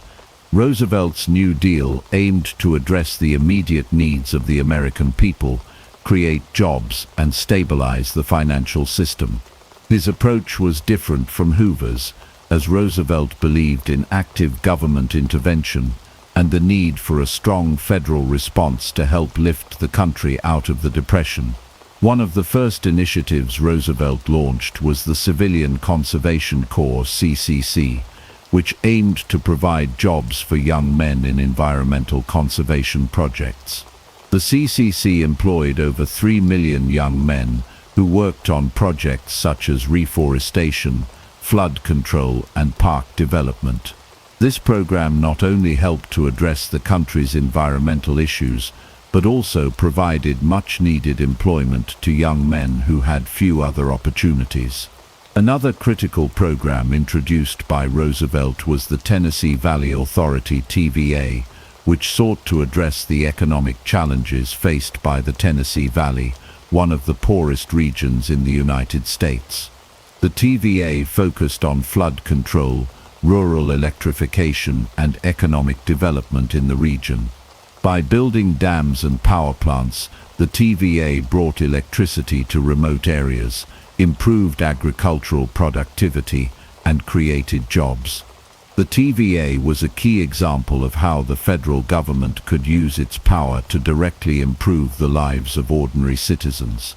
The Works Progress Administration, WPA, was another cornerstone of the New Deal. It employed millions of Americans in public works projects, including the construction of roads, bridges, schools, and hospitals. The WPA was particularly notable for its emphasis on hiring artists, writers, and musicians, providing them with government contracts to create murals, write literature, and produce plays. This aspect of the WPA helped to ensure that the arts remained a vibrant part of American culture during a difficult period, while also providing work for those who had seen their careers and livelihoods disrupted by the Depression. Perhaps one of the most lasting legacies of the New Deal was the creation of Social Security. Signed into law in 1935, the Social Security Act established a system of old age pensions, unemployment insurance, and welfare for the needy. The program was designed to provide a safety net for Americans who had been left vulnerable by the economic collapse. Social Security became a cornerstone of the American welfare state, and over time it would be expanded to cover more groups of people, including those with disabilities and survivors of deceased workers. While the New Deal programs were celebrated by many for providing relief to struggling Americans, they also faced significant opposition. Some critics, particularly conservatives, argued that Roosevelt's policies were an overreach of government power and would undermine the free market system. They believed that Roosevelt's interventions would lead to excessive government control over the economy and create a dependence on federal aid. Additionally, some believed that the New Deal did not do enough to address the structural inequalities in American society, particularly those faced by African Americans and women. Despite these criticisms, Roosevelt's New Deal enjoyed widespread popularity among the American public. Many Americans saw Roosevelt as a savior who understood their struggles and was willing to take bold steps to address their needs. The New Deal's emphasis on job creation, direct relief, and economic reform gave hope to millions who had lost everything in the Depression. Roosevelt's fireside chats, a series of radio broadcasts in which he spoke directly to the American people, were instrumental in building trust and fostering a sense of unity and confidence in his leadership. Roosevelt's ability to communicate with the public made him one of the most beloved presidents in American history. However, Not all Americans were convinced that the New Deal was the solution to the nation's problems. Some, particularly those on the political left, argued that Roosevelt's programs did not go far enough in challenging the economic elites or addressing the needs of the most vulnerable Americans. Figures like Huey Long, a populist Louisiana governor, proposed more radical alternatives, such as wealth redistribution and guaranteed incomes for all citizens. Long's Share Our Wealth program gained significant traction, particularly among those who felt that Roosevelt had failed to address the deep inequalities of American society. The New Deal's legacy is complex and multifaceted. While it succeeded in providing immediate relief to millions of Americans and reshaping the relationship between the federal government and the people, it did not end the Depression. World War II, which began in 1939, would ultimately bring the United States out of the economic crisis by creating an unprecedented demand for war materials and by mobilizing the economy for military production. However, the New Deal laid the foundation for the modern welfare state and permanently altered the role of the federal government in American life. The New Deal also had lasting effects on American political culture. It realigned the American political system, with the Democratic Party becoming the party of the working class, minorities, and the poor. Roosevelt's success in navigating the Depression and reshaping the American economy would solidify his place as one of the most influential presidents in U.S. history. His leadership during this tumultuous period continues to be a touchstone for debates over the role of government in times of crisis. In the next chapter, we will explore the political and economic challenges that arose during the New Deal era, including the rise of opposition movements and the eventual end of the New Deal's most ambitious programs. As the United States continued to grapple with the effects of the Great Depression, the federal government and the financial system were forced to confront a range of challenges that would reshape the nation's economic structure. One of the most important institutions in the early response to the Depression was the Federal Reserve, which played a central role in shaping the nation's monetary policy. Initially, the Federal Reserve's actions contributed to the deepening of the crisis, but in the years following Franklin D. Roosevelt's election, the Fed's policies shifted dramatically, leading to a permanent transformation of America's financial system. In the early years of the Depression, the Federal Reserve responded to the crisis with monetary tightening. This decision, based on the belief that high interest rates would help maintain the value of the dollar and prevent inflation, had disastrous consequences. As the Fed raised interest rates and reduced the money supply, it inadvertently exacerbated the economic contraction, deepening deflation and further stifling recovery. Businesses were unable to borrow and invest, and individuals found it more difficult to secure credit. As a result, the economy spiraled downward and the Depression deepened. Deflation, the general decline in prices, became a major concern during the Depression. As the supply of money contracted and demand for goods and services plummeted, prices for goods such as food and clothing dropped dramatically. While lower prices might seem beneficial at first glance, deflation during the Depression was disastrous. It increased the real burden of debt for both individuals and businesses, making it even harder to repay loans and exacerbating bankruptcies. At the same time, wages fell and unemployment soared, creating a vicious cycle of economic decline. By 1932, as the nation struggled with worsening economic conditions, Roosevelt's administration recognized the need for a more aggressive and proactive monetary policy.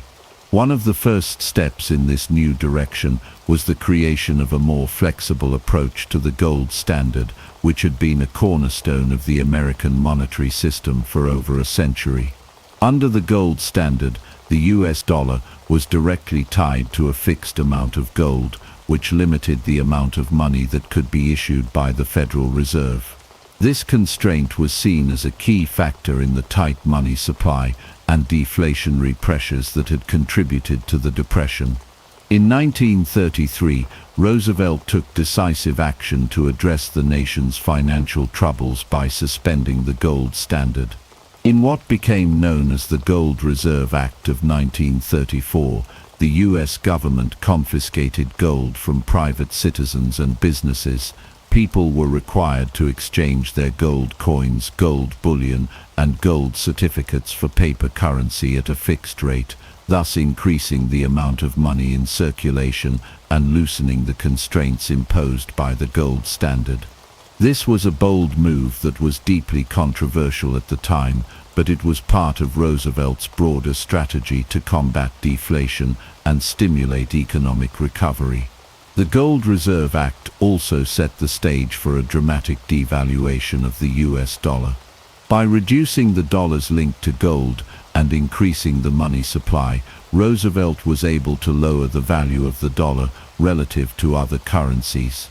This devaluation was designed to make American goods more competitive in global markets by making them cheaper for foreign buyers. It also helped to raise prices for goods in the US, which in turn provided some relief for farmers and businesses that had been struggling under the weight of falling prices. The decision to devalue the dollar and abandon the gold standard marked a pivotal moment in American economic history. Roosevelt's actions signaled a fundamental shift away from the classical economic principles that had dominated U.S. monetary policy since the 19th century. The U.S. government under Roosevelt was now willing to intervene directly in the financial system in ways that had been unimaginable just a few years earlier. The end of the gold standard marked the beginning of a new era in which the federal government would play an active role in managing the economy, a role that would continue to expand throughout the 20th century. Alongside these changes, Roosevelt's administration also worked to reform the banking system. The Banking Act of 1933, also known as the Glass-Steagall Act, was another key piece of New Deal legislation. This law separated commercial banking from investment banking, reducing the risks of speculative investment and protecting consumers' savings. It also established the Federal Deposit Insurance Corporation, FDIC, which provided insurance for bank deposits up to a certain amount, giving Americans greater confidence in the safety of their savings. The FDIC was a crucial step in restoring public trust in the banking system, which had been shattered by a wave of bank failures during the early years of the Depression. By insuring deposits, the FDIC helped to stabilize the banking system and reduce the fear of losing savings in the event of a bank failure. This, in turn, encouraged people to deposit money in banks rather than hoard it at home, which helped to inject liquidity back into the financial system and promote economic activity. In addition to these reforms, Roosevelt's administration also worked to stabilize the financial markets through the Securities Exchange Act of 1934. This law created the Securities and Exchange Commission, SEC, which was tasked with regulating the stock market and protecting investors from fraud and manipulation. The SEC's creation marked a shift toward more active government oversight of the financial system and laid the groundwork for modern securities regulation. By the time Roosevelt left office in 1945, the U.S. financial system had undergone a profound transformation. The policies he implemented during the New Deal, particularly those related to monetary policy and banking reform, would have lasting effects on the American economy. The abandonment of the gold standard and the devaluation of the dollar set the stage for the modern era of flexible exchange rates and greater government intervention in the economy. The establishment of the FDIC, the SEC, and the broader regulatory framework for the financial system helped to restore stability and public confidence, ensuring that the mistakes of the 1920s and early 1930s would not be repeated.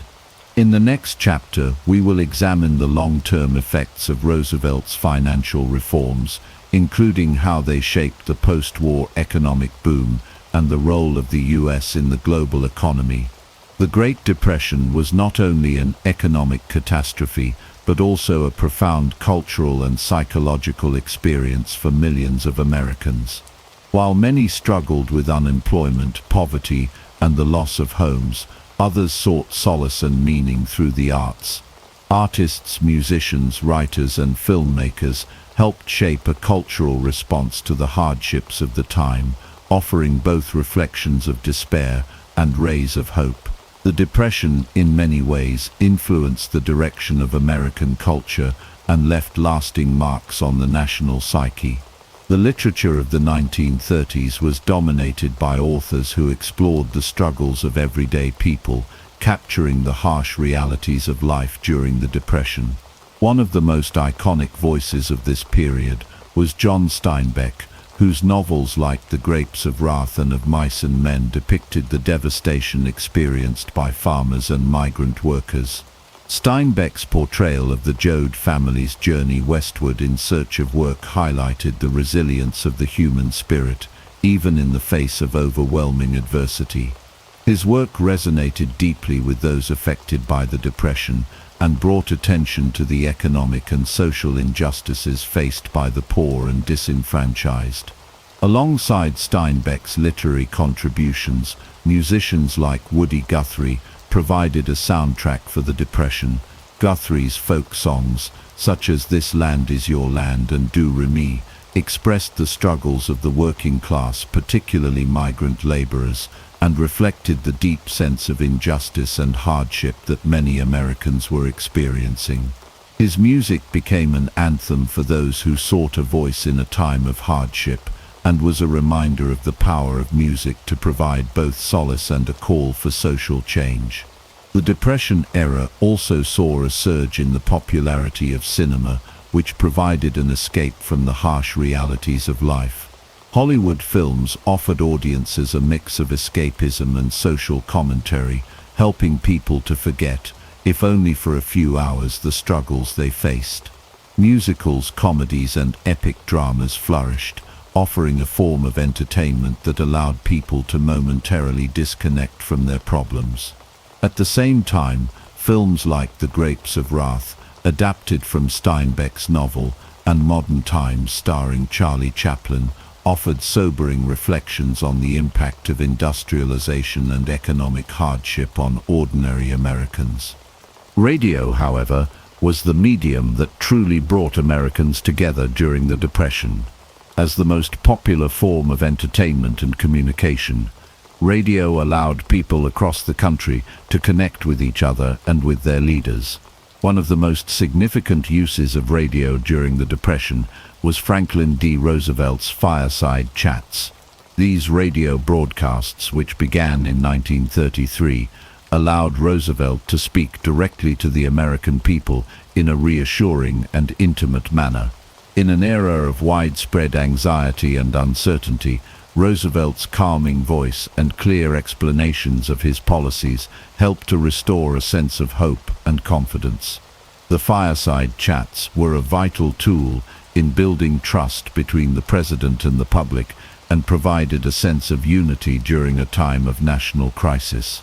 In addition to providing entertainment and connection, radio also served as a platform for the burgeoning labor movement.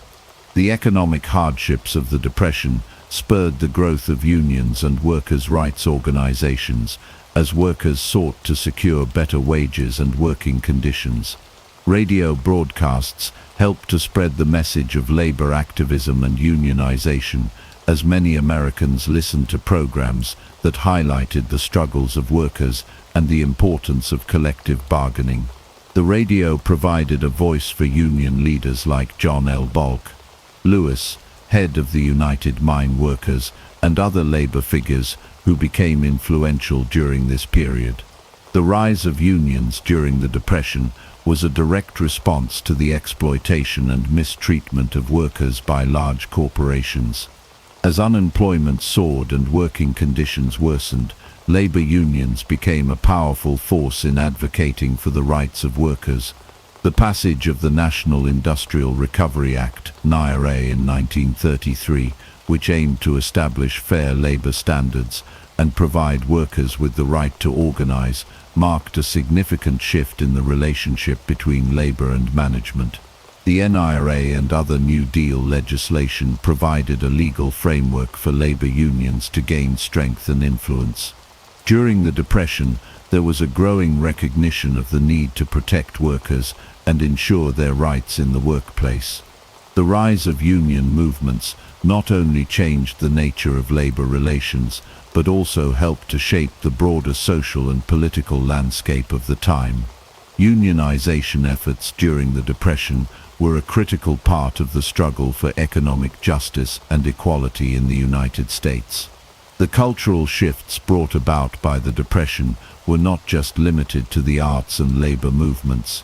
The national psyche was also deeply impacted by the prolonged economic struggle. The Depression eroded the sense of optimism that had characterized the previous decade, replacing it with a sense of caution and resilience. People learned to live with less, and many embraced a culture of thrift and self-reliance. Yet, at the same time, the Depression sparked a collective sense of solidarity, as Americans looked to each other for support and found strength in their shared experiences. In the years following the Depression, the cultural impact of this period would continue to shape American life. The music, literature and films of the 1930s would remain deeply influential, offering lessons on perseverance, justice, and the importance of community. The labor movement would also continue to evolve, shaping labor rights and economic policy for decades to come. And the fireside chats would serve as a model for future presidents, illustrating the power of direct communication in times of crisis. The Great Depression, with all its hardships, was also a time of tremendous cultural change. It reshaped the way Americans saw their world, their economy, and each other. The arts, radio, and labor movements played pivotal roles in helping the nation survive the darkest period in its history, and the legacy of this era continues to be felt in American culture today. In the next chapter, we will examine the end of the Depression and the role of World War II in bringing about the recovery that the New Deal alone could not achieve. By the late 1930s, the United States was on the long road to recovery, though the scars of the Great Depression remained deeply embedded in the national consciousness. While the New Deal had provided critical relief, employment and reforms, the recovery was slow and uneven. For many Americans, life still felt uncertain, but there were emerging signs of improvement. The economic landscape was shifting, with key indicators pointing toward a gradual but sustained recovery. One of the most significant early signs of recovery in the late 1930s was the steady growth in industrial output. Factories that had been idle during the worst years of the Depression began to hum with activity again. The manufacturing sector, which had been devastated by falling demand and widespread bankruptcies, saw a surge in production as consumer confidence grew. The revival of key industries such as automobiles, steel, and consumer goods fueled optimism, and jobs were slowly being restored. The agricultural sector also showed signs of improvement, particularly after the passage of the Agricultural Adjustment Act AAA, which had been part of Roosevelt's New Deal. This legislation sought to raise crop prices by paying farmers to reduce production, thereby addressing the severe economic pressures faced by the agricultural community. While the effectiveness of the AAA was debated, it did provide some relief to struggling farmers and helped stabilize the agricultural market.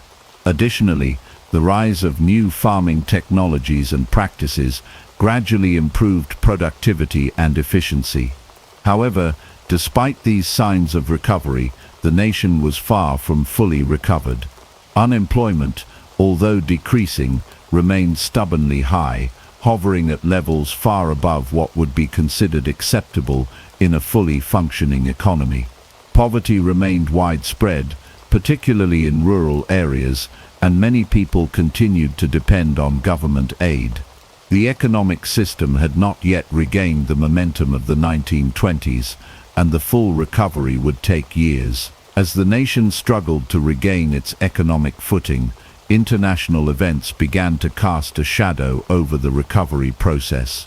The rise of authoritarian regimes in Europe and Asia, particularly the expansionist policies of Nazi Germany and Imperial Japan, created an unstable global environment. The looming threat of war would soon become a decisive factor in the nation's economic future. The outbreak of World War II in 1939 marked a turning point in the recovery process. The war brought with it an unprecedented demand for industrial goods, including weapons, vehicles, and other military supplies. The US government embarked on massive industrial mobilization to support the war effort, resulting in a dramatic increase in production and job creation. Factories that had once produced consumer goods now shifted to military production, and millions of men and women found work in defense industries. Unemployment, which had plagued the nation for years, was virtually eliminated as the country geared up for war.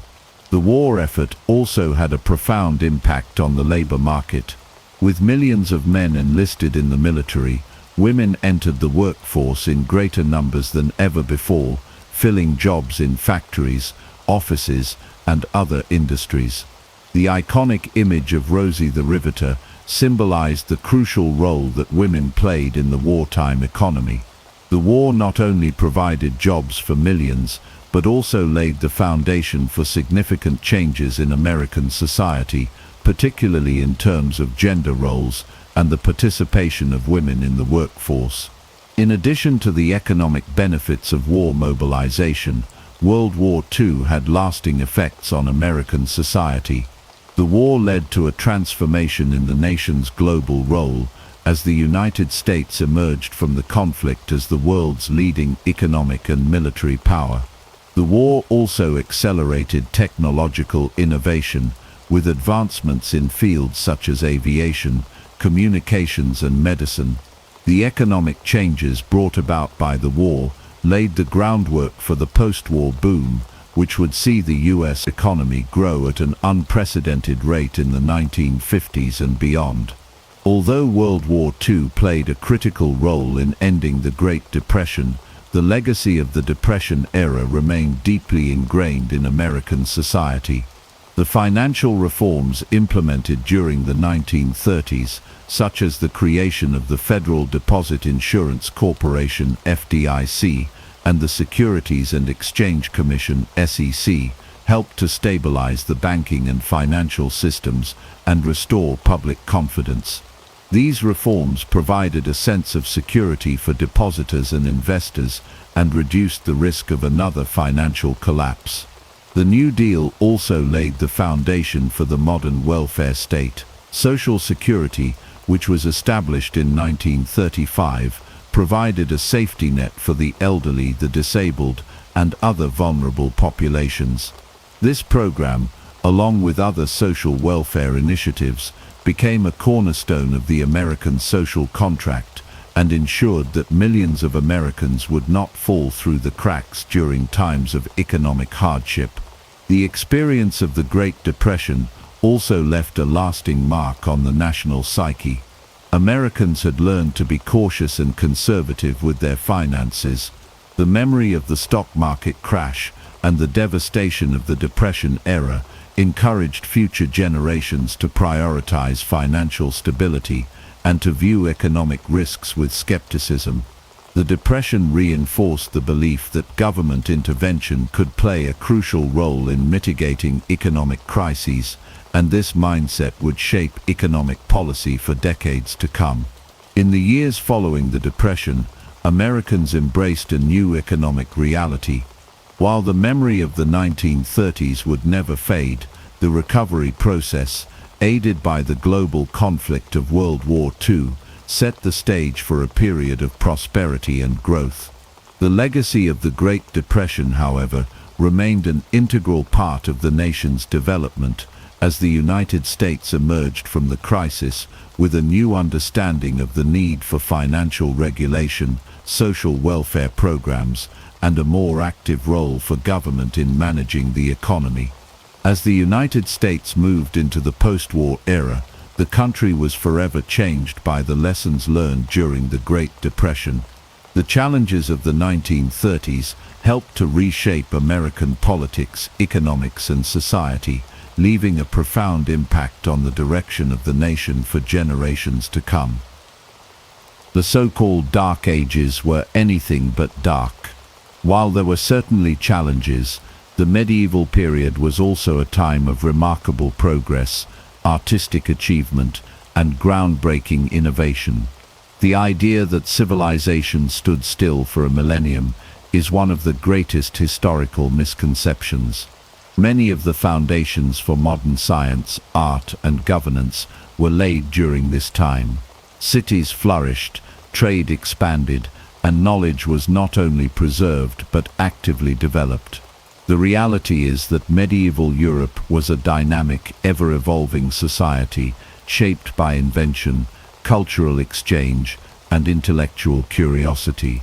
One of the biggest myths is that medieval people were wholly ignorant of science and reason. In reality, medieval scholars made astonishing advancements in various fields. Universities began to emerge across Europe, creating intellectual hubs where subjects like medicine, mathematics, and astronomy were studied. The medieval period saw the rise of thinkers like Thomas Aquinas, who sought to reconcile reason with faith, and Roger Bacon, who emphasized empirical observation centuries before the scientific revolution. The Islamic Golden Age played a significant role in preserving and enhancing classical knowledge, which was later reintroduced to Europe, inspiring further progress in philosophy, medicine, and engineering. Art and architecture also flourished in ways that still inspire awe today. The construction of towering cathedrals, such as Notre Dame and Chartres, required an advanced understanding of engineering and design. These structures, with their intricate stained glass windows and gravity-defying spires, were not merely places of worship, but symbols of human ingenuity and artistic ambition. The Gothic style, which emerged in the High Middle Ages, showcased incredible craftsmanship, blending spiritual symbolism with mathematical precision to create structures that continue to impress architects and historians today. Innovation extended beyond architecture. The medieval period saw the invention of the mechanical clock, the development of eyeglasses, and improvements in agricultural techniques that increased food production. The three-field system of crop rotation significantly boosted yields, allowing for population growth and economic expansion. The use of windmills and watermills revolutionized industry, allowing for more efficient grain grinding and textile production. These were not the actions of a stagnant society, but of one constantly seeking better ways to live and work. The advancements in shipbuilding and navigation techniques eventually laid the groundwork for the age of exploration, expanding Europe's reach across the globe. Even the concept of knights and warfare is often misrepresented. While battles did occur, much of medieval life was not consumed by war. Chivalry was more than just a romanticized notion. It was a code that emphasized honor, justice, and the protection of the weak. Knights were not just warriors, they were also patrons of the arts and scholars in their own right. Tournaments and jousting competitions, while dangerous, were more about prestige and spectacle than actual military conflict. Furthermore, medieval warfare was not constant. Extended periods of peace allowed for trade, education, and cultural growth to flourish. Trade networks expanded during this period, connecting Europe to the Middle East, North Africa, and even Asia. The Silk Road facilitated the exchange of goods, ideas, and technologies, bringing innovations such as paper, printing and advanced medical knowledge to Europe. Cities such as Venice and Constantinople became centers of commerce where goods, ideas, and cultures intermingled. The establishment of guilds provided economic stability and training for craftsmen, helping to create a skilled workforce that fueled further economic growth. The rise of banking institutions in cities like Florence and Bruges laid the foundation for modern finance, demonstrating that medieval economies were far more complex than often assumed. The Middle Ages also witnessed significant social mobility, something often overlooked. While the feudal system did exist, it was not as rigid as commonly believed.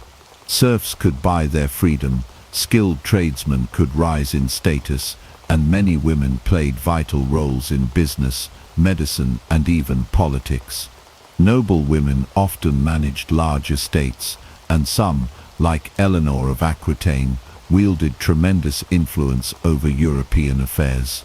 Religious institutions also provided avenues for upward mobility, as monasteries and convents became centers of learning and literacy. Many rulers, recognizing the value of education, sponsored schools and scholars to ensure their courts remained centers of culture and knowledge. The perception of the medieval period as a time of darkness and suffering is largely a product of later historical bias. Renaissance scholars sought to distance themselves from the past, branding the era before them as backward to elevate their own achievements. The term Dark Ages itself is misleading, as it ignores the vibrancy and dynamism that defined medieval society. The printing press, developed at the tail end of the Middle Ages, played a crucial role in the rapid spread of knowledge, helping to usher in the Renaissance rather than simply marking the end of an ignorant age. By looking beyond the myths, we can see that the Middle Ages were a time of extraordinary resilience and progress. The people of this era were not merely surviving, they were innovating, creating, and laying the groundwork for the world we live in today. The next time you hear the phrase the Dark Ages, remember that history is far more nuanced than the stories we have been told.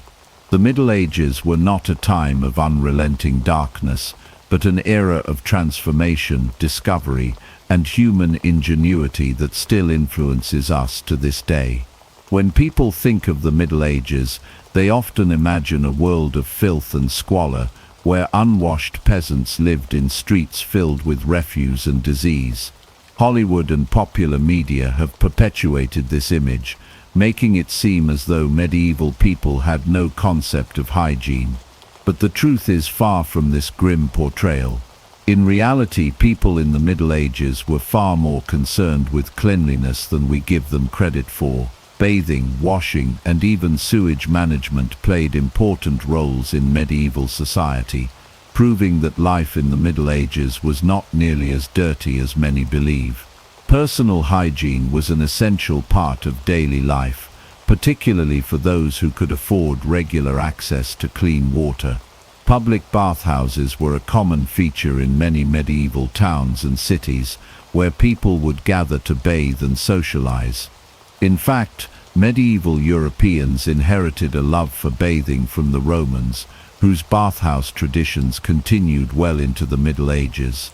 Cities like Paris, London, and Prague had numerous bathhouses where people of all classes could wash themselves, and in some cases even enjoy heated water. In the 13th and 14th centuries, public bathhouses became so popular in many European cities that they were seen as centers of relaxation and even luxury. Bathing was not just reserved for the wealthy or those living in cities. In the countryside, peasants and farmers often bathed in rivers, lakes, or even wooden tubs inside their homes. Soap, made from animal fats and ashes, was commonly used for washing both the body and clothing. Medieval recipes for soap making show that people were well aware of the importance of cleanliness, and many varieties of soap were perfumed with herbs such as lavender and rosemary.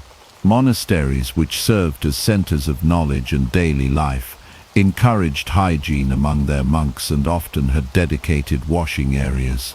Some even required their members to bathe at least once a week, which compared to some later historical periods was quite frequent.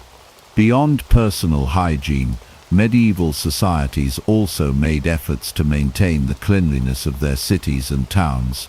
Many medieval cities had rudimentary sewage systems, with waste being channeled away through drainage ditches or underground pipes. In some places, regulations were even put in place to ensure waste was properly disposed of, and streets were kept clean. London, for example, passed laws in the 14th century to remove waste from the streets and prevent contamination of drinking water sources. While these measures may not have been as advanced as modern sanitation systems, they demonstrate a clear awareness of the importance of cleanliness and public health. Tooth care was another aspect of hygiene that medieval people took seriously. While they didn't have modern toothpaste, they used a variety of herbal remedies to clean their teeth and freshen their breath. Some of these included rubbing salt or ashes on their teeth, or using herbal mouth rinses made from mint or sage. Wealthier individuals sometimes used primitive toothbrushes made from animal hair or frayed twigs to scrub their teeth.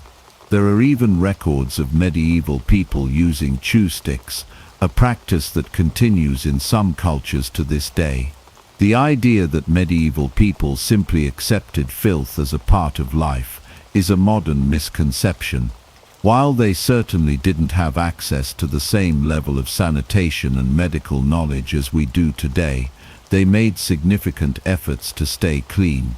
Bathing, washing clothes, and maintaining public hygiene were all considered important aspects of daily life.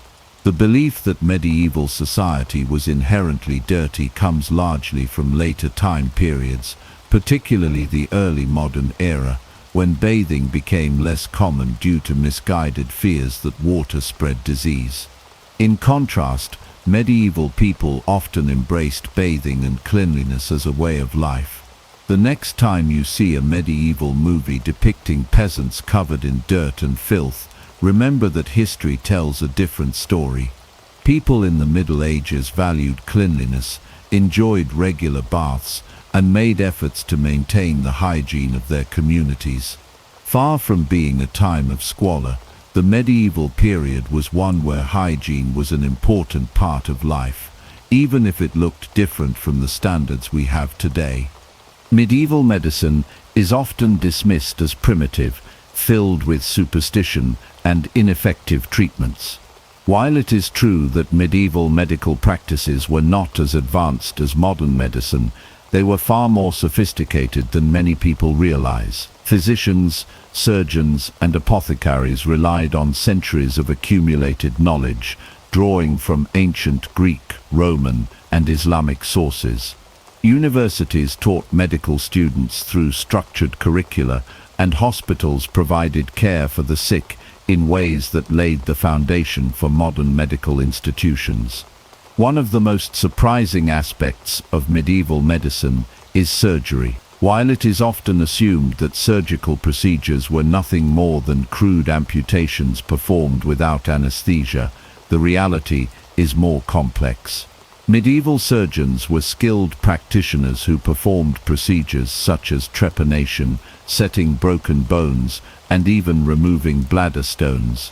Texts like the Practica Chirurgiae by Roger Frugadi and Chirurgia Magna by Guy de Chauliac provided detailed surgical techniques and emphasized the importance of cleanliness. While anesthesia, as we know it, did not exist, medieval doctors used herbal sedatives such as opium, mandrake, and hemlock to dull pain. Cauterization and ligatures were used to control bleeding, demonstrating an understanding of wound management. Some surgical procedures, such as cataract removal, were carried out with surprising precision using fine tools and careful techniques. Surgeons also understood the importance of post-operative care, using wound dressings soaked in wine or honey to prevent infection. Herbal medicine played a crucial role in medieval healthcare. Monasteries served as centers of medical knowledge, where monks cultivated medicinal plants and recorded their uses in detailed manuscripts. Texts such as the Herbarium of Apuleius and the Physica by Hildegard of Bingen catalogued the properties of various herbs. Remedies included garlic for infections, willow bark for pain relief, and honey for wound healing. While some treatments were ineffective or based on superstition, many herbal remedies had real medicinal value and are still used in some forms today. Physicians also recognized the importance of diet and lifestyle in maintaining health. Medieval medical texts emphasized the benefits of balanced nutrition, fresh air, and moderate exercise in preventing illness. Many doctors prescribed specific foods and herbal teas to treat ailments, showing an early understanding of nutrition's role in health. The establishment of hospitals in the medieval period marked a significant step toward organized health care. Contrary to the belief that the sick were simply abandoned, hospitals were built across Europe to care for the ill and needy. Institutions like the Hôtel Dieu in Paris and St. Bartholomew's Hospital in London provided medical treatment, shelter, and food. These hospitals were often run by religious orders that emphasized compassionate care. While medieval hospitals did not function like modern medical centers, they represented an early attempt at structured health care that went beyond simple hospice care. Some hospitals specialized in treating certain diseases, such as leprosy or the plague, and many provided long-term care for chronic illnesses. Medical practitioners in hospitals kept records of patients' symptoms and treatments, contributing to a growing body of medical knowledge that informed future generations. Public health measures were also more advanced than commonly believed. Medieval cities implemented quarantine measures during outbreaks of disease, particularly during the Black Death. The concept of contagion was understood, even if the precise mechanisms were unknown. In some cases, infected individuals were isolated to prevent the spread of illness. Urban centers developed sanitation systems that included waste removal and clean water sources. While these measures were not always effective by modern standards, they reflect a recognition of the need for public health efforts. In some cities, officials enforced street cleaning, regulated the sale of food, and monitored water supplies to reduce contamination. Bathhouses and public latrines were common in larger towns, allowing people to maintain better hygiene than commonly assumed. Medical education in the Middle Ages was rigorous and systematic. Universities such as Salerno, Bologna, and Montpellier trained physicians through formal education. Students studied texts from Galen, Hippocrates, and Avicenna, learning about anatomy, diagnosis, and treatment methods. The curriculum was structured with examinations required for medical degrees. While some medical theories such as the four humours were incorrect, medieval doctors engaged in scholarly debate and empirical observation, laying the groundwork for later medical advancements. Medical students often practiced dissections on animals or, in some cases, human cadavers, contributing to an evolving understanding of anatomy. Universities also fostered medical innovation, with scholars experimenting with new techniques and questioning outdated theories. The medieval period was not a dark age of ignorance in medicine. It was a time of learning, adaptation, and the preservation of medical knowledge. While many treatments were limited by the lack of scientific understanding, medieval physicians and healers worked within the best knowledge available to them. Their contributions to surgery, herbal medicine, hospital care, and public health helped shape the medical practices that would evolve in later centuries. The idea that medieval medicine was entirely backward is a myth that overlooks the remarkable progress made during this period. In fact, many medieval medical advancements laid the foundation for discoveries in the Renaissance and beyond, proving that the pursuit of medical knowledge never truly stagnated. The Middle Ages are often portrayed as a time of ignorance and intellectual stagnation, but this perception is far from accurate. In reality, medieval society placed a significant emphasis on education, and learning was far more widespread than many people assume. The period saw the establishment of universities, monastic schools, and cathedral schools, which laid the foundation for modern education systems. While literacy rates varied across social classes, education was not limited to the clergy or the nobility. Many members of the emerging middle class also had access to schooling. One of the most important developments in medieval education was the rise of universities.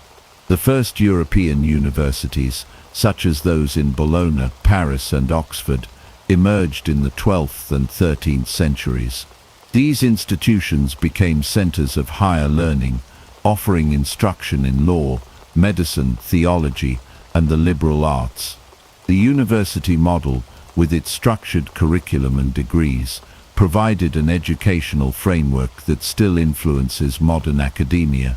Students studied classical texts from scholars such as Aristotle and Cicero, as well as works from Islamic and Jewish scholars like Avicenna and Maimonides.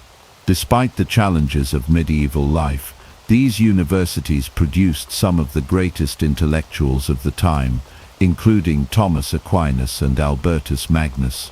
Education was not limited to universities. Monastic schools played a crucial role in preserving and transmitting knowledge. Monks meticulously copied and studied ancient manuscripts, ensuring the survival of Greek and Roman literature, scientific texts, and theological works. These schools provided education to young boys, primarily those training for the clergy, but also to lay students in some cases. Cathedral schools, often attached to large churches, also became important centers of learning. They trained future clerics but sometimes accepted students from wealthy or influential families who sought a broader education. Subjects taught included Latin, logic, rhetoric, arithmetic, and music, forming the basis of the medieval curriculum known as the trivium and quadrivium. Contrary to the belief that only the elite had access to education, many towns and cities had grammar schools where children of merchants and artisans could receive instruction. These schools focused on literacy, numeracy, and practical skills needed for trade and administration. Apprenticeship systems also functioned as an alternative form of education, with young people learning specialized crafts under the guidance of master artisans. This hands-on training was essential for professions such as blacksmithing, weaving, and bookkeeping. Women's education in the Middle Ages was more common than often assumed, though opportunities varied by social class. While most formal education was directed at men, noble women were frequently taught reading, writing, and mathematics, particularly if they were expected to manage estates or engage in correspondence. Some women, particularly in convents, received extensive education in Latin, theology, and even medicine.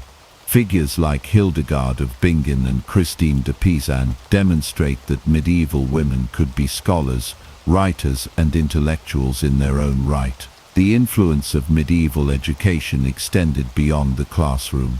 The rise of literacy contributed to the spread of knowledge through books and manuscripts, fostering a growing intellectual culture. The development of libraries, both in monasteries and universities, allowed scholars to access and build upon previous works. Additionally, the increasing use of the vernacular in literature and legal documents expanded education beyond Latin-speaking scholars to a broader audience. The idea that the Middle Ages were a time of intellectual darkness is a misconception. Instead, it was a period of educational development that laid the groundwork for the Renaissance and the modern university system. From the rigorous scholarship of medieval universities to the practical learning of apprenticeships, education was a vital part of medieval life. The widespread efforts to teach, learn and preserve knowledge ensured that intellectual progress did not stall but rather evolved, setting the stage for the advancements that followed in later centuries. The common perception of women in the Middle Ages is that they were entirely subordinate, voiceless and without power. While it is true that medieval society was largely patriarchal, the reality was far more complex. Women played significant roles in trade, politics and even warfare, often exerting more influence than modern portrayals suggest. Across medieval Europe, women could be merchants, landowners, scholars, and even rulers, shaping their communities in ways that defy simplistic stereotypes. One of the most overlooked aspects of medieval women's lives was their role in commerce. In many towns and cities, women actively participated in trade, working as merchants, artisans, and shopkeepers.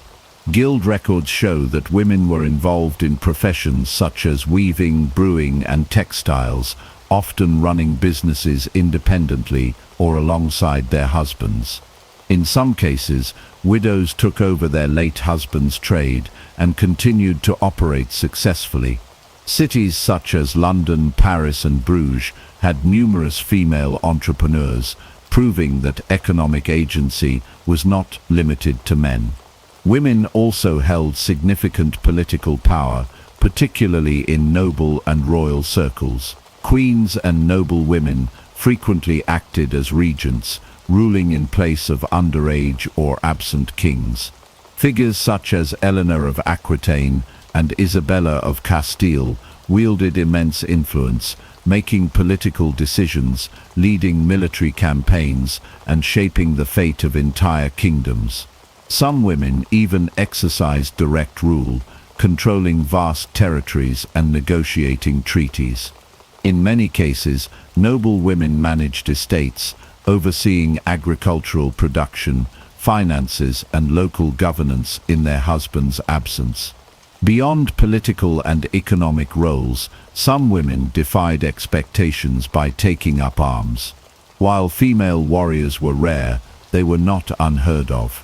Women such as Joan of Arc, Matilda of Tuscany, and the Viking shield maidens challenged traditional gender roles by leading troops into battle.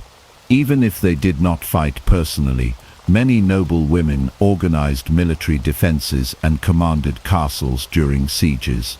Chronicles and records document instances where women were instrumental in wartime leadership, ensuring the survival of their people and lands.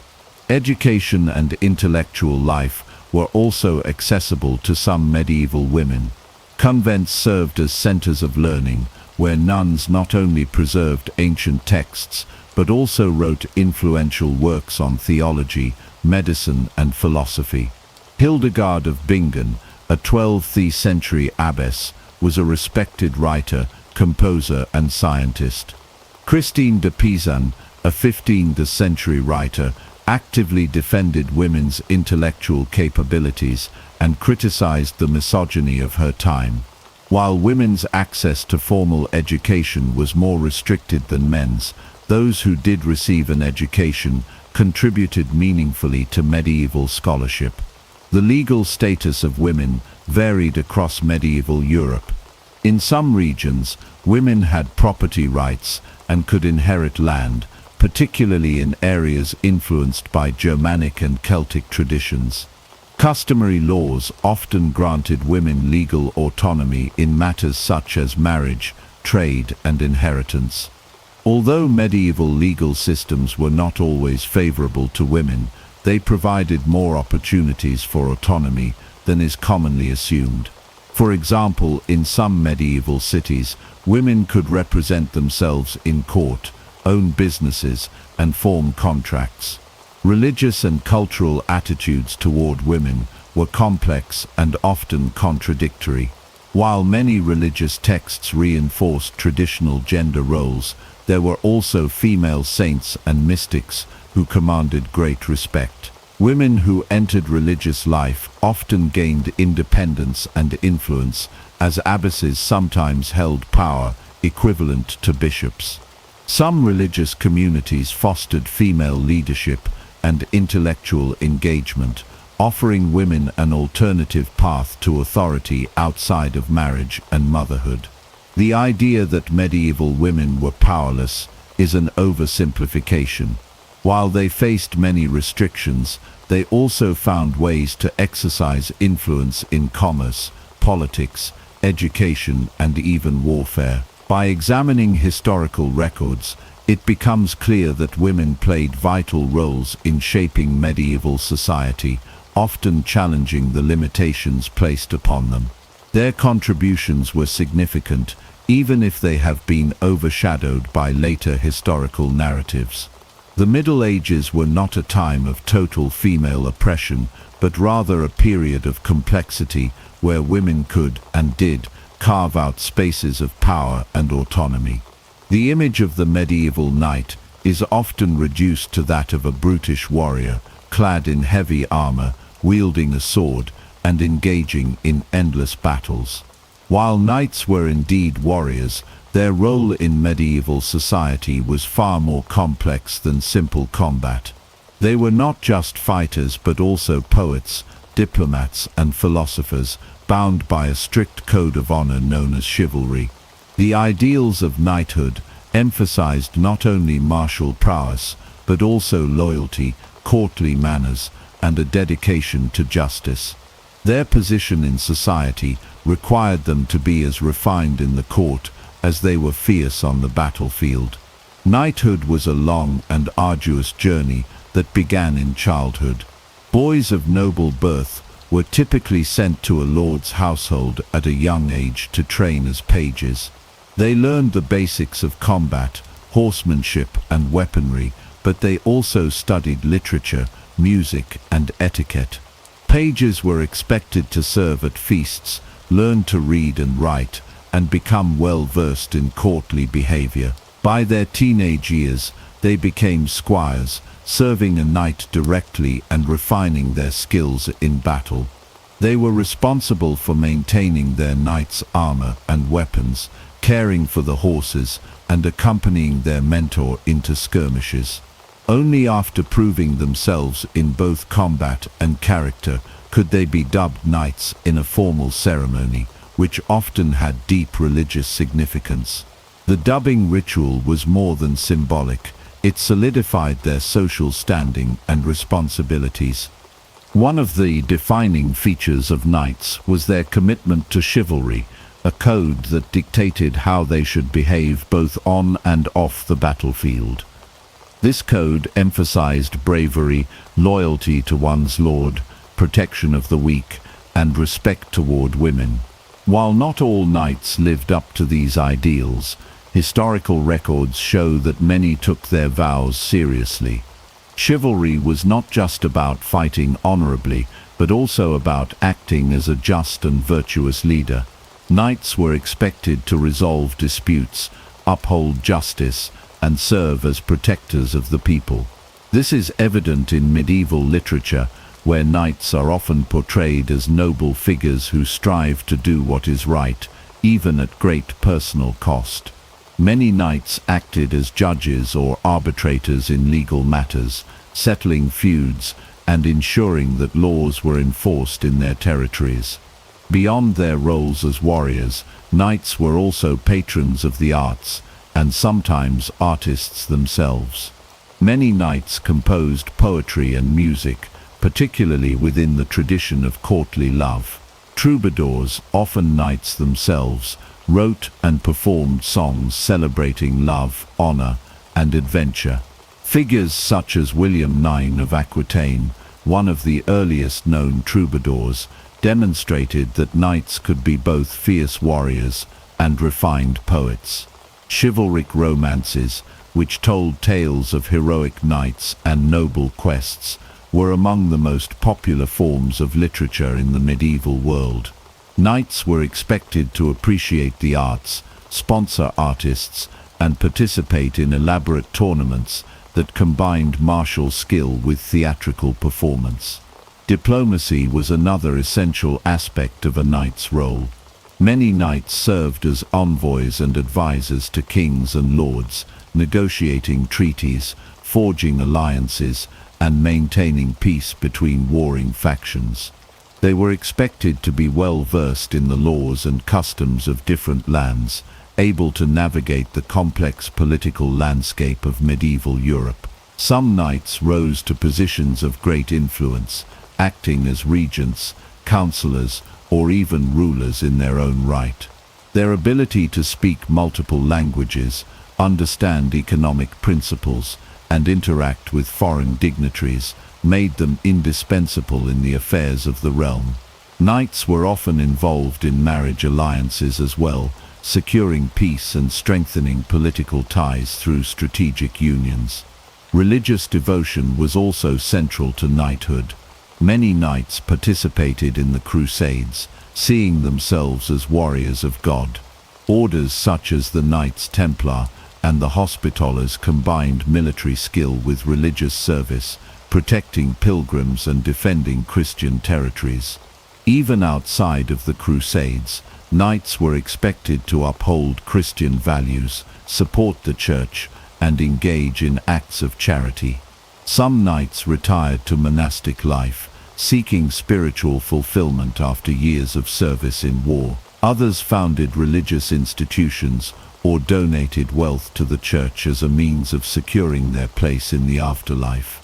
The connection between knighthood and faith was deeply ingrained, with many knights swearing oaths before relics or undergoing religious fasting before significant battles. Tournaments and jousting played a crucial role in the life of a knight.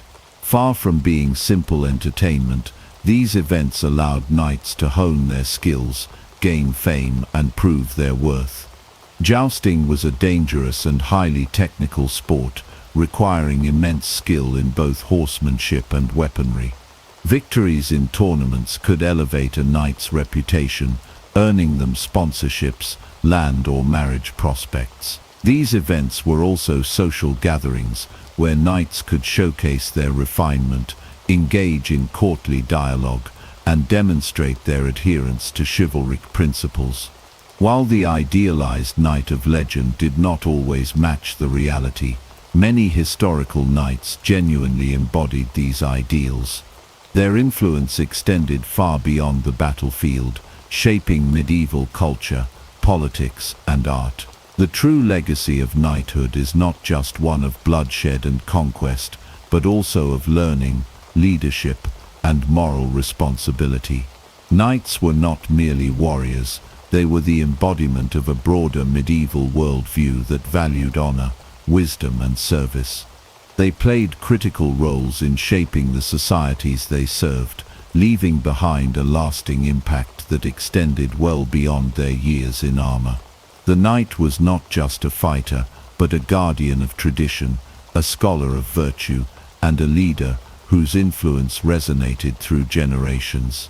When people think of medieval cities, they often imagine dirty, overcrowded, and unsanitary places filled with disease and chaos. However, this image is far from the truth. Many medieval cities were highly organized, boasting intricate administrative systems, bustling markets, and impressive architectural feats.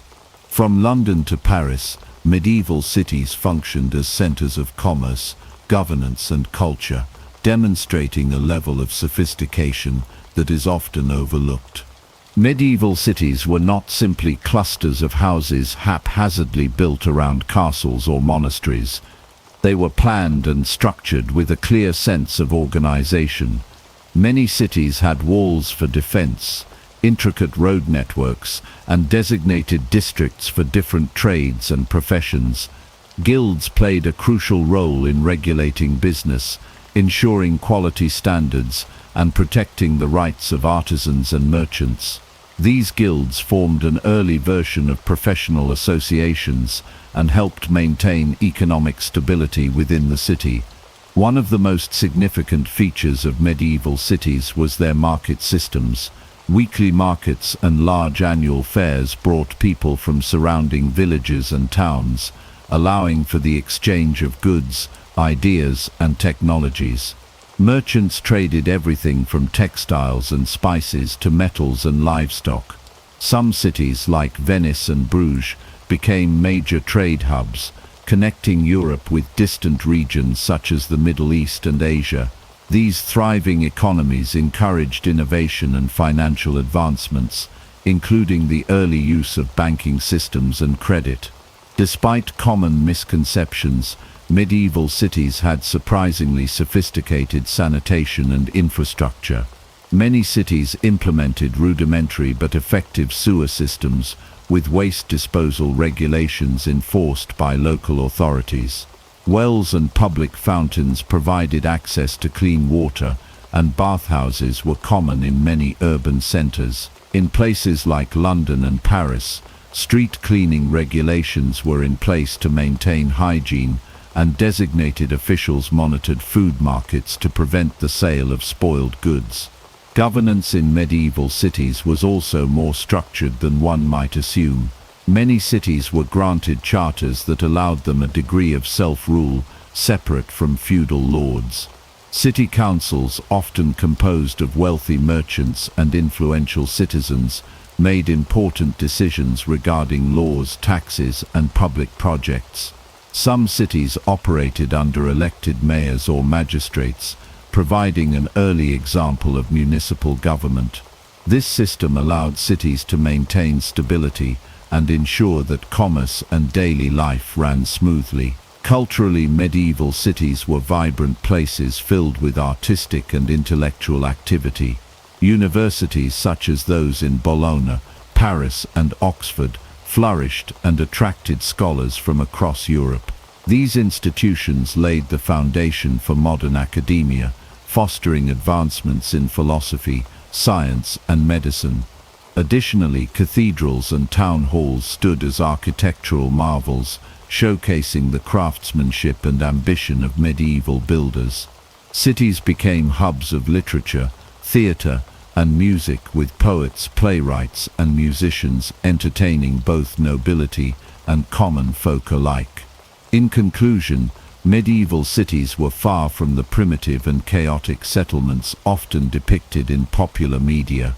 They were well-organized, economically dynamic, and culturally rich centers of human activity. Their advancements in governance, trade, infrastructure, and education laid the groundwork for the development of modern urban life. Rather than being dirty and backward, medieval cities were thriving centers of progress, demonstrating the ingenuity and resilience of their inhabitants.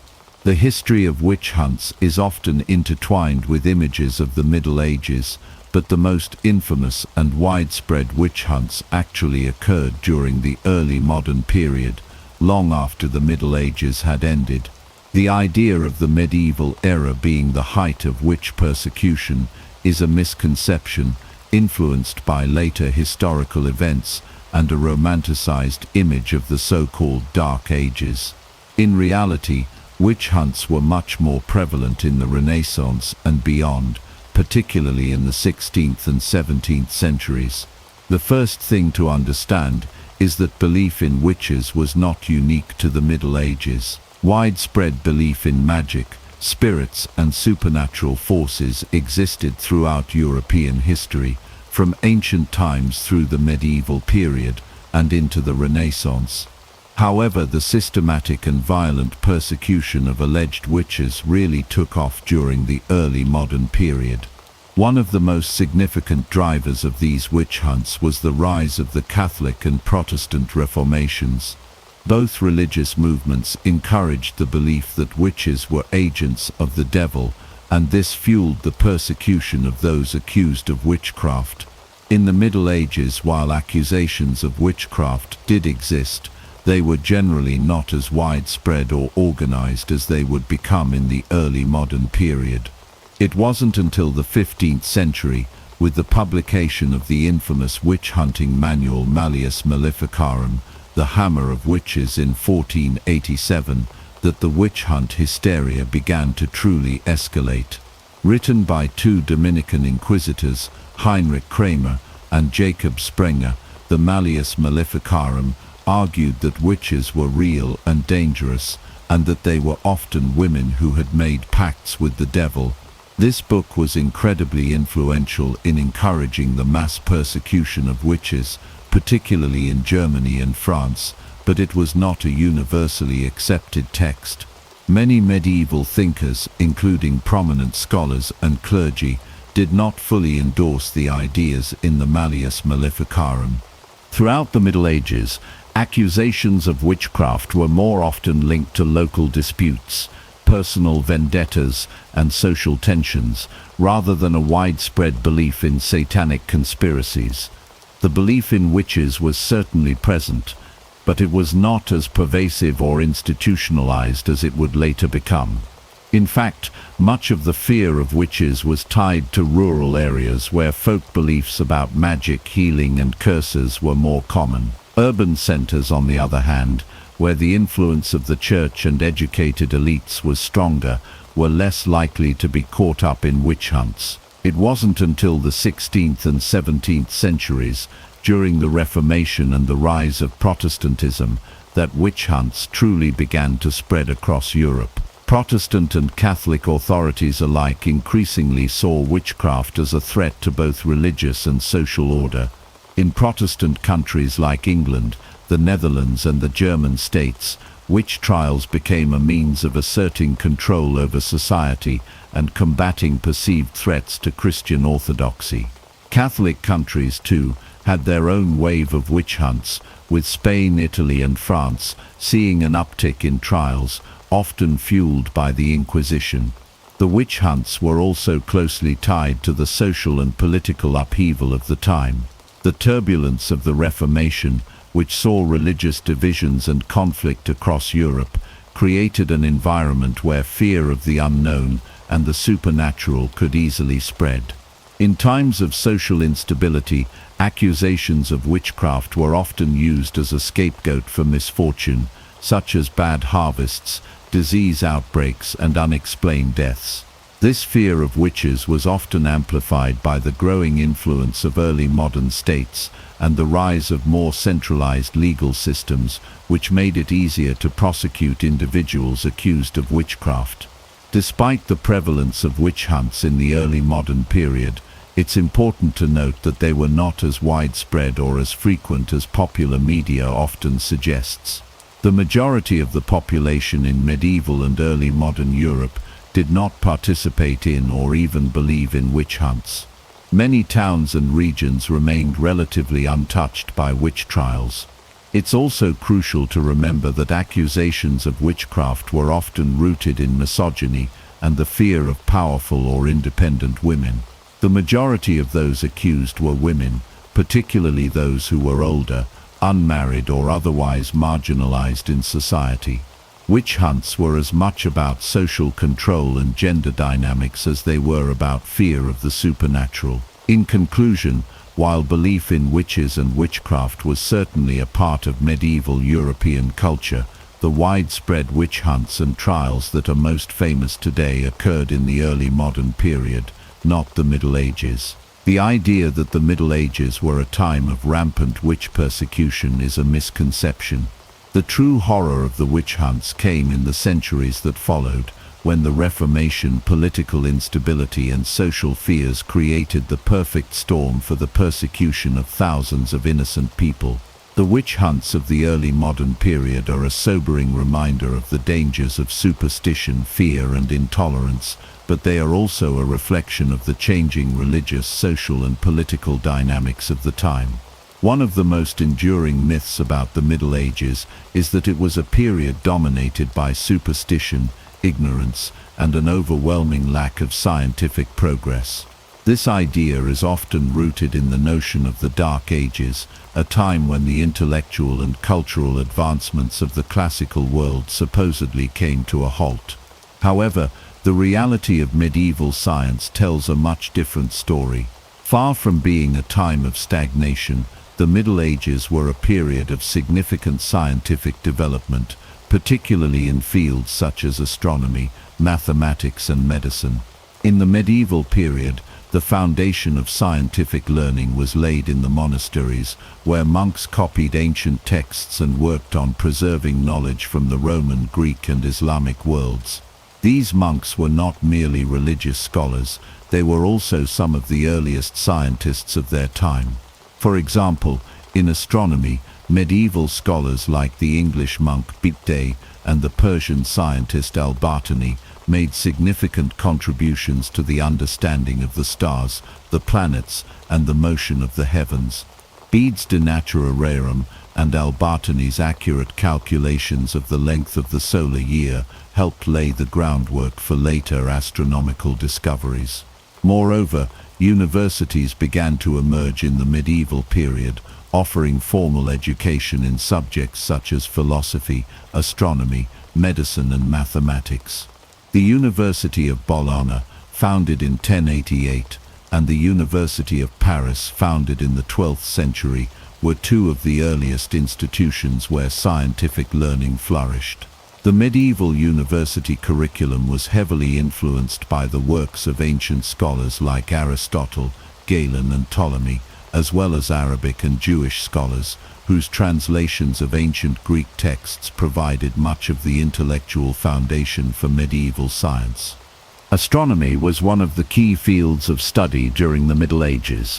While many people think of medieval astronomy as primitive or based purely on superstition, the reality is that medieval scholars developed highly sophisticated models of the universe. The most influential astronomical work of the time was Ptolemy's Almagest, a treatise on the geocentric, Earth-centered model of the cosmos. This work was taught in universities across Europe and was widely regarded as the authoritative text on astronomy for centuries. Medieval astronomers also made advancements in understanding the movements of the planets, using tools such as the astrolabe, a device for measuring the positions of celestial bodies. In mathematics, medieval scholars made important strides in number theory, geometry, and algebra. One of the most significant developments was the introduction of Arabic numerals, which replaced the cumbersome Roman numerals and revolutionized mathematical calculations. The famous mathematician Fibonacci, who studied in the Arab world, introduced the Fibonacci sequence in his book Liber Abaci, which had a profound impact on mathematics. Additionally, scholars in the Middle Ages worked on refining Euclidean geometry, and many mathematical concepts that we take for granted today were developed during this period. In medicine, medieval scholars made significant strides as well. While the medical knowledge of the time may seem rudimentary by today's standards, it was based on a combination of ancient Greek and Roman knowledge, as well as new insights derived from the study of anatomy and disease. The writings of Galen, Hippocrates, and Avicenna were central to medical education in the Middle Ages, and many universities offered courses in these texts. In addition to theoretical knowledge, medieval doctors also made practical advances in surgery and medical treatment.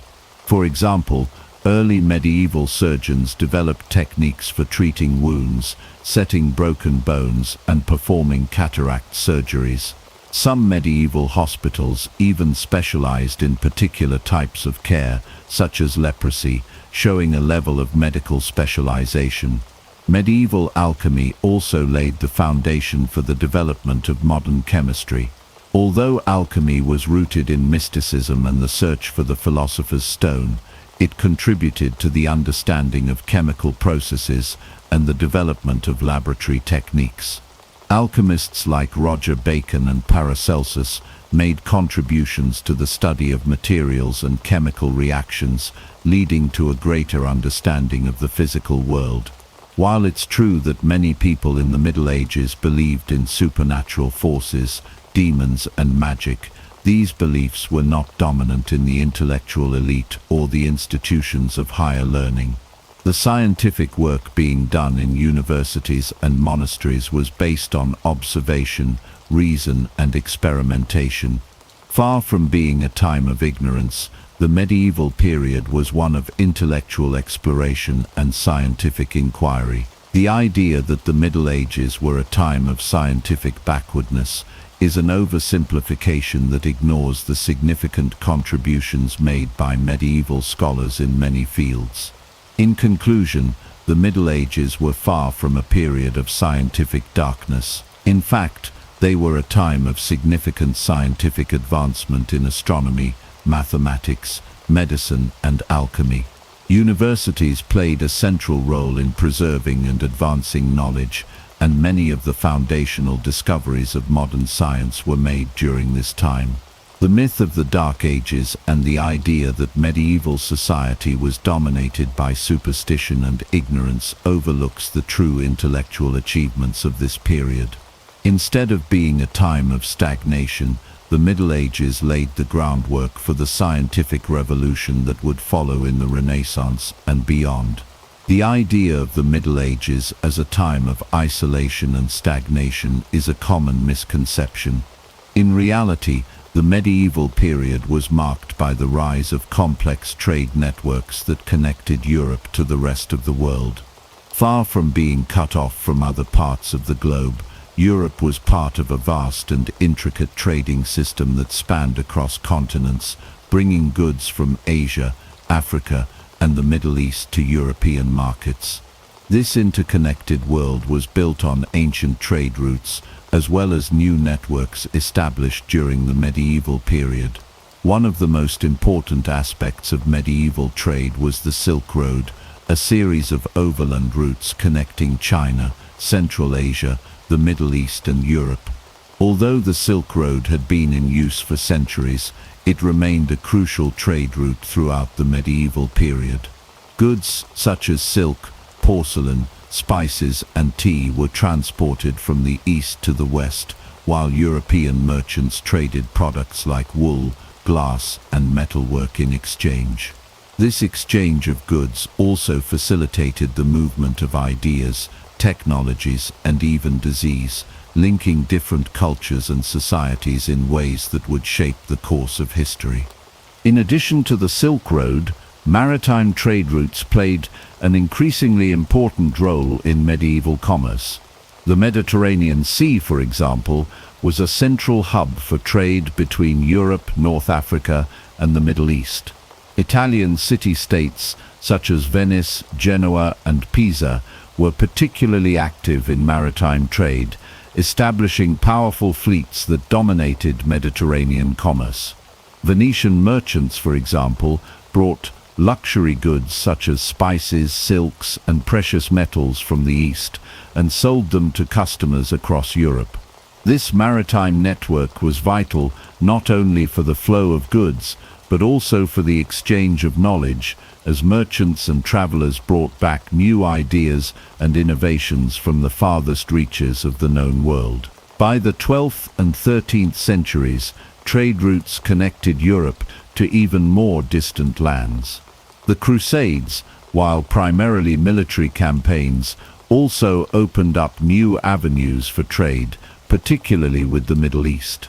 Crusaders brought back valuable goods like sugar, citrus fruits, and exotic textiles, all of which became highly sought after in Europe. The Crusades also helped establish trade links between Europe and the Islamic world, where goods and knowledge from ancient Greece, Rome, and the farthest reaches of Asia were preserved and shared.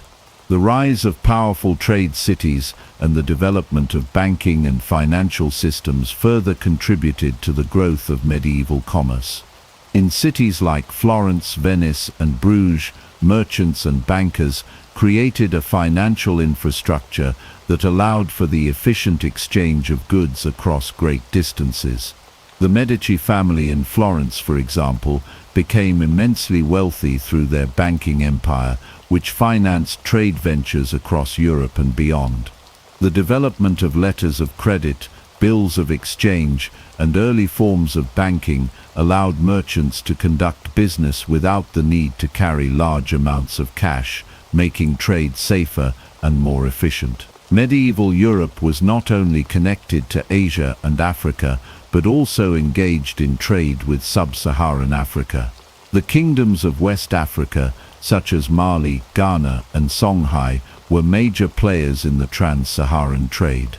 These kingdoms were rich in gold, salt, and other valuable resources that were traded for goods like textiles, metalwork, and weapons. The trade routes across the Sahara Desert were some of the most important in the medieval world, connecting the Islamic world in North Africa with the kingdoms of sub-Saharan Africa and beyond. The wealth generated by this trade helped fuel the rise of powerful empires and allowed for the exchange of cultures, technologies, and ideas. The flow of goods was not limited to luxury items. Everyday products such as grains, wool, and timber were traded across medieval Europe, facilitating the growth of urban centers and the development of a money economy. The rise of a merchant class and the increasing importance of towns and cities transformed European society, providing opportunities for social mobility and the spread of new ideas. Despite the numerous challenges of the medieval period, such as political instability, war, and disease, trade continued to thrive. The movement of goods, people, and ideas helped create a more interconnected world and laid the foundation for the globalized economy that would emerge in the centuries to come. The medieval period, far from being a time of isolation, was a time of dynamic exchange and growth, where merchants, travelers, and scholars connected different parts of the world and helped shape the development of the modern global economy. In conclusion, the Middle Ages were a time of remarkable global trade. Through the Silk Road, maritime trade routes, and the exchange of goods and ideas during the Crusades, Europe was deeply connected to Asia, Africa, and the Middle East. The development of banking and financial systems helped facilitate trade, while the rise of powerful trading cities fostered economic growth and cultural exchange. Far from being an isolated time, the medieval period was a time of thriving global commerce that helped pave the way for the interconnected world we live in today. When most people think of the Middle Ages, they picture crude, dark huts with thatched roofs and muddy streets. However, this image doesn't do justice to the incredible artistic and architectural achievements of the period. The Middle Ages were not just about surviving in a harsh world, they were a time of immense creativity, especially in the fields of art and architecture. The Gothic period, in particular, was one of the greatest artistic movements in history, giving rise to some of the most magnificent buildings ever created.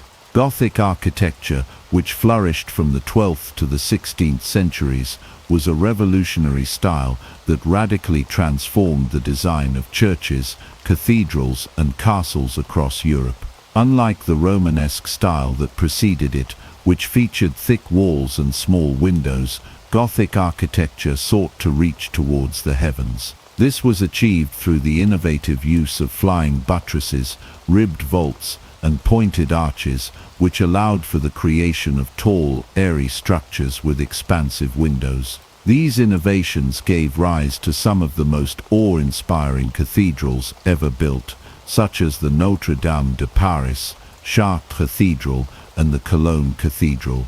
One of the defining characteristics of Gothic architecture was its emphasis on height and light. The soaring vertical lines of Gothic cathedrals were designed to draw the eye upward toward the heavens, reflecting the medieval belief in the divine. Large stained glass windows, filled with colorful biblical scenes and intricate designs, allowed light to flood the interior of these churches, creating a mystical atmosphere that was meant to inspire awe and reverence.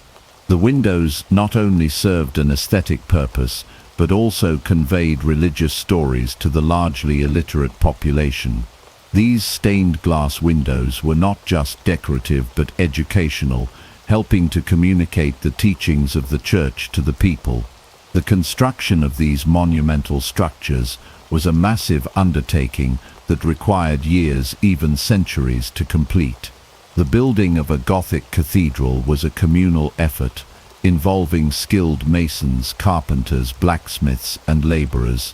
These craftsmen worked under the supervision of master builders, who oversaw the design and execution of the work.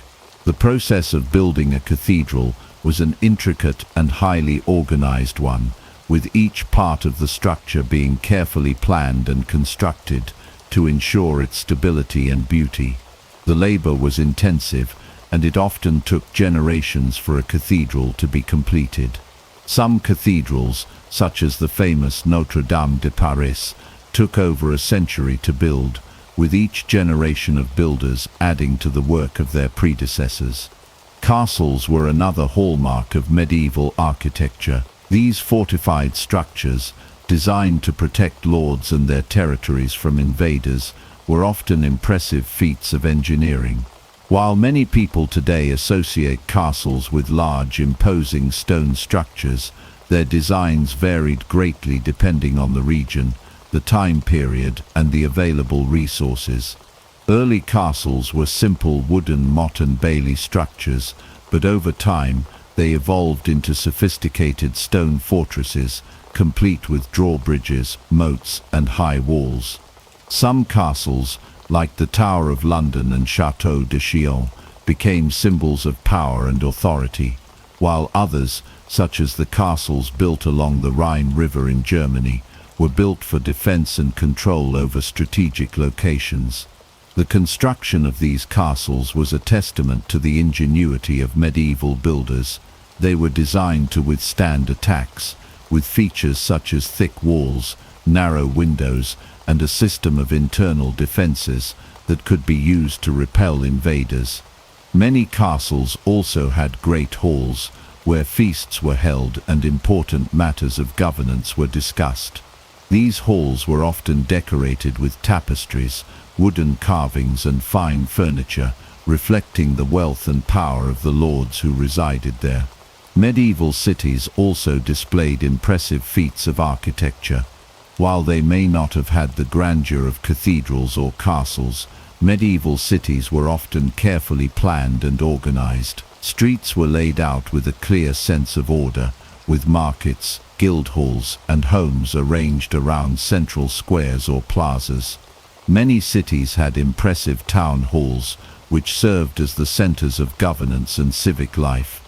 In places like Florence, Bruges, and Prague, the architectural development of cities reflected the growing importance of trade and commerce during the medieval period. The design of these cities was influenced by both Roman and Byzantine architectural traditions, as well as the emerging Gothic style.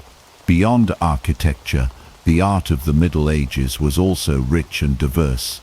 Illuminated manuscripts, which were painstakingly created by monks in scriptoriums, were one of the most important forms of artistic expression during this time. These manuscripts, often made from vellum or parchment, were decorated with intricate designs and vibrant colors, showcasing both religious and secular themes. The artwork in these manuscripts ranged from depictions of biblical scenes to the portrayal of courtly love and chivalric ideals. Medieval art also flourished in the form of frescoes, mosaics, and sculptures. Churches and cathedrals were often adorned with elaborate paintings and carvings that told religious stories, while sculptures of saints, angels, and biblical figures adorned altars and facades. The artwork of the period was deeply religious, reflecting the central role that the church played in medieval life. However, it also celebrated the ideals of chivalry and knighthood, and many works of art depicted knights in battle or performing heroic deeds. In conclusion, the Middle Ages were far from a time of artistic stagnation or crude, primitive construction. The Gothic period, in particular, was a golden age of architecture and art, giving rise to some of the most awe-inspiring structures in the world. The cathedrals, castles, and cities of the medieval period were not just functional, they were masterpieces of design and engineering, built to last for centuries. The art of the time, from illuminated manuscripts to frescoes and sculptures, reflected the deep religious devotion and cultural sophistication of the period. The idea that the Middle Ages were a time of primitive huts and backward thinking is simply a myth. The Middle Ages were a time of remarkable artistic and architectural achievement. When we think of medieval food, it's easy to picture dull, bland meals consisting of stale bread and porridge. However, the reality is far more intriguing. Medieval cuisine was actually much healthier, more diverse, and more flavorful than many people realize, and in some ways, it was even better than modern fast food. Contrary to popular belief, medieval diets were based on fresh, locally sourced ingredients, a wide variety of meats, fish, fruits, vegetables, and even exotic spices from far-off lands. The medieval diet was heavily influenced by geography and social class. Peasants typically ate simple foods like bread, porridge, and vegetables, while the nobility enjoyed elaborate feasts with meats, exotic fruits, and highly refined dishes.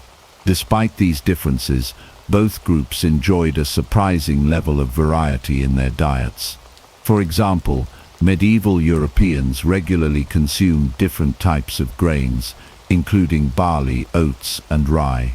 Wheat was common among the wealthier classes, while peasants might have eaten bread made from coarser grains. In addition to grains, vegetables played a significant role in the medieval diet. Common vegetables included cabbage, onions, leeks, beans, carrots, and peas.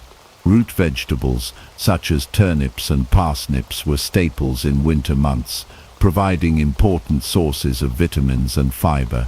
The variety of vegetables available was much greater than many people assume, and they were often prepared in creative and flavorful ways. Meat was an important part of medieval cuisine, especially for the wealthy. Game meats like venison, wild boar, and rabbit were prized, and domestic animals such as cows, pigs, and sheep were commonly raised for their meat. Poultry, such as chickens, geese, and ducks, was also enjoyed, and fish was a significant part of the diet, especially in coastal areas or for religious reasons, when eating meat was restricted during certain periods. While the lower classes typically consumed less meat, they still enjoyed occasional servings of bacon, sausages, and other preserved meats. What made medieval food truly stand out, however, was the abundance of spices and flavors. The spice trade flourished in the Middle Ages, and merchants brought exotic ingredients like pepper, cinnamon, cloves, ginger, and saffron from the Far East, Africa, and India. These spices were highly valued, not just for their flavor, but also for their medicinal properties. Spices were used in both sweet and savory dishes, creating a unique blend of flavors that would be considered gourmet by today's standards. Medieval cooks were also adept at using herbs, which were often grown in household gardens or monasteries. Fresh herbs like parsley, rosemary, thyme, mint, and sage were commonly used to season food. In fact, the wide use of herbs and spices in medieval cooking made the food much more complex and flavorful than modern fast food, which is often loaded with artificial flavorings and preservatives. Cooking techniques were another area in which medieval cuisine excelled. Stews, roasts, pies, and pastries were common dishes, and many of these were cooked slowly to allow the flavors to develop and meld together. For instance, roasted meats were often flavored with a mix of herbs, wine, and spices, creating a rich and savory meal. Dishes like pottage, a type of thick soup or stew, were staples of medieval cooking, made from a wide range of ingredients such as vegetables, legumes, and meats, and often flavored with a variety of spices. The complexity of these dishes contrasts with the simple and often repetitive meals found in modern fast food. Another surprising aspect of medieval cuisine was its emphasis on fresh, seasonal ingredients. In contrast to the mass-produced, preservative-laden fast food we consume today, medieval meals were based on what was available at the time, which meant that fruits, vegetables and meats were often consumed at their peak freshness. The medieval period also saw the development of early preservation techniques such as salting, pickling, drying and smoking, allowing people to enjoy a variety of foods year-round. These preservation methods also helped reduce food waste, ensuring that food was used more efficiently and sparingly. Moreover, the medieval diet was typically much more balanced and nutritious than the modern diet, especially compared to the highly processed and nutrient-poor fast food that many people rely on today. While the wealthy had access to a greater variety of food, both the upper and lower classes consumed a range of fresh produce, grains and protein sources that provided important vitamins, minerals and fibers. One area in which medieval food was far superior to modern fast food was its lack of artificial ingredients. While medieval cooks relied on fresh, natural ingredients, fast food is often filled with artificial preservatives, flavor enhancers, and food coloring. Additionally, medieval cooking emphasized whole foods, such as fresh vegetables, meats, and grains, rather than the highly processed and refined products commonly used in modern fast food. In conclusion, medieval food was not just bland or basic, it was diverse, flavorful, and often healthier than many of the fast food options available today. From exotic spices to fresh vegetables, meats, and herbs, medieval cuisine had much more to offer than we often give it credit for. The wide variety of ingredients and cooking methods, along with the emphasis on fresh, seasonal food, made medieval meals far more satisfying and nutritious than the mass-produced options we often consume in modern times. So the next time you think about medieval food, remember that it was a time of culinary creativity, with a rich and diverse food culture that stands in stark contrast to today's processed fast food. The image of medieval peasants often conjures up a bleak existence filled with endless toil, crushing poverty, and subjugation under merciless lords. However, while the life of a medieval peasant was certainly challenging, it was far from hopeless. In fact, many peasants enjoyed a sense of community, stability, and even leisure that we often overlook. Today, we are going to explore the reality of peasant life in the Middle Ages and see why it wasn't as miserable as movies and TV shows often suggest. First, let's talk about work.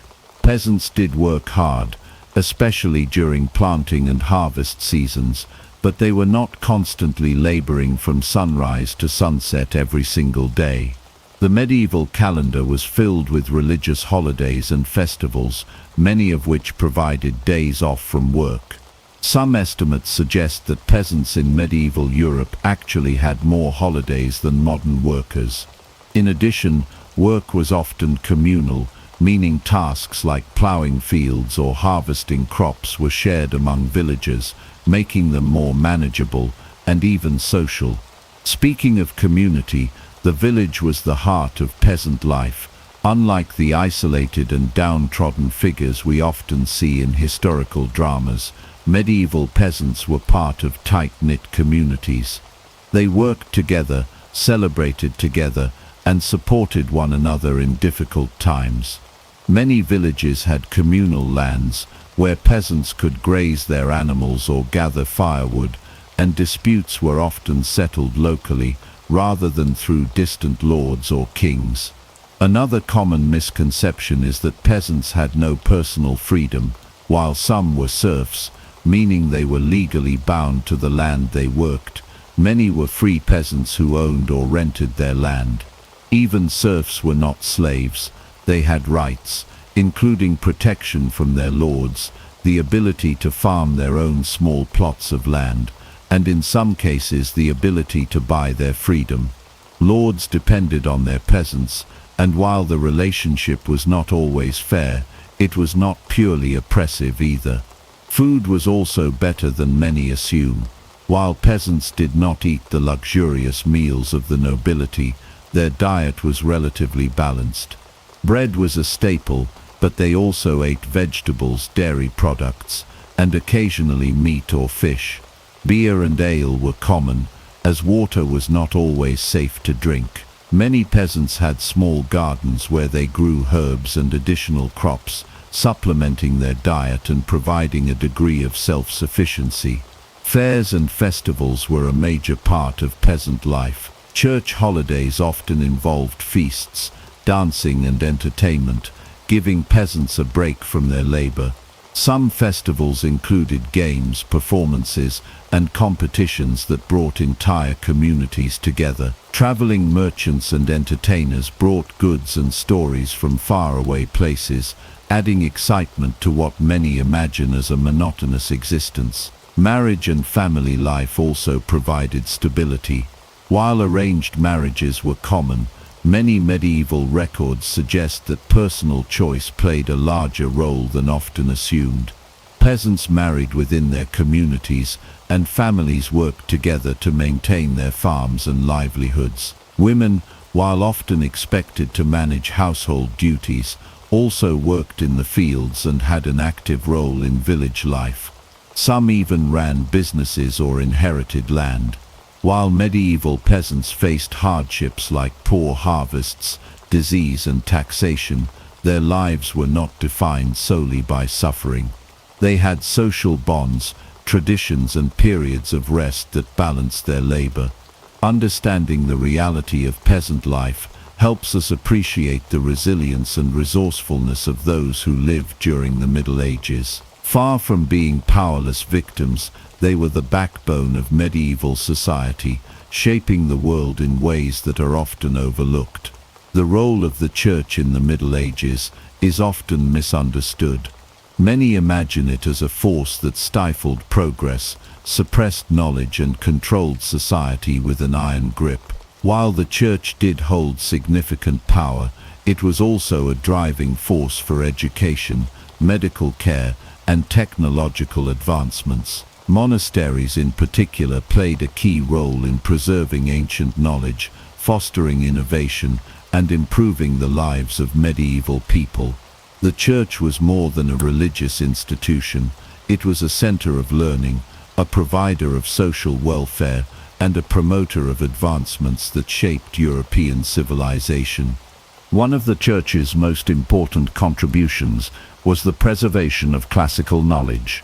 After the fall of the Western Roman Empire, much of Europe faced instability, and many classical texts could have been lost forever. Monastic communities across Europe painstakingly copied and preserved works from ancient Greece and Rome, including texts on philosophy, medicine, and science.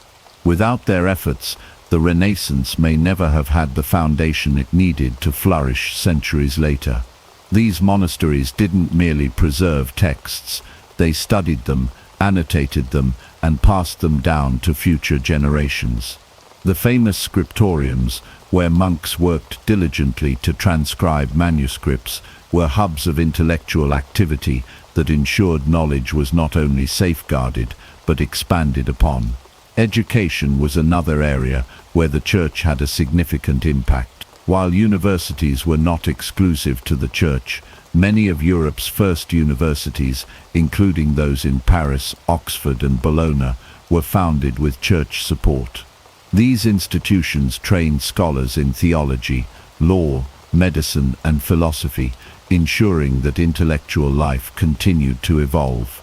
The medieval university system laid the groundwork for the modern higher education system, introducing structured curricula, degrees, and academic debate.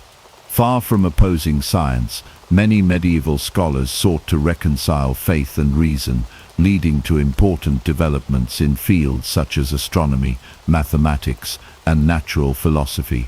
Figures like Albertus Magnus and Roger Bacon made strides in scientific inquiry, proving that religious faith and intellectual curiosity could coexist.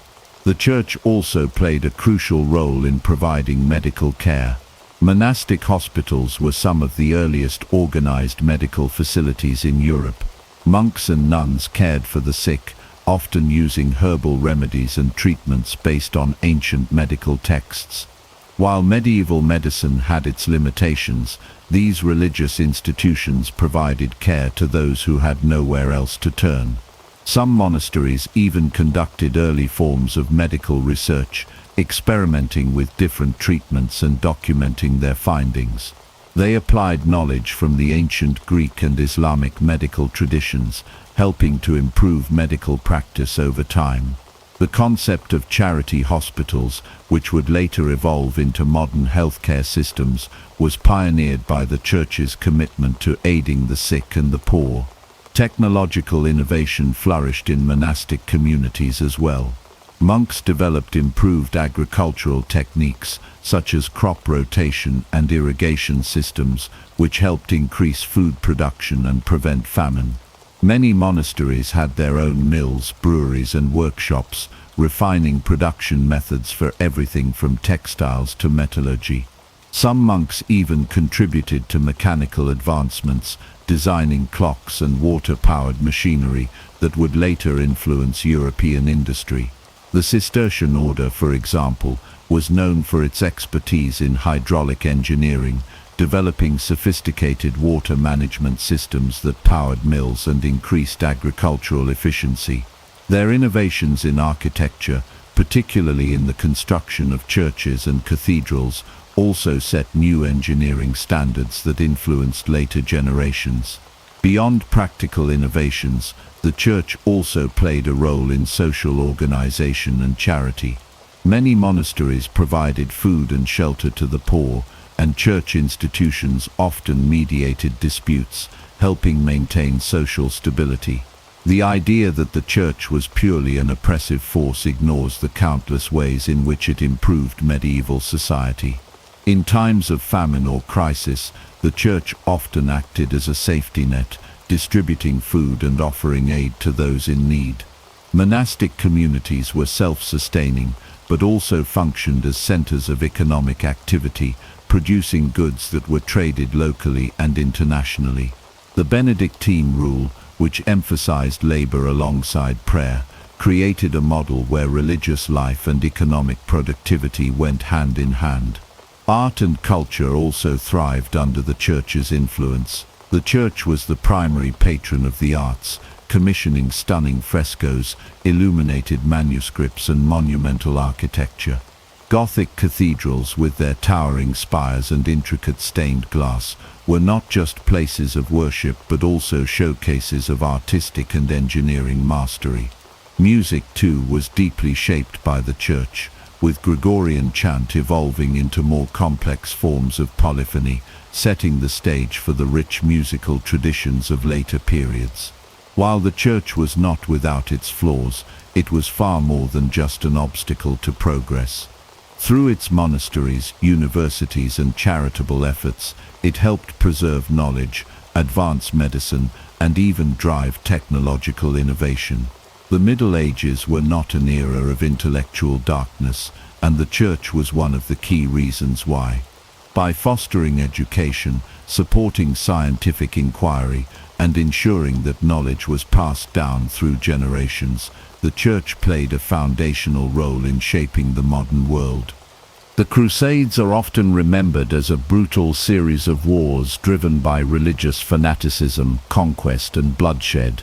While it is true that they were marked by violence and conflict, this narrow view overlooks their profound impact on cultural exchange, trade, and scientific advancement. Far from being mere military campaigns, the Crusades played a significant role in shaping medieval Europe and the broader world by fostering connections between different civilizations. They were a complex phenomenon that not only reshaped the political landscape of the time, but also left a lasting mark on the development of knowledge, commerce, and cross-cultural interactions. One of the most overlooked aspects of the Crusades is the immense cultural exchange they facilitated. When European crusaders traveled to the Near East, they encountered the advanced civilizations of the Islamic world, which had preserved and expanded upon the knowledge of the ancient Greeks and Romans.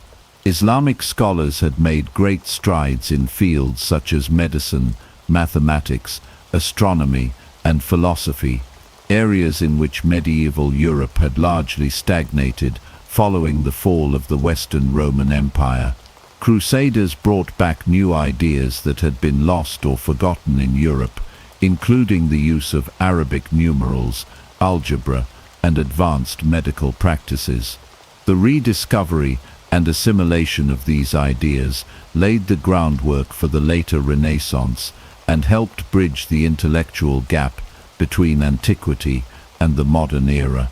Trade was another major consequence of the Crusades. Contact with the Middle East introduced Europeans to goods and materials previously unknown or scarce in the West, such as spices, silk, sugar, cotton, exotic fruits, and glassware. The demand for these commodities led to the expansion of trade routes, which not only enriched European economies, but also led to the rise of powerful merchant cities like Venice, Genoa, and Pisa. These cities became major centers of commerce, connecting Europe with the Mediterranean, the Middle East, and beyond.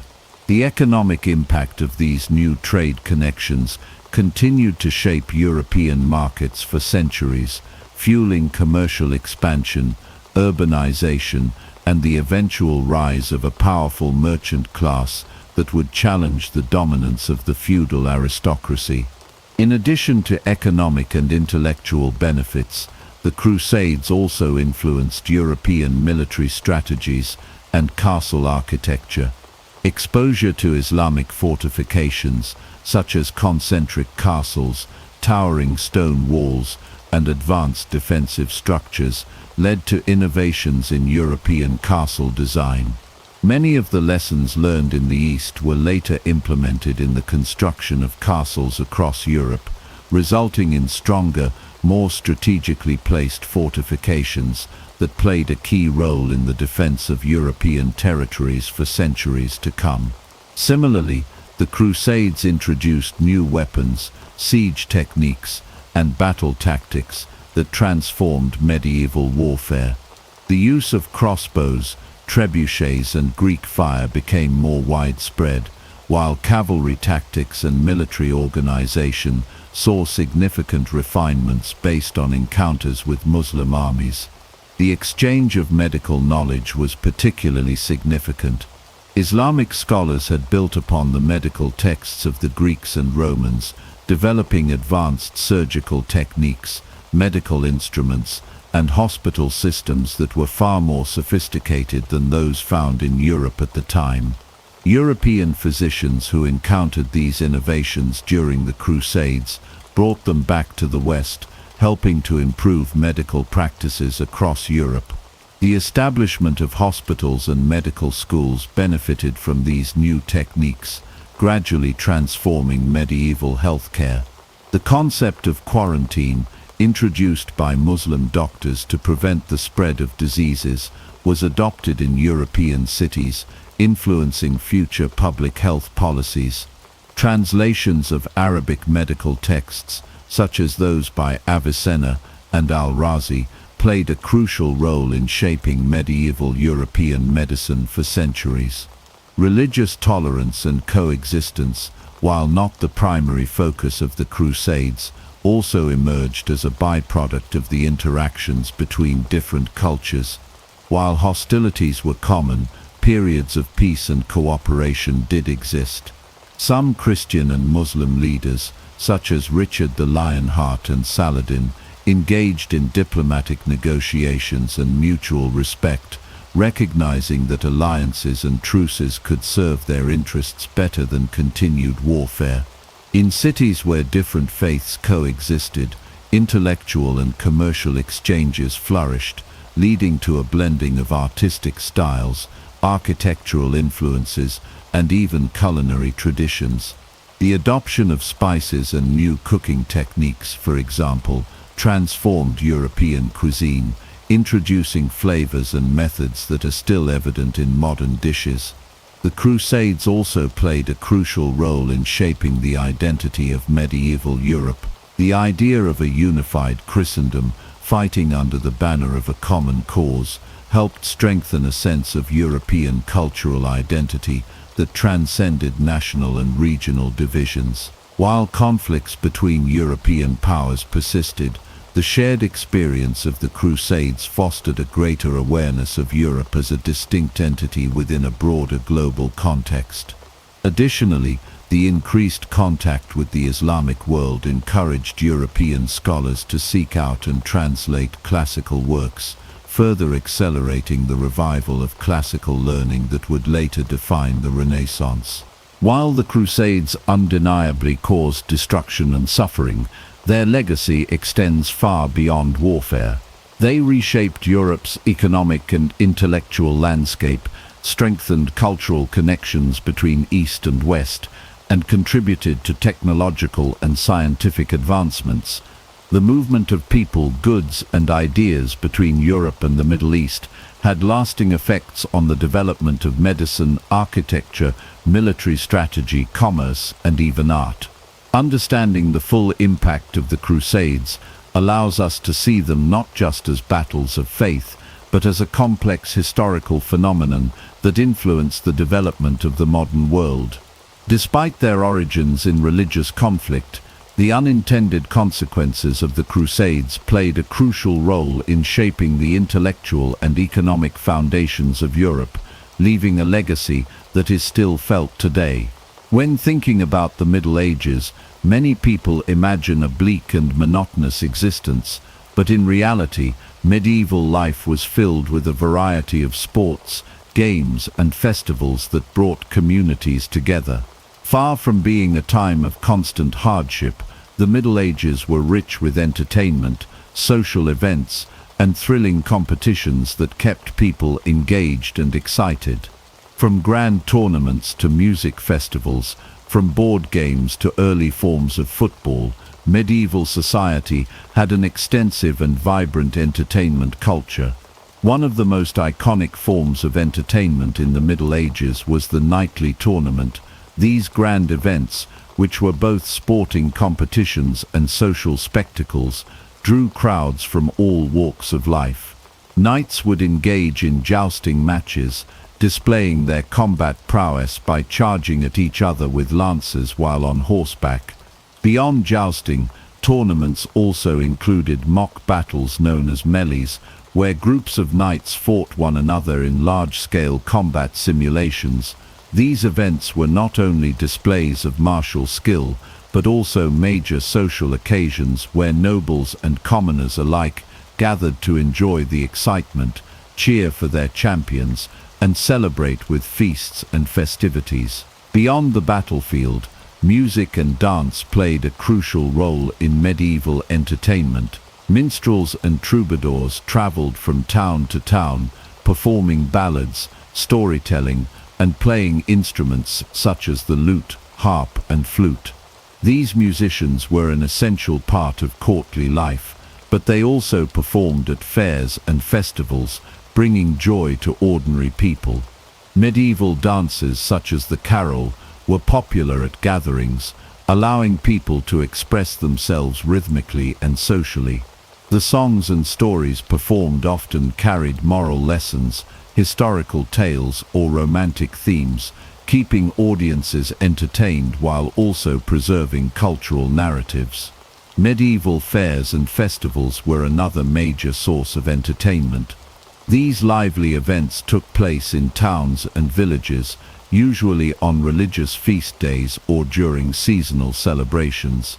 Market stalls would be set up, selling food, clothing, and handmade crafts, while entertainers such as jugglers, acrobats, and fire-breathers dazzled the crowds.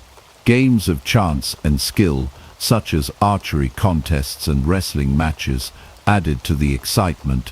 These festivals provided a rare break from daily labor, allowing communities to come together in merriment and celebration. Sports and physical activities were also a significant part of medieval recreation. Early forms of football, known as mob football, were particularly popular. Unlike the modern game, These matches had few rules and often involved entire villages competing against one another, with goals sometimes set miles apart. The game was rough, chaotic, and could last for hours, but it was a thrilling and beloved pastime. Archery was another favorite activity, and in some places it was even required by law for men to practice regularly, both as a form of entertainment and military preparedness. Wrestling, boxing, and other forms of hand-to-hand combat were also widely enjoyed, with contests held at fairs and celebrations. Board games and gambling were common among people of all social classes. Chess, which had been introduced to Europe from the Islamic world, became a favorite pastime of the nobility. The game of tables, an early version of backgammon, was another popular choice. Dice games, often played for money, were common in taverns and at festivals, despite repeated attempts by the church to discourage gambling. These games not only provided entertainment, but also helped develop strategic thinking and social interaction. Even in monasteries where religious devotion was central to life, forms of entertainment existed. Monks engaged in writing and illustrating manuscripts, a highly skilled and artistic activity that could also be deeply enjoyable. They also played board games, engaged in philosophical debates, and occasionally participated in athletic competitions. The notion that medieval life was devoid of pleasure and amusement is far from accurate. The Middle Ages were a time of excitement, social bonding, and creative expression. Whether through the clash of lances in a tournament, the lively melodies of a minstrel, or the communal joy of a festival, medieval people found ways to make their lives rich and fulfilling. Entertainment was woven into the fabric of daily life, proving that the medieval era was anything but dull. The common perception of medieval justice often conjures images of ruthless punishments, arbitrary rulings, and lawless societies where might made right. In reality, however, the medieval world had well-developed legal systems and institutions that maintained order and sought to administer justice in a structured way. While the methods and punishments were different from modern standards, medieval societies had courts, law enforcement, and various forms of legal recourse that provided stability and regulation.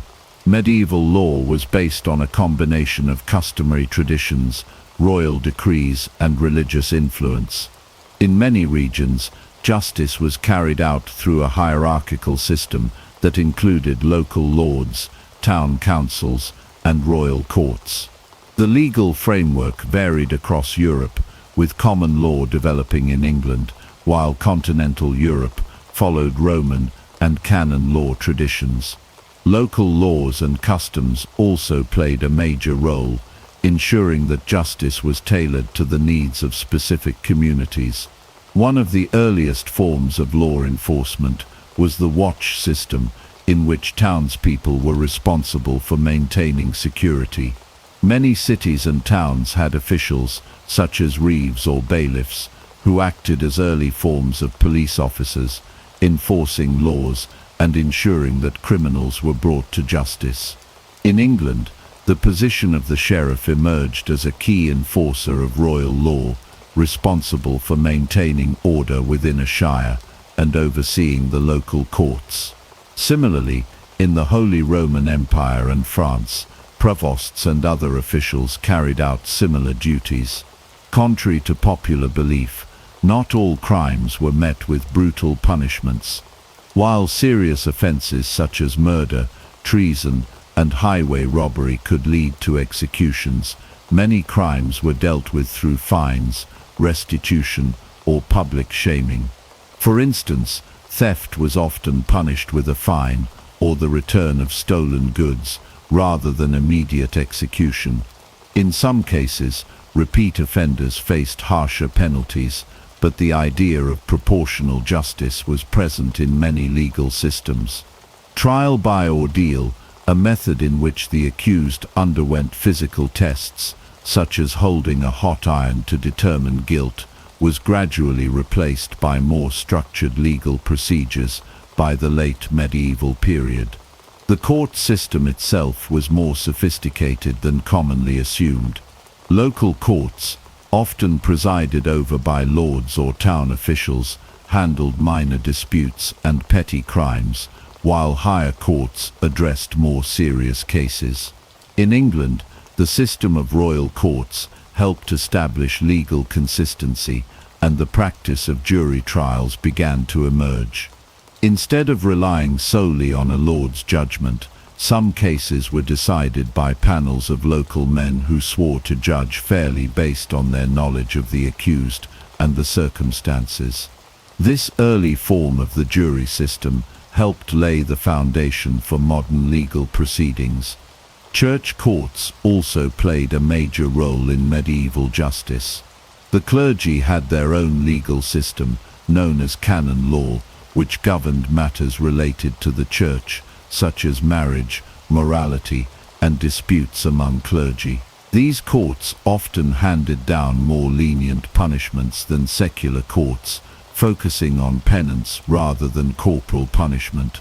Clergy members accused of crimes could sometimes claim benefit of clergy, allowing them to be tried in church courts rather than by secular authorities, which often led to lighter sentences. Medieval towns and cities also developed their own legal codes and institutions to maintain order. Guilds, which controlled trade and crafts, had their own rules and mechanisms for resolving disputes among members. Some cities, particularly those with charters granting them legal autonomy, had elaborate court systems that functioned independently of feudal lords. The growing use of written legal records helped improve consistency in judgments and ensured that legal precedents were followed. Despite the existence of legal systems, justice in the medieval world was not always fair. Corruption, bribery, and social status often influenced rulings, with wealthier individuals sometimes able to buy their way out of punishment. However, the evolution of medieval law laid the groundwork for many principles that still exist today, such as due process, proportional punishment, and community involvement in legal decisions. The idea that medieval justice was purely arbitrary or excessively cruel is an oversimplification. While punishments could be harsh, legal institutions provided structure and order, ensuring that societies functioned relatively smoothly. From early police forces to jury trials, the medieval legal system was far more advanced than many assume, showing that the concept of justice has long been an essential part of human civilization. When people think of Vikings, they often imagine ruthless warriors raiding monasteries, burning villages, and leaving destruction in their wake. While the Vikings were indeed fierce fighters and skilled raiders, this one-dimensional portrayal overlooks their crucial roles as traders, explorers, and innovators. The Viking Age, which lasted roughly from the late 8th to the early 11th century, was not just an era of conquest, but also one of remarkable cultural and economic exchange, maritime advancements, and exploration that left a lasting impact on the world. One of the most overlooked aspects of Viking society was their role as traders. Viking merchants traveled far and wide, establishing trade routes that stretched from Scandinavia to the Middle East. They brought goods such as furs, amber, and walrus ivory from the north, and traded them for silk, spices, and silver from the Islamic caliphates and the Byzantine Empire. Viking trade hubs like Hedeby and Birka flourished as bustling centers of commerce, where traders from different cultures exchanged goods, knowledge, and ideas. The Vikings' extensive trade networks helped connect distant civilizations, making them key players in medieval global commerce. Vikings were also skilled explorers and navigators, setting sail on voyages that took them to new and uncharted territories. Their longships, marvels of naval engineering, allowed them to travel vast distances across open seas and navigate shallow rivers with ease. Viking explorers such as Leif Erikson reached North America nearly 500 years before Columbus, establishing settlements in what is now Newfoundland. Others sailed to Iceland, Greenland, and even as far as the Caspian Sea. Their fearless exploration expanded the known world and paved the way for future maritime expeditions. Aside from their reputation as warriors, the Vikings were also pioneers in shipbuilding and seafaring. Their longships were not only fast and agile, but also capable of withstanding harsh ocean conditions. These vessels were instrumental in their military campaigns, but also facilitated trade and exploration. The Viking mastery of shipbuilding influenced naval technology for centuries, setting the foundation for future advancements in maritime travel. Viking society was also more structured and sophisticated than many assume. They had complex legal systems, with assemblies known as things where disputes were settled and laws were made. These gatherings, which involved community participation, ensured that justice was maintained without the need for centralized authority. Women in Viking society had more rights than in many other medieval cultures, with the ability to own property, initiate divorce, and run businesses. In addition to their trading and governance, the Vikings had a rich cultural and artistic heritage. Their sagas and poetry preserved the legends of their gods, heroes, and historical events. Intricate carvings, metalwork, and rune stones demonstrated their artistic skill and deep cultural traditions. The Norse myths and stories they left behind continue to captivate people today, influencing literature, art, and even modern entertainment. The legacy of the Vikings extends far beyond their raids. They were entrepreneurs, explorers, and cultural influencers who shaped the course of history.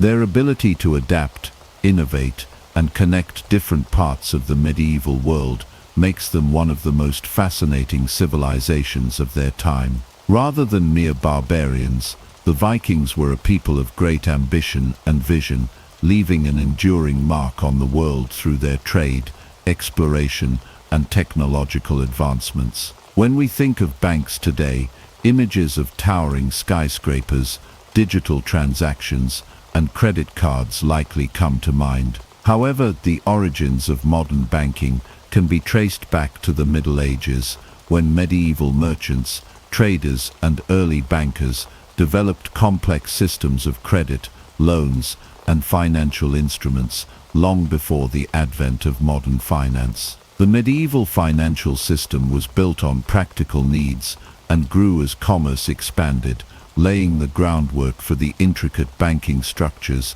that would later dominate the global economy. One of the earliest examples of medieval banking can be found in the bustling merchant cities of Italy, particularly in places like Venice, Florence, and Genoa. These cities were central to trade between Europe, Asia, and Africa, and merchants had to manage large sums of money to finance their extensive trade operations. To facilitate these transactions, early bankers began to develop mechanisms such as letters of credit, which allowed merchants to borrow money from one city and repay it in another without having to physically transport large sums of currency. This system provided a level of security and convenience for traders, allowing them to engage in long-distance commerce with greater confidence. Alongside letters of credit, medieval bankers also developed the concept of promissory notes, which were essentially promises to repay a loan at a later date. These notes were used by both individuals and institutions, and they served as a precursor to the checks that we use today. Promissory notes were often used in international trade, allowing merchants to complete transactions without the need for hard currency, which was often in short supply. This system of credit helped to stimulate the growth of trade and commerce during the medieval period, as it enabled merchants to conduct business more efficiently and securely. The Medici family, who rose to prominence in 15th century Florence, are perhaps the most famous example of medieval bankers. The Medici Bank, established by Giovanni di Bicci de' Medici in 1397, became one of the most powerful financial institutions in Europe. The Medici family used a variety of innovative financial tools, including double-entry bookkeeping, to manage their vast business empire. This system allowed for more accurate and efficient accounting, enabling them to track their profits, expenses, and debts with greater precision. The success of the Medici Bank laid the foundation for the development of modern banking practices and was instrumental in the financial growth of the Italian Renaissance. In addition to credit systems and promissory notes, early medieval bankers also developed rudimentary forms of insurance. Merchants engaged in long-distance trade often faced the risk of losing their goods due to shipwrecks, piracy, or theft. To mitigate these risks, some merchants began to pool their resources and share the burden of potential losses. This practice evolved into early forms of marine insurance, where merchants would pay a premium in exchange for protection against the loss of their cargo during transit. This form of insurance was particularly important for the growing trade routes across the Mediterranean, as it provided merchants with a safety net and encouraged further investment in trade. The rise of banking in the Middle Ages also led to the establishment of the first true banks, known as banca in Italian, which were often located in public squares or marketplaces. These early banks were operated by wealthy merchant families who provided loans to traders and entrepreneurs. The banks also acted as a place for depositors to safely store their money, offering a degree of security that was previously unavailable. While these medieval banks were not as complex as modern financial institutions, they played a crucial role in facilitating the flow of capital and supporting the growth of trade and commerce. Despite the many advancements made in medieval banking, the practice of lending money at interest was viewed with suspicion by the Catholic Church, which considered it usury. The Church's prohibition on charging interest created tension between religious and financial institutions, as bankers often had to navigate complex theological debates to justify their practices. Over time, however, the Church's stance on usury softened, and bankers found ways to work within the constraints of religious doctrine while continuing to develop their financial systems. The medieval banking system was not limited to Italy. In other parts of Europe, such as Spain, France, and England, Jewish and Lombard bankers played important roles in financing trade and providing loans. These bankers often operated in a legal grey area, as their work was sometimes viewed with suspicion by local authorities. However, their services were indispensable, and they helped facilitate the movement of money across Europe, particularly in regions where the Christian prohibition on usury was strictly enforced. As trade expanded and economies grew more complex, the need for more sophisticated financial institutions became evident. The early banking systems of the Middle Ages provided a foundation for the development of modern banking practices, including the establishment of national banks, the creation of paper currency, and the development of stock markets.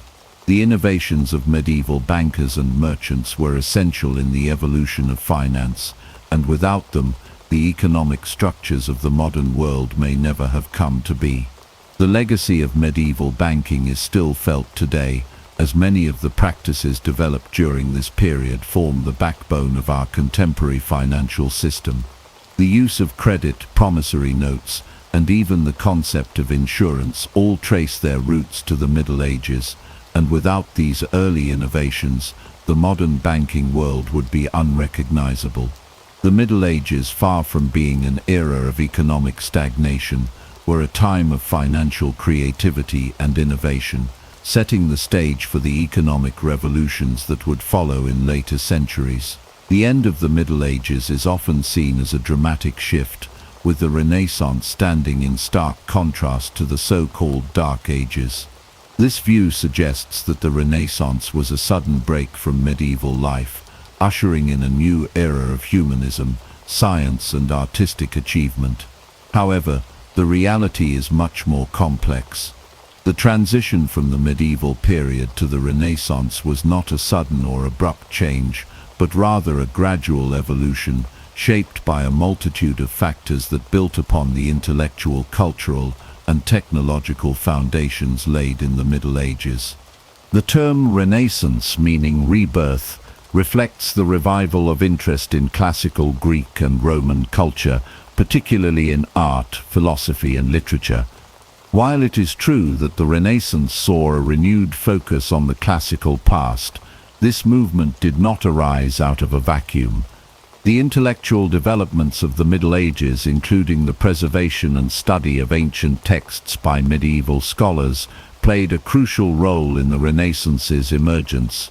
Monasteries and universities in the medieval period were central to the preservation of knowledge, and scholars in these institutions meticulously copied and translated ancient works, ensuring that classical learning was not lost. The Renaissance would not have been possible without the medieval efforts to safeguard this knowledge.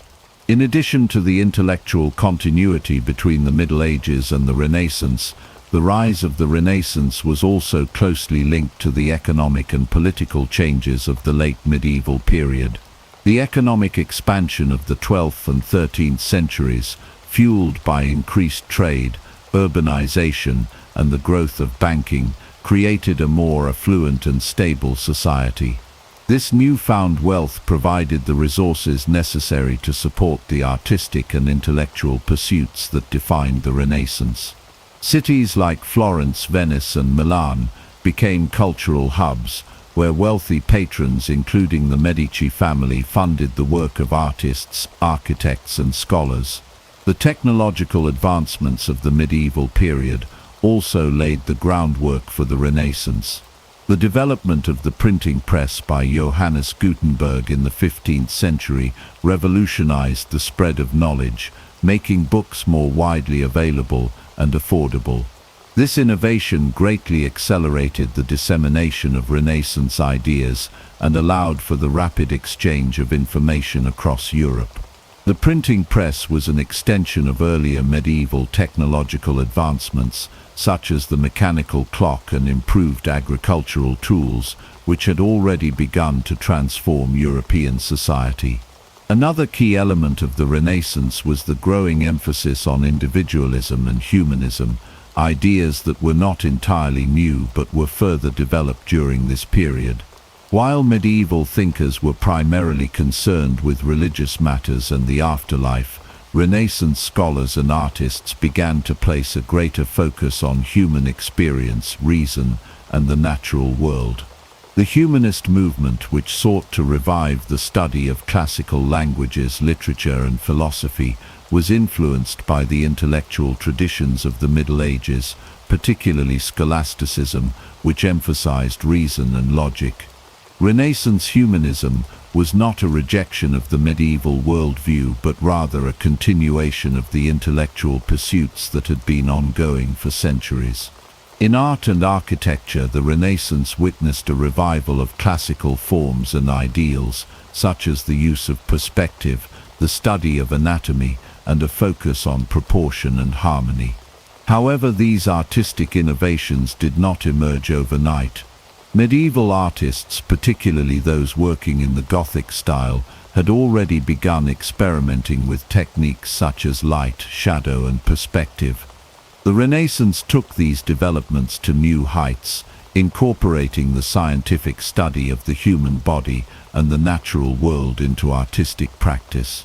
Artists like Leonardo da Vinci and Michelangelo built upon the work of their medieval predecessors, blending classical influences with new discoveries in science and mathematics. Politically, the late medieval period saw the decline of feudalism and the rise of centralized monarchies, a trend that would continue into the Renaissance. The development of strong centralized states in France, England, and Spain created the conditions for the growth of Renaissance culture. As kings and princes consolidated power, They were able to support the arts, sciences and education, helping to foster the conditions for the flourishing of Renaissance ideas. At the same time, the weakening of the medieval church and the rise of secularism allowed for greater intellectual freedom and the questioning of established authority. The end of the Middle Ages and the dawn of the Renaissance was therefore a slow and gradual transformation rather than a sharp break. The Renaissance built upon the intellectual, artistic and technological achievements of the Middle Ages, and many of the ideas and practices that defined this new era were already in development during the medieval period. The transition from the medieval to the modern world was a process that spanned centuries, shaped by the efforts of countless individuals who contributed to the intellectual, artistic and cultural movements of both periods. In hindsight, it is clear that the Renaissance was not a complete departure from the Middle Ages, but rather a continuation of a long intellectual and cultural evolution. The Middle Ages provided the foundations for the Renaissance's achievements, and the Renaissance in turn set the stage for the modern world. Far from being an abrupt end to the medieval period, the Renaissance was the culmination of centuries of development, a period in which the ideas and innovations of the Middle Ages found their fullest expression. The end of the Middle Ages, therefore, was not a sudden break, but a gradual and complex evolution that paved the way for the modern world.